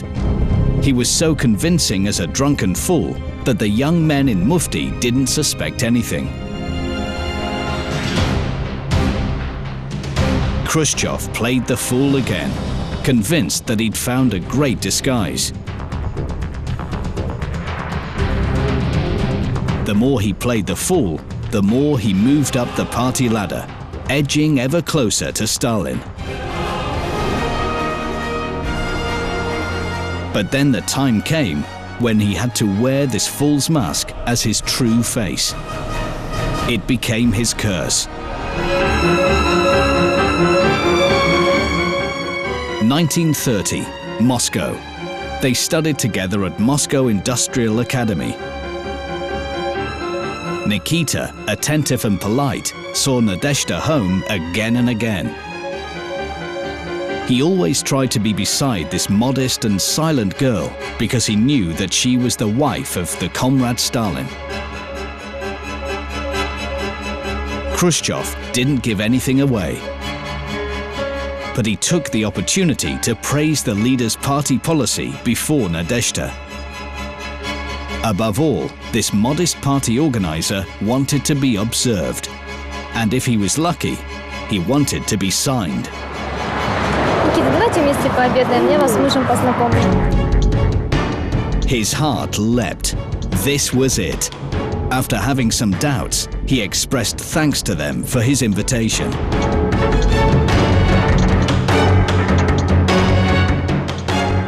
The Kremlin's corridors were safeguarded. Nadezhda opened the door with her own key. Tatka, это ты? Tatka. This was the name Stalin gave to his wife when they were at home. He heard about a prospective party member, Khrushchev, from Nadezhda, and also from his faithful assistant Kaganovich. It was the beginning of the 30th year. The old party members, Leninists, headed by Trotsky, created a tough opposition, and the position of the General Secretary became increasingly precarious. He needed devoted people, and Stalin gave heed to Khrushchev.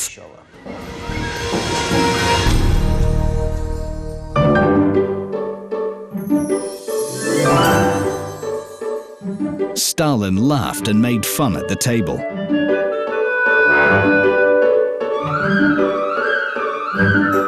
While pouring wine, he entertained with the finest Georgian dishes. The emotionally strained Khrushchev felt weak. Ну, Никитка, попробуй наше сетеви.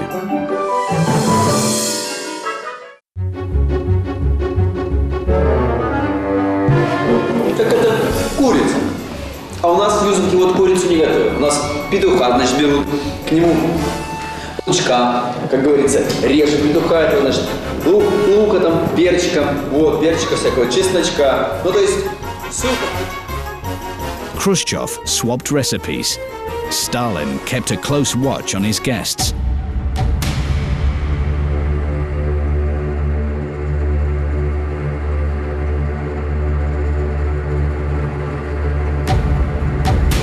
Khrushchev был, на этот случай, первый, это послушный исполнитель, абсолютно надежный послушный исполнитель. И, во-вторых, Сталину импонировала та народность и тот, я бы сказал, та непосредственность, с которой Хрущев общался с массами.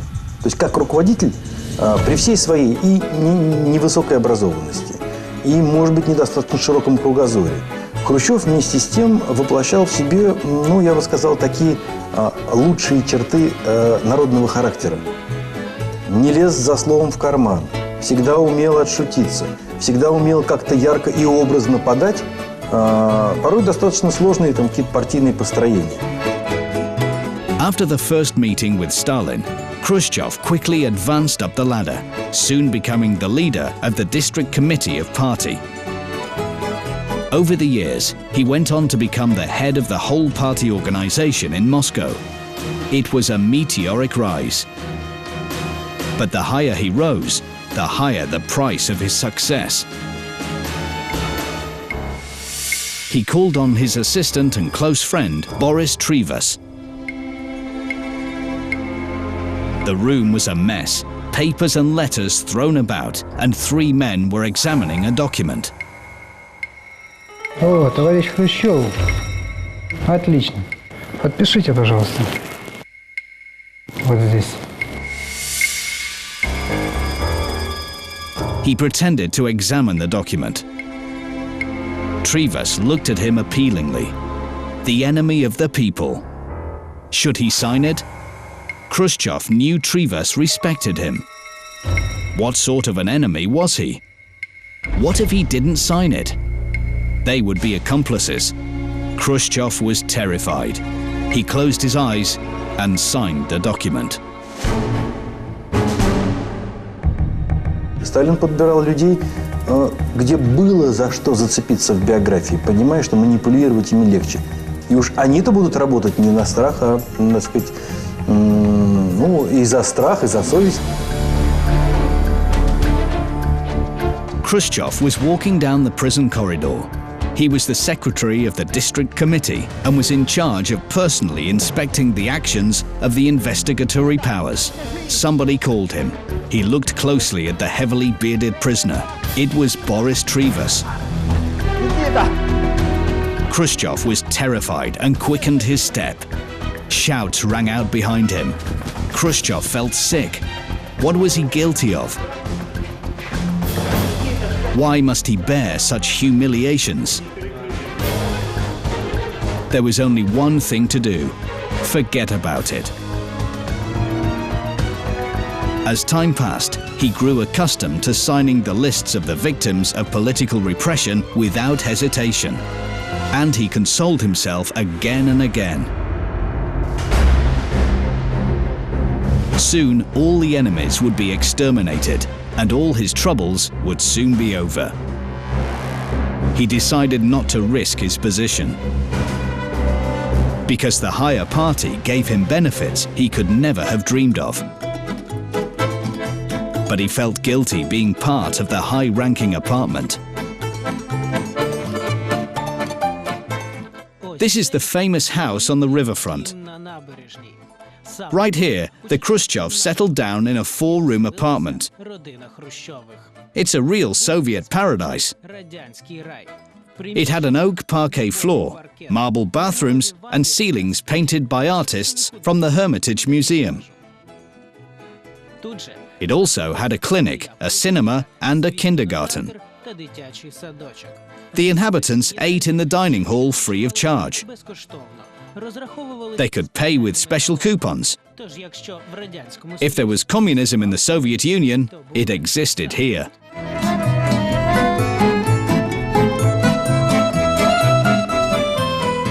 Khrushchev thought that his life was in good shape. The housekeeping and the children were in Nina's safe hands. He was in a good professional standing with excellent prospects. So the criminal case that landed on his table, addressed to Nikita Khrushchev, came out of the blue. A band of robbers were arrested.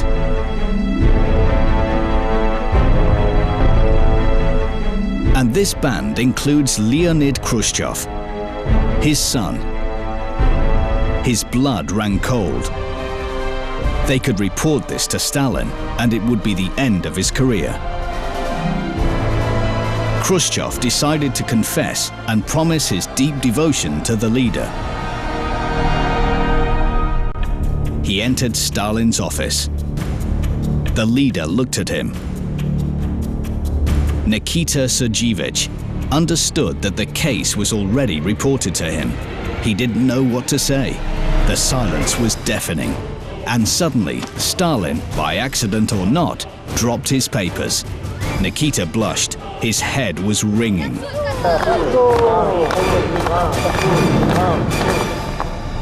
He threw himself at the leader's legs, picked up the papers, and handed them over. Stalin looked at him. Nikita felt that the tension in the office was lifted. The master had forgiven him. Nothing threatens Nikita. Leaving the office, he looked in the mirror and saw the fool's smiling face with spaniel eyes.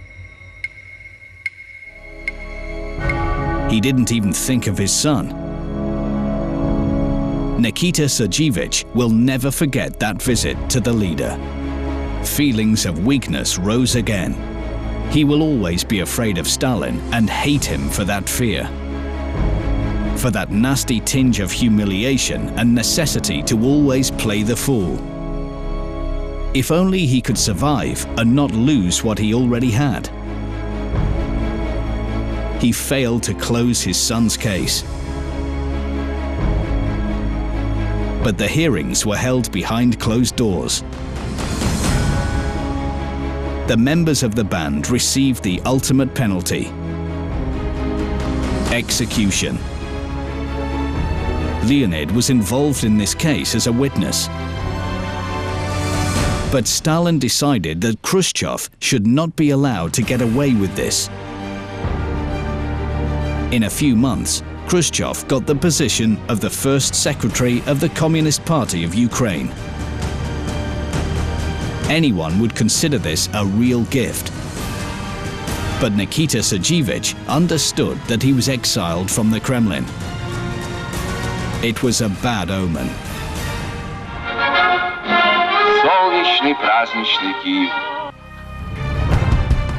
When leaving for Kiev, Khrushchev was determined to win back Stalin's favor at any cost. And with this in mind, he flooded the Ukraine with blood.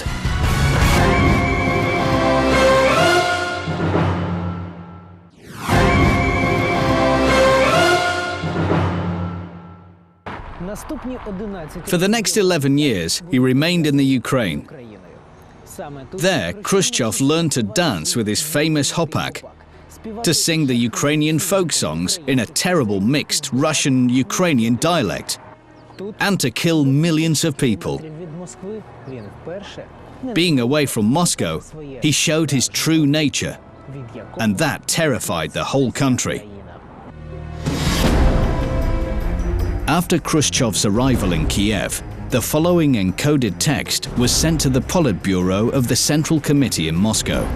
Dear Losif Vissarionovich, every month the Ukraine suffers from 17 to 18,000 victims of the political repression. But Moscow insists that it shouldn't be more than 2,000 or 3,000. I ask you to take measures. And the measures were taken. Khrushchev was authorized to shoot more. The party meeting had been going on for 4 hours. The deputy chairman of the Vinnytsia District Executive Committee, Kozis, while sitting in the hall, felt that he could hardly keep his eyes open because of the monotonous speech. He tried to stay awake, but couldn't. Враги хотели убить нашего родного товарища Сталина. On hearing Comrade Stalin's name, the sleepy Kozis jumped up and began to clap loudly. Я не хотел, товарищи, я не хотел. The agents of the People's Commissariat for Internal Affairs, NKVD, were behind him. They took away the spy and the enemy of the people. Khrushchev was informed about the incident.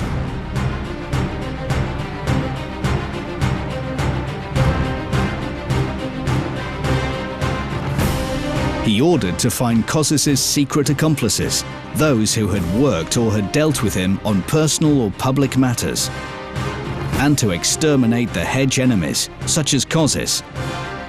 35,000 people were subjected to repression in Vinnytsia alone in 1938. Stalin was satisfied. In 1941, at the beginning of the war, he appointed Khrushchev as a member of the War Council as a sign of gratitude. Khrushchev couldn't believe it. Nikita Sergeyevich was triumphant. But he didn't know what would later happen to him that would threaten not only his career, but also his life.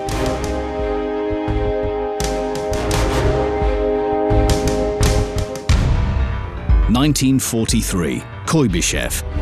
The soldiers filled the hospital yard. Who were the most accurate shooters, aviators or sailors? They emptied a bottle of vodka. A sailor put the bottle on his head.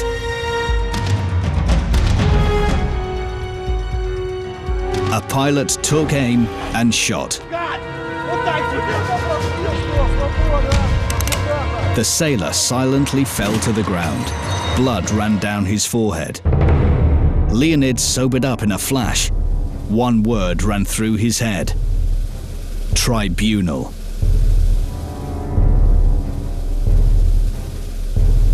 the news struck Khrushchev. His son Leonia must be executed, but he is so young. He hadn't done anything for his son. No warm words, nor any parental care. Tears choked Nikita Sergeyevich. He had betrayed Frosya and didn't protect their son. But he can save him. He marched into the leader's office to explain. He looked at Stalin's eyes and realized that there was no hope. But Khrushchev knew what he had to do.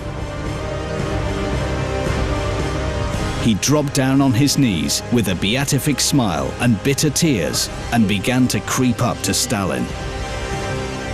The leader looked daggers at him. Прости. Товарищ Хрущев, идите воюйте. He could barely stand. He was engulfed by a peculiar feeling of emptiness, just like something had burst inside him. Stalin apologized. Nothing else mattered. The most essential thing is that he managed to save Leonia. Now he could go to the front and come back a hero. And when the war is over, they will meet and he will make amends. Leonia will apologize to him. Stricken by grief, he sat in a shelter next to Major Zamorin, his son's comrade. Khrushchev couldn't believe what he was hearing. Leonia didn't return from the last flight operation. Nothing could be mended now. There is nobody to whom he could say the sincere parental words that he was holding back all these years. Leonid Khrushchev died a hero's death. Khrushchev couldn't even cry. There was a stabbing pain in his temples, and he couldn't breathe. A terrible thought flitted across his mind. Leonia was punished for the father's sins, for the shooting of innocent people, for arresting innocent families, and for making children orphans. And for what? Why did he kowtow to Stalin? To survive in the repression hell. But now he, Nikita, is still alive, and Leonia is dead. His son is dead, but Stalin is alive. He was determined to exterminate Stalin. While wearing the fool's mask, he will study the enemy's habits and wait for a suitable moment and strike. 1953. The Stalin's traditional dinner is in full swing. Last time, the gatherings were held every day, or more exactly, every night. They gathered at 11 in the evening and left just before dawn. They were all extremely tired with this regime. But Stalin, who was suffering from insomnia, wouldn't let his retinue go. Beria played the usual role of a toastmaster and forced the guests to eat and drink. Stalin himself didn't touch the food. He was suspicious of being poisoned. He saw enemies everywhere. Ну что, товарищ, расстреляем Никиту или пусть танцует? He danced. Everyone laughed at his clumsiness and didn't suspect what he was thinking of. He knew the time was close. He had to keep calm and kill Stalin. Танцуй, Никита. Best of all, by Beria's hands. I must consider everything carefully. I must remove Beria. Malenkov and Molotov don't have to be killed. It is enough to deprive them of their high office. He performed his last move, stepped forward and bowed. It began with the physician's case. Stalin received a denunciation. the Leningrad physician, Lydia Timashuk, informed him that the group of court physicians is about to revolt. Their aim is to poison the devoted members of the Politburo and Comrade Stalin. The next day, the Soviet Special Services declared a hunt for miscreants wearing a white uniform. Khrushchev understood it was time. He convinced the suspicious Beria that Stalin must sign the order of his arrest. That would do the job. Then he could move aside and observe. Khrushchev saw Beria removing Stalin's entourage, and he replaced them with his devoted people. Firstly, the physicians, then the household servants, and lastly, the leader himself. He had prepared for him a terrible death, using a virulent poison made in the secret laboratory of NKVD. Это не просто отравление. Отравление было, как говорится, по всем направлениям. Кровоизлияние было настолько страшным, что когда вскрыли желудок Сталина, то все было как будто посечено дробью. Как будто вот взяли в желудок внутри и выстрелили из дробовика. Все, вот такие кровяные пятнышки, такие кровоизлияния, все, желудок весь кровоизлияние, все, весь кишечник в кровоизлияниях. Все полностью, все, весь организм стал пропускать кровь.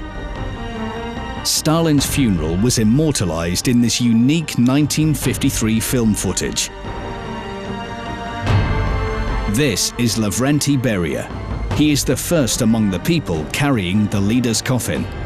Nikita Khrushchev is just behind. He saw how confidently Lavrenti Pavlovich behaved, how he made the orders.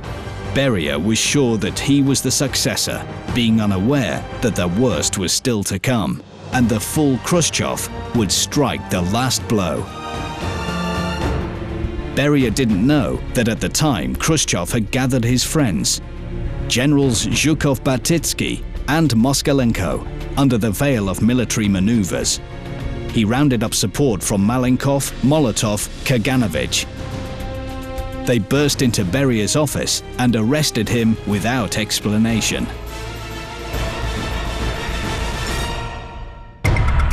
The former chief of NKVD was executed at Lubyanka. Khrushchev became leader of the country.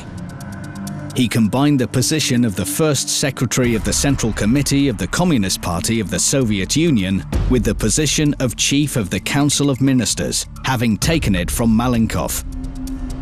After that, he became the absolute authority. He was sure that he had taken vengeance and won a victory. And now, at last, everything would be okay. He hadn't realized that the fool's mask that he was wearing for years had become his true nature.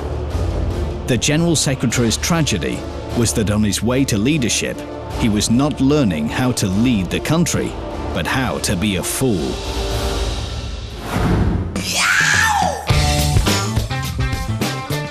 The reception on the occasion of the Soviet leader's visit to the United States of America was in full swing. All the American movie stars were there. Marilyn Monroe, Harry Copper, and Frank Sinatra. On the Soviet side, Nikita Khrushchev and his wife Nina Petrovna, and a few ambassadors. The delegation watched the new blockbuster Can-Can. And now Nikita Khrushchev commented in his usual manner about what he had watched. His indignation had no limits. Why did the actresses shamelessly kick their legs and show their underclothes? How could anyone like it? Just look at this. How? In order to make it more convincing, he pulled up his coat and danced something like a can-can.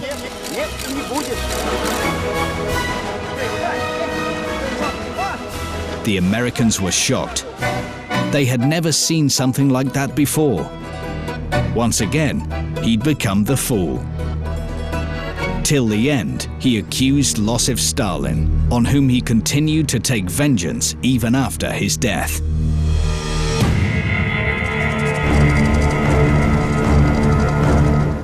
31st of October 1961, at 6 p.m., the militia blocked Red Square. And as night fell, the searchlights illuminated a plot behind the mausoleum where Stalin would be reburied. The grave was dug at 9 o'clock in the evening.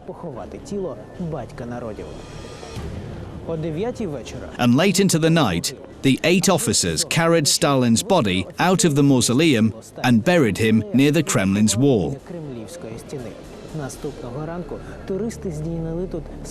The next morning, only Lenin's body lay in the mausoleum. Stalin was not there. When, due to the Khrushchev's reformatory activities, the people in the USSR were on the brink of war, the former comrades of the General Secretary removed Khrushchev. Since then, he lived in the camp. His name disappeared from the pages of the great Soviet encyclopedia. 1971, the country celebrated the day of cosmonautics. The modest pensioner Nikita Khrushchev was watching again and again the famous frames. He remembered that day very well. Вот они, покорители космоса. Gagarin was advancing along a red carpet to report about the first human spaceflight. But something was missing in the picture. If one looked closely, he could see a little spot next to Gagarin. And it's not a faulty tape. That day, they were advancing side by side, 2 happy conquerors. The first cosmonaut and the first man of the best country in the world. Later, Khrushchev's picture disappeared even from the film negative. His face was erased in order to erase his name from the national remembrance forever. In 1973, in a small US country estate, President Richard Nixon was waiting for the arrival of a special guest. The General Secretary of the USSR, Leonid Brezhnev. A chic car stopped near the entrance. The car door opened, and from it appeared a delicate woman's leg. A pretty blonde got out of the car. Behind her appeared the figure of the Soviet leader. Nixon hurried towards them. He stretched out his hand and froze. Rather than responding with a broad smile, Brezhnev gave the president his mistress's hand. This had never happened before. Only Leonid Brezhnev would have dared to do that.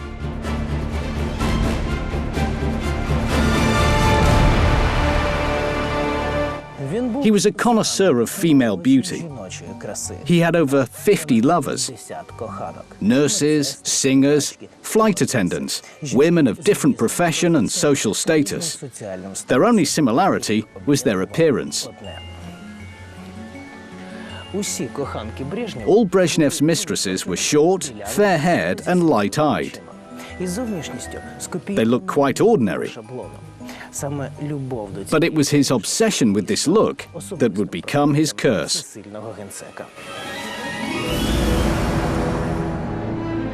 Leonid Brezhnev could barely move, spoke with difficulty, breathed heavily, and complained of memory lapses.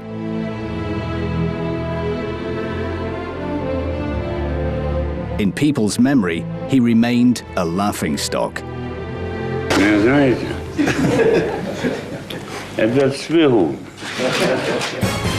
But few knew that Brezhnev had not always been like this. He was the youngest member of the Politburo. He was in good health, loved hunting and motor racing. He used to be happy and cheerful. But a personal tragedy had undermined his physical health. His unrequited love for a woman had driven him crazy. He became a drug addict and ruined his life.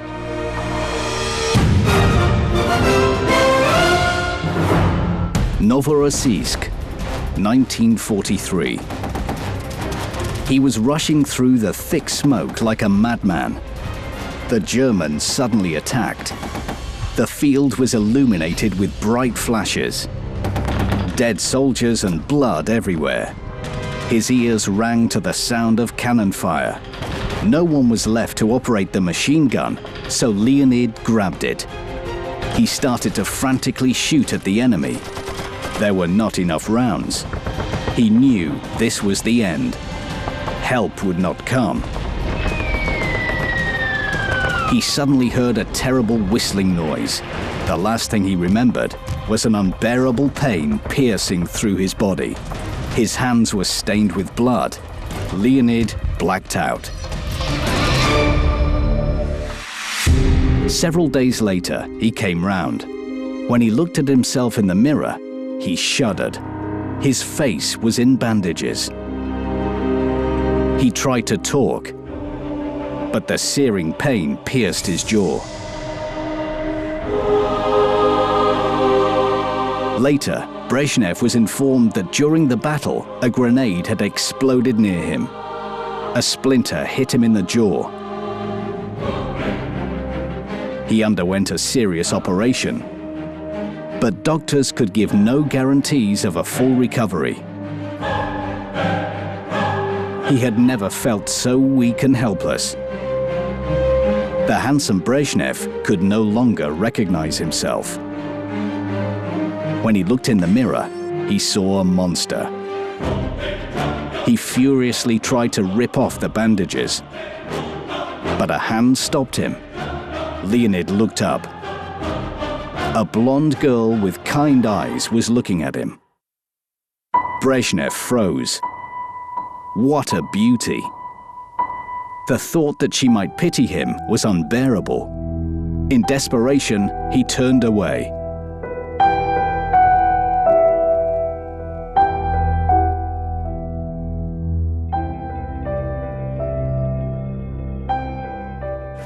A month later, his bandages would be removed, and Leonid would not recognize himself.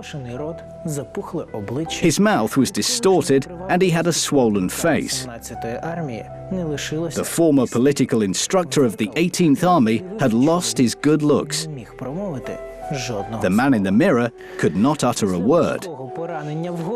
His jawbone hadn't healed properly, so Leonid Brezhnev lost his power of speech.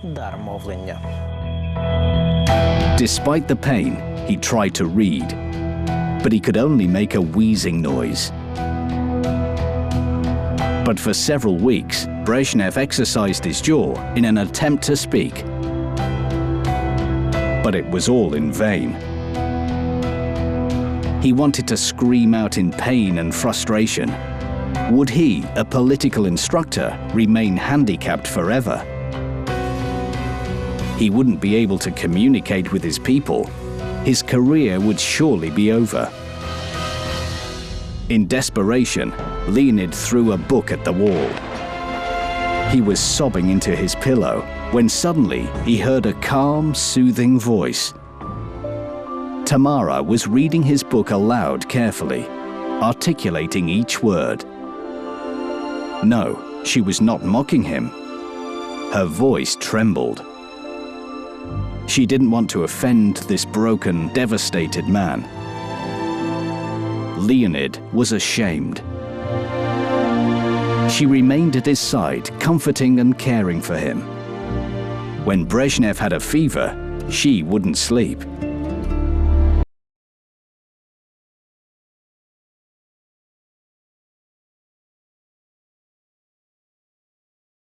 Hoping that this moment would go on forever. For the next days, Tamara returned to his bedside. Thanks to her, Brezhnev learned to speak again and restore his diction. He could no longer imagine himself without this woman. She gave him back his hope and confidence. A long-forgotten feeling had been reawakened. Brezhnev had fallen madly in love. Tamara felt sure that they would get married. She didn't care if Brezhnev was 40 and she was only 20. Most importantly, they loved each other. But fate would decide otherwise. Tamara, a field hospital doctor, would be remembered not as the wife of the future General Secretary, but as his most painful mystery. High-ranking servicemen often had what was known as regimental wives. Tamara was just such a wife to Leonid Brezhnev. She'd been living with him for a very long time. However, she remained a mysterious legend. Leonid sneaked into the room. Tamara sat motionlessly on a chair.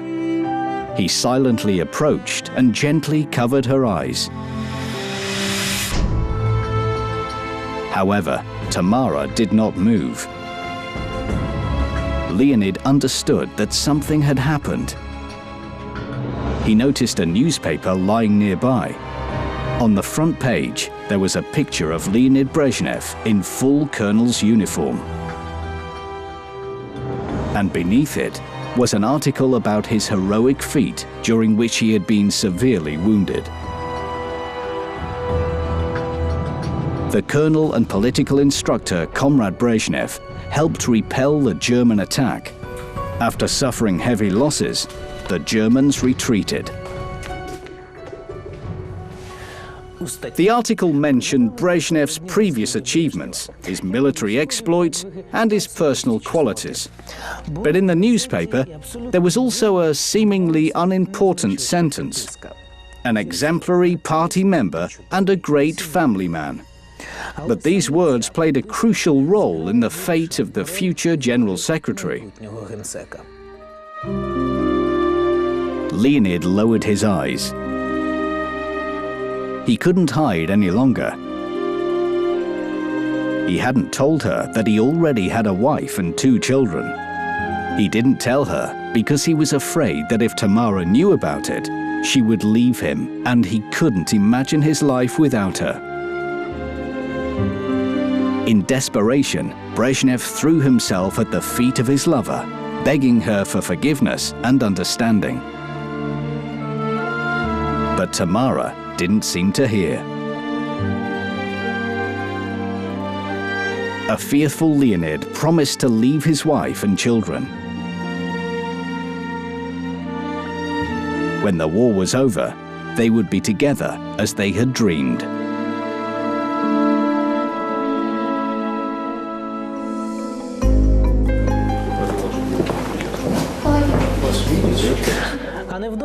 But soon, Brezhnev would be discharged from the hospital and return to the front. From there, he would write letters both to his family, waiting in Moscow, and to his beloved woman, who would secretly pray to God that her loved one would be safe. This went on for 2 years, when the good news arrived. The Soviet troops had captured Berlin. The war was over, and he could finally go home. 1945, Moscow. He slowly walked up the stairs. He could already see the door of his apartment. Leonid knew that his children and Victoria were waiting for him. They had been married for 20 years. The love between them had long gone. But it was replaced with sincere friendship, along with 2 of the most beautiful children in the world. Leonid hadn't seen his family for 4 years during the war. And now he came to announce that he was leaving for another woman. She was already waiting in anticipation in the small flat in Moscow. The future of his children, wife, and lover depended on him.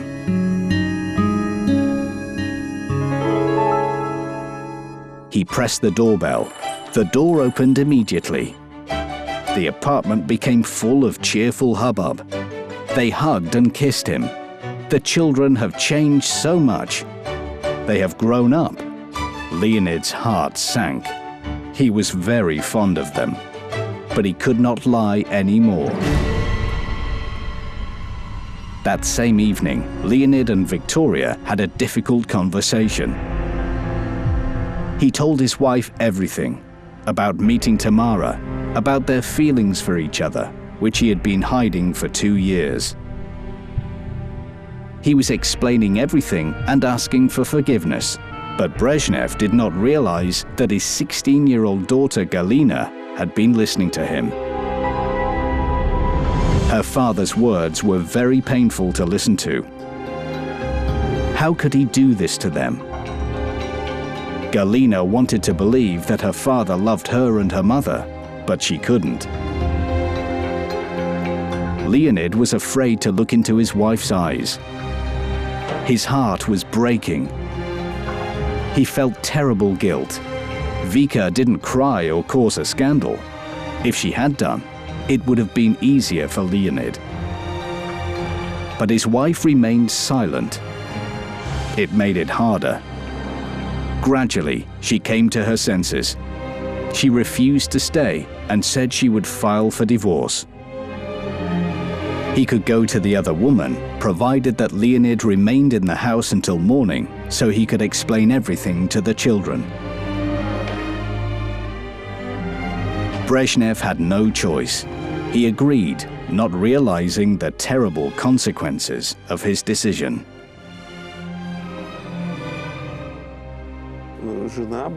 His wife was a difficult woman. In appearance, she was very similar to Mao Zedong. If you compare these two portraits, I think you'll find a lot in common. He suffered constantly.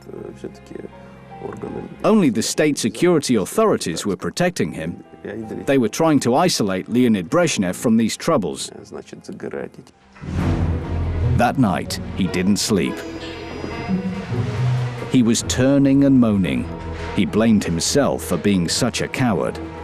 The guilt haunted him. His eyes were watering, but he couldn't sleep. He tried to convince himself that he needed to explain everything to his children. He simply had no choice. He couldn't lie to Tamara a second time. He walked around the apartment. The children were sleeping. Leonid entered his wife's room. The bed was made. Vika hadn't gone to bed. His wife was not there. Confused, Leonid went to see the one who would understand, the one who would calm and comfort him. He forcefully pulled the door handle. The apartment was unlocked. He rushed inside. Why was it so quiet? And where was Tamara? In the middle of the room sat a hunched female figure. She turned. Leonid froze. Vika looked at him calmly. She had found the apartment address on a receipt that was lying in Brezhnev's jacket pocket. While Leonid was at home, she went to visit the woman who was about to destroy her family. Looking into his wife's eyes, everything began to make sense. Tamara was gone for good. No, this cannot happen. What has Vika told her? A crazy thought ran through his head. Run after her, make her come back, no matter what. I must say, that was one of his most important qualities that manifested itself both in his personal life and in his politics. He was a stubborn man. His obstinacy was legendary. He could break through anything. Gas pedal to the floor, 120 kilometers per hour on the speedometer. He was driving like a madman. Sweat filled his eyes. He can see the station, but there is not much time. He must get Tamara back.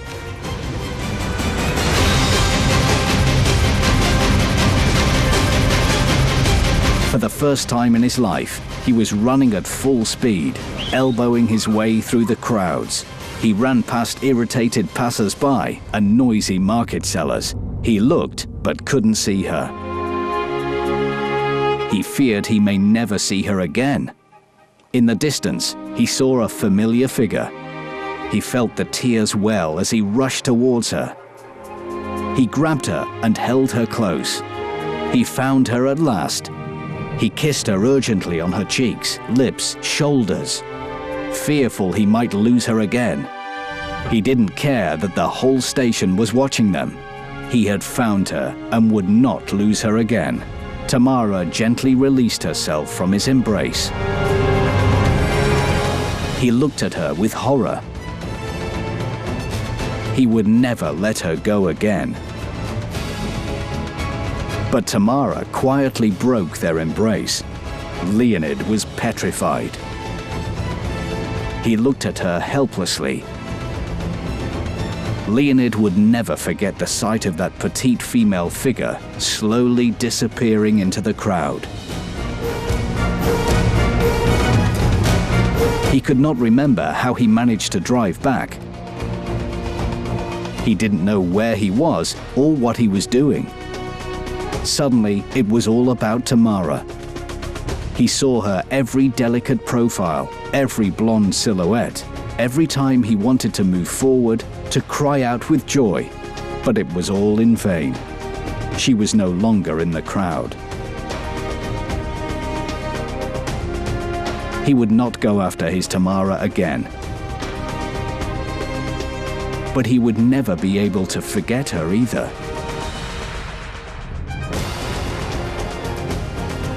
In Leonid Brezhnev's broken heart, there arose an unusual hatred.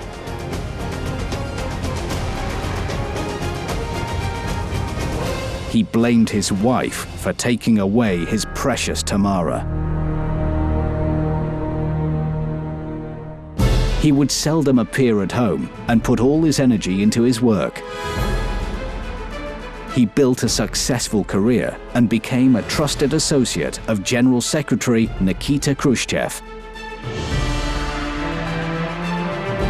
And when the time came, he would take his place and start a new era in Soviet history.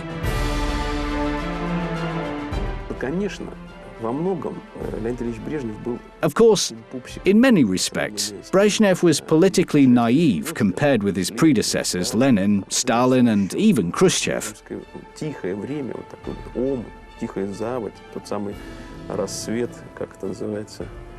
The era of Brezhnev is a peaceful, stagnant backwater. Perhaps people needed to sit and think.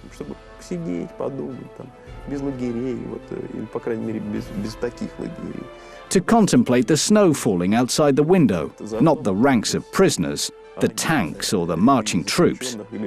It's not interesting to watch these things. In a sense, the Brezhnev era had been blessed.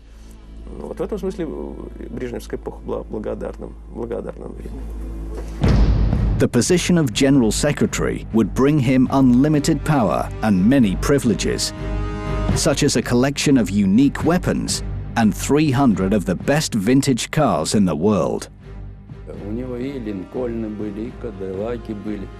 He had a huge fleet of vehicles, including Lincolns, Cadillacs, Rolls-Royces, Zills, and Mercedes. He loved them all, used to drive them himself. The guards were behind him naturally. Sometimes we had a flat tire. We would hurriedly change the wheel and try to catch up with him.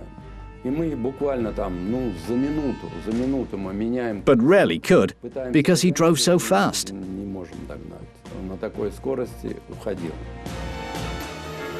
As well as cars, he also collected gorgeous women.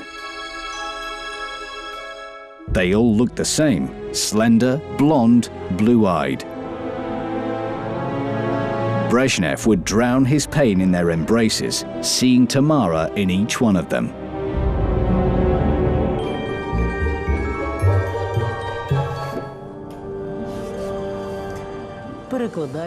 Translators, flight attendants, typists, and singers came and went. Brezhnev had no time to remember their names. He shocked the world with his amazing escapades. But nobody realized that the man with the sincere smile, who boasted about his amorous conquests, was in fact miserable. From the outside, everything seemed fine. A successful person, a prominent politician, a lady killer. There were many women on his list. A residence keeper in Zavidovo Anna, a maid from Zarechye, Dacha Maria, a secretary Alla, the daughter of communist leader of Bulgaria, Lyudmila Zhivkova. The KGB regularly supplied the leader with pretty blonde lovers. Brezhnev didn't object. To him, it was like a game.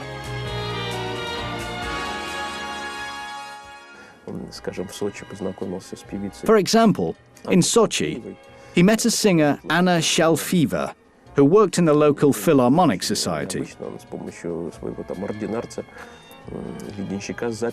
With the help of his orderly or batman, he locked her up in a room. She was outraged by his boorish behavior. She managed to escape through an open window. Leonid Brezhnev tried to make up with her by giving her flowers and courting her. Gradually, he broke down her resistance.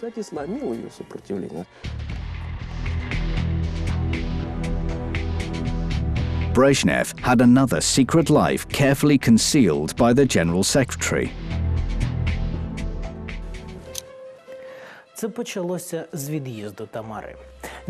It began after Tamara left. He didn't sleep well.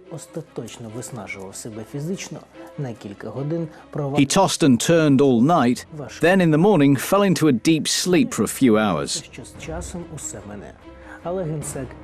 Brezhnev hoped his insomnia would pass, but it got worse with age. His problems were being destroyed before his eyes. He couldn't forgive his wife for the grief he had suffered. Brezhnev and his wife were gradually drifting apart, but Victoria seemed resigned. She didn't blame him for his love affairs and silently put up with them. Her silence drove him mad. Brezhnev did not know what to think. Very soon, he would pay dearly for his wife's sufferings. The suburbs of Moscow, 1972. He heard a terrible din in the sitting room and ran out into the corridor. His daughter Galina could barely stand. Brezhnev couldn't hold back his anger. His assistants brought him a picture of Galina dancing the can-can on a table with naked legs and skirt pulled up. This was not the first time she had behaved this way. Galia was drinking. His son Yura was drinking. You understand? But it was all concealed. Victoria Petrovna had been suffering from this affliction. She knew all the details. Leonid Brezhnev did not know everything. He had two concerns. Firstly, his daughter's affairs, including Maris Lipa and Kio, an illusionist. His son was an alcoholic who would go to Red Square and proclaim that Brezhnev was a fool. He was arrested, but when they realized who he was released. It was not easy for Brezhnev to deal with. It was painful for Brezhnev to watch Galina. Another failed marriage, hard drinking. He wanted her to stay and talk, but drunken Galina laughed in his face. Brezhnev lost his temper and slapped her. She soon came to her senses. She gave her father a long, withering look and then left without saying a word. Brezhnev did not know that Galina's scandalous behavior was revenge for hurting her mother. Fights with his wife continued until Brezhnev broke up with Tamara. He couldn't forgive his wife for the grief he'd suffered. Brezhnev was gradually drifting apart from his family. But even then, Victoria seemed resigned. He didn't remember her blaming him for his amorous adventures. Galina hadn't forgotten about crying in her room all those years ago when she heard about her father's unfaithfulness. How she blamed herself for her parents fighting, and watching her father continuing to taunt her mother. Galina had become angry and now sought vengeance. For the first time in his life, Brezhnev slapped his child. She had grown up under these circumstances, but much of it was his fault. Brezhnev adored his Galina, indulged all of her whims, but his daughter became fretful and spoiled. Previously, he'd put up with her tricks. But now, because of the insomnia, despair tore at Brezhnev's heart. He had to do something. And Brezhnev had found a solution. He remembered the innocent pills to relieve stress recommended to him by his comrades from the Politburo. The General Secretary hated pills and never called for doctors. But he simply saw no other solution. Insomnia was ruining his life and driving him mad. Taking life-saving pills was the only solution. That night, he slept like a baby. There were no horrible visions. Panic and fear had vanished. In the morning, for the first time in several years, he woke up refreshed and rested, all thanks to the innocent pills. From then on, he would take them on a daily basis. The state of the General Secretary improved. Fatigue and nervousness disappeared. He felt full of strength and inspiration. Brezhnev couldn't imagine that soon he would become addicted to the pills. To intensify the sleeping pills' effect, he would take them with vodka. This heady mixture would be the beginning of the end. As well as soothing, the medicine noxiron, like diphenhydramine, also has a psychotropic effect. When taken in large doses, it turns into a drug, and when mixed with alcohol, it can be a killer.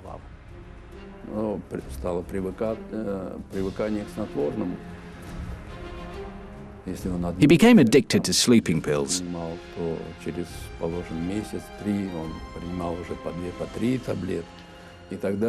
In the beginning, he took one pill, but within a few months, he was taking 2 or 3.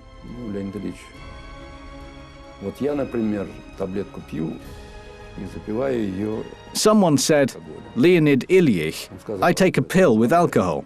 He asked, "Does it help?" And one of the Politburo members answered, "Yes, it helps."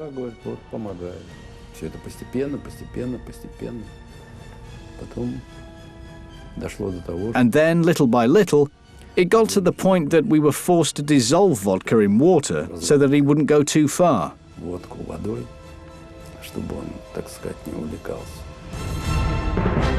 Moscow, 1972. The USSR was celebrating the 55th anniversary of the October Revolution. The atmosphere in the column hall of the House of the Unions was solemn. Recently, workers, peasants, soldiers and party members were being awarded. Faces were radiant with smiles. Everyone was euphoric. A smiling Brezhnev was meeting the guests of honor. Next to the General Secretary sat his secretary, who was also his new passion. Faces were flashing. Brezhnev felt dizzy and terribly sleepy.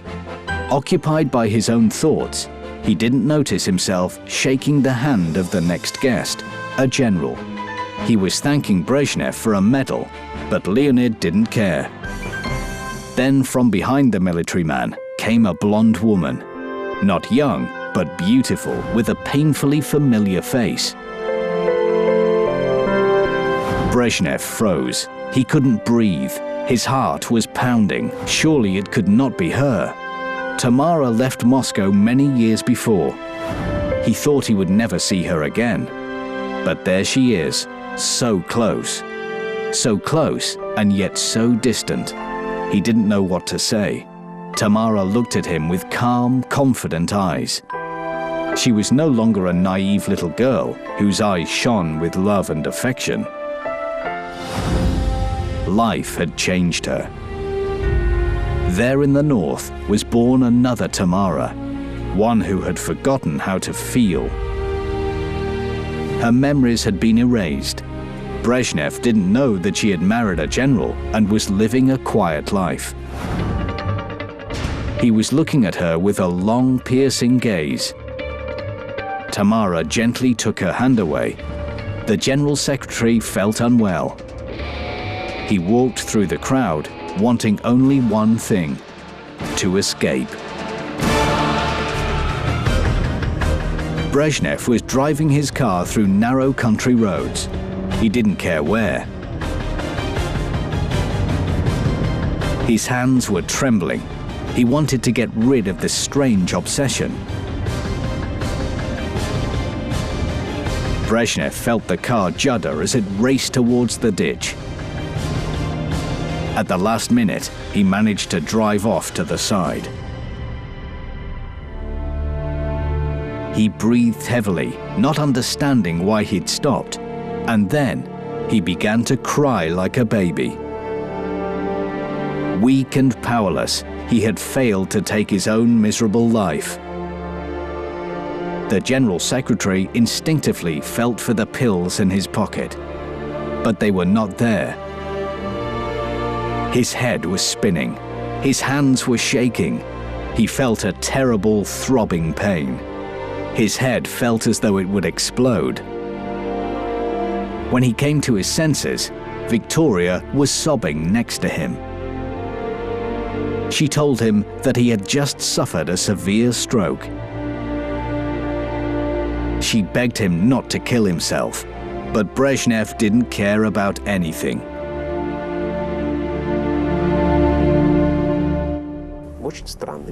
It was a very strange moment in the life of Leonid Brezhnev. He was banned from smoking and drinking. He could no longer drive his car.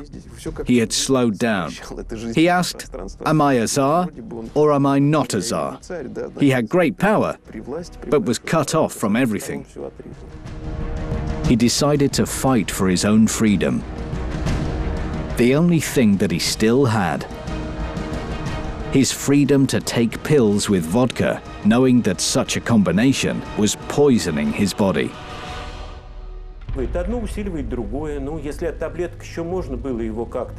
One thing intensifies the other. He demanded sleeping pills with vodka for dinner and became addicted. He realized that the drug was much more effective taken this way.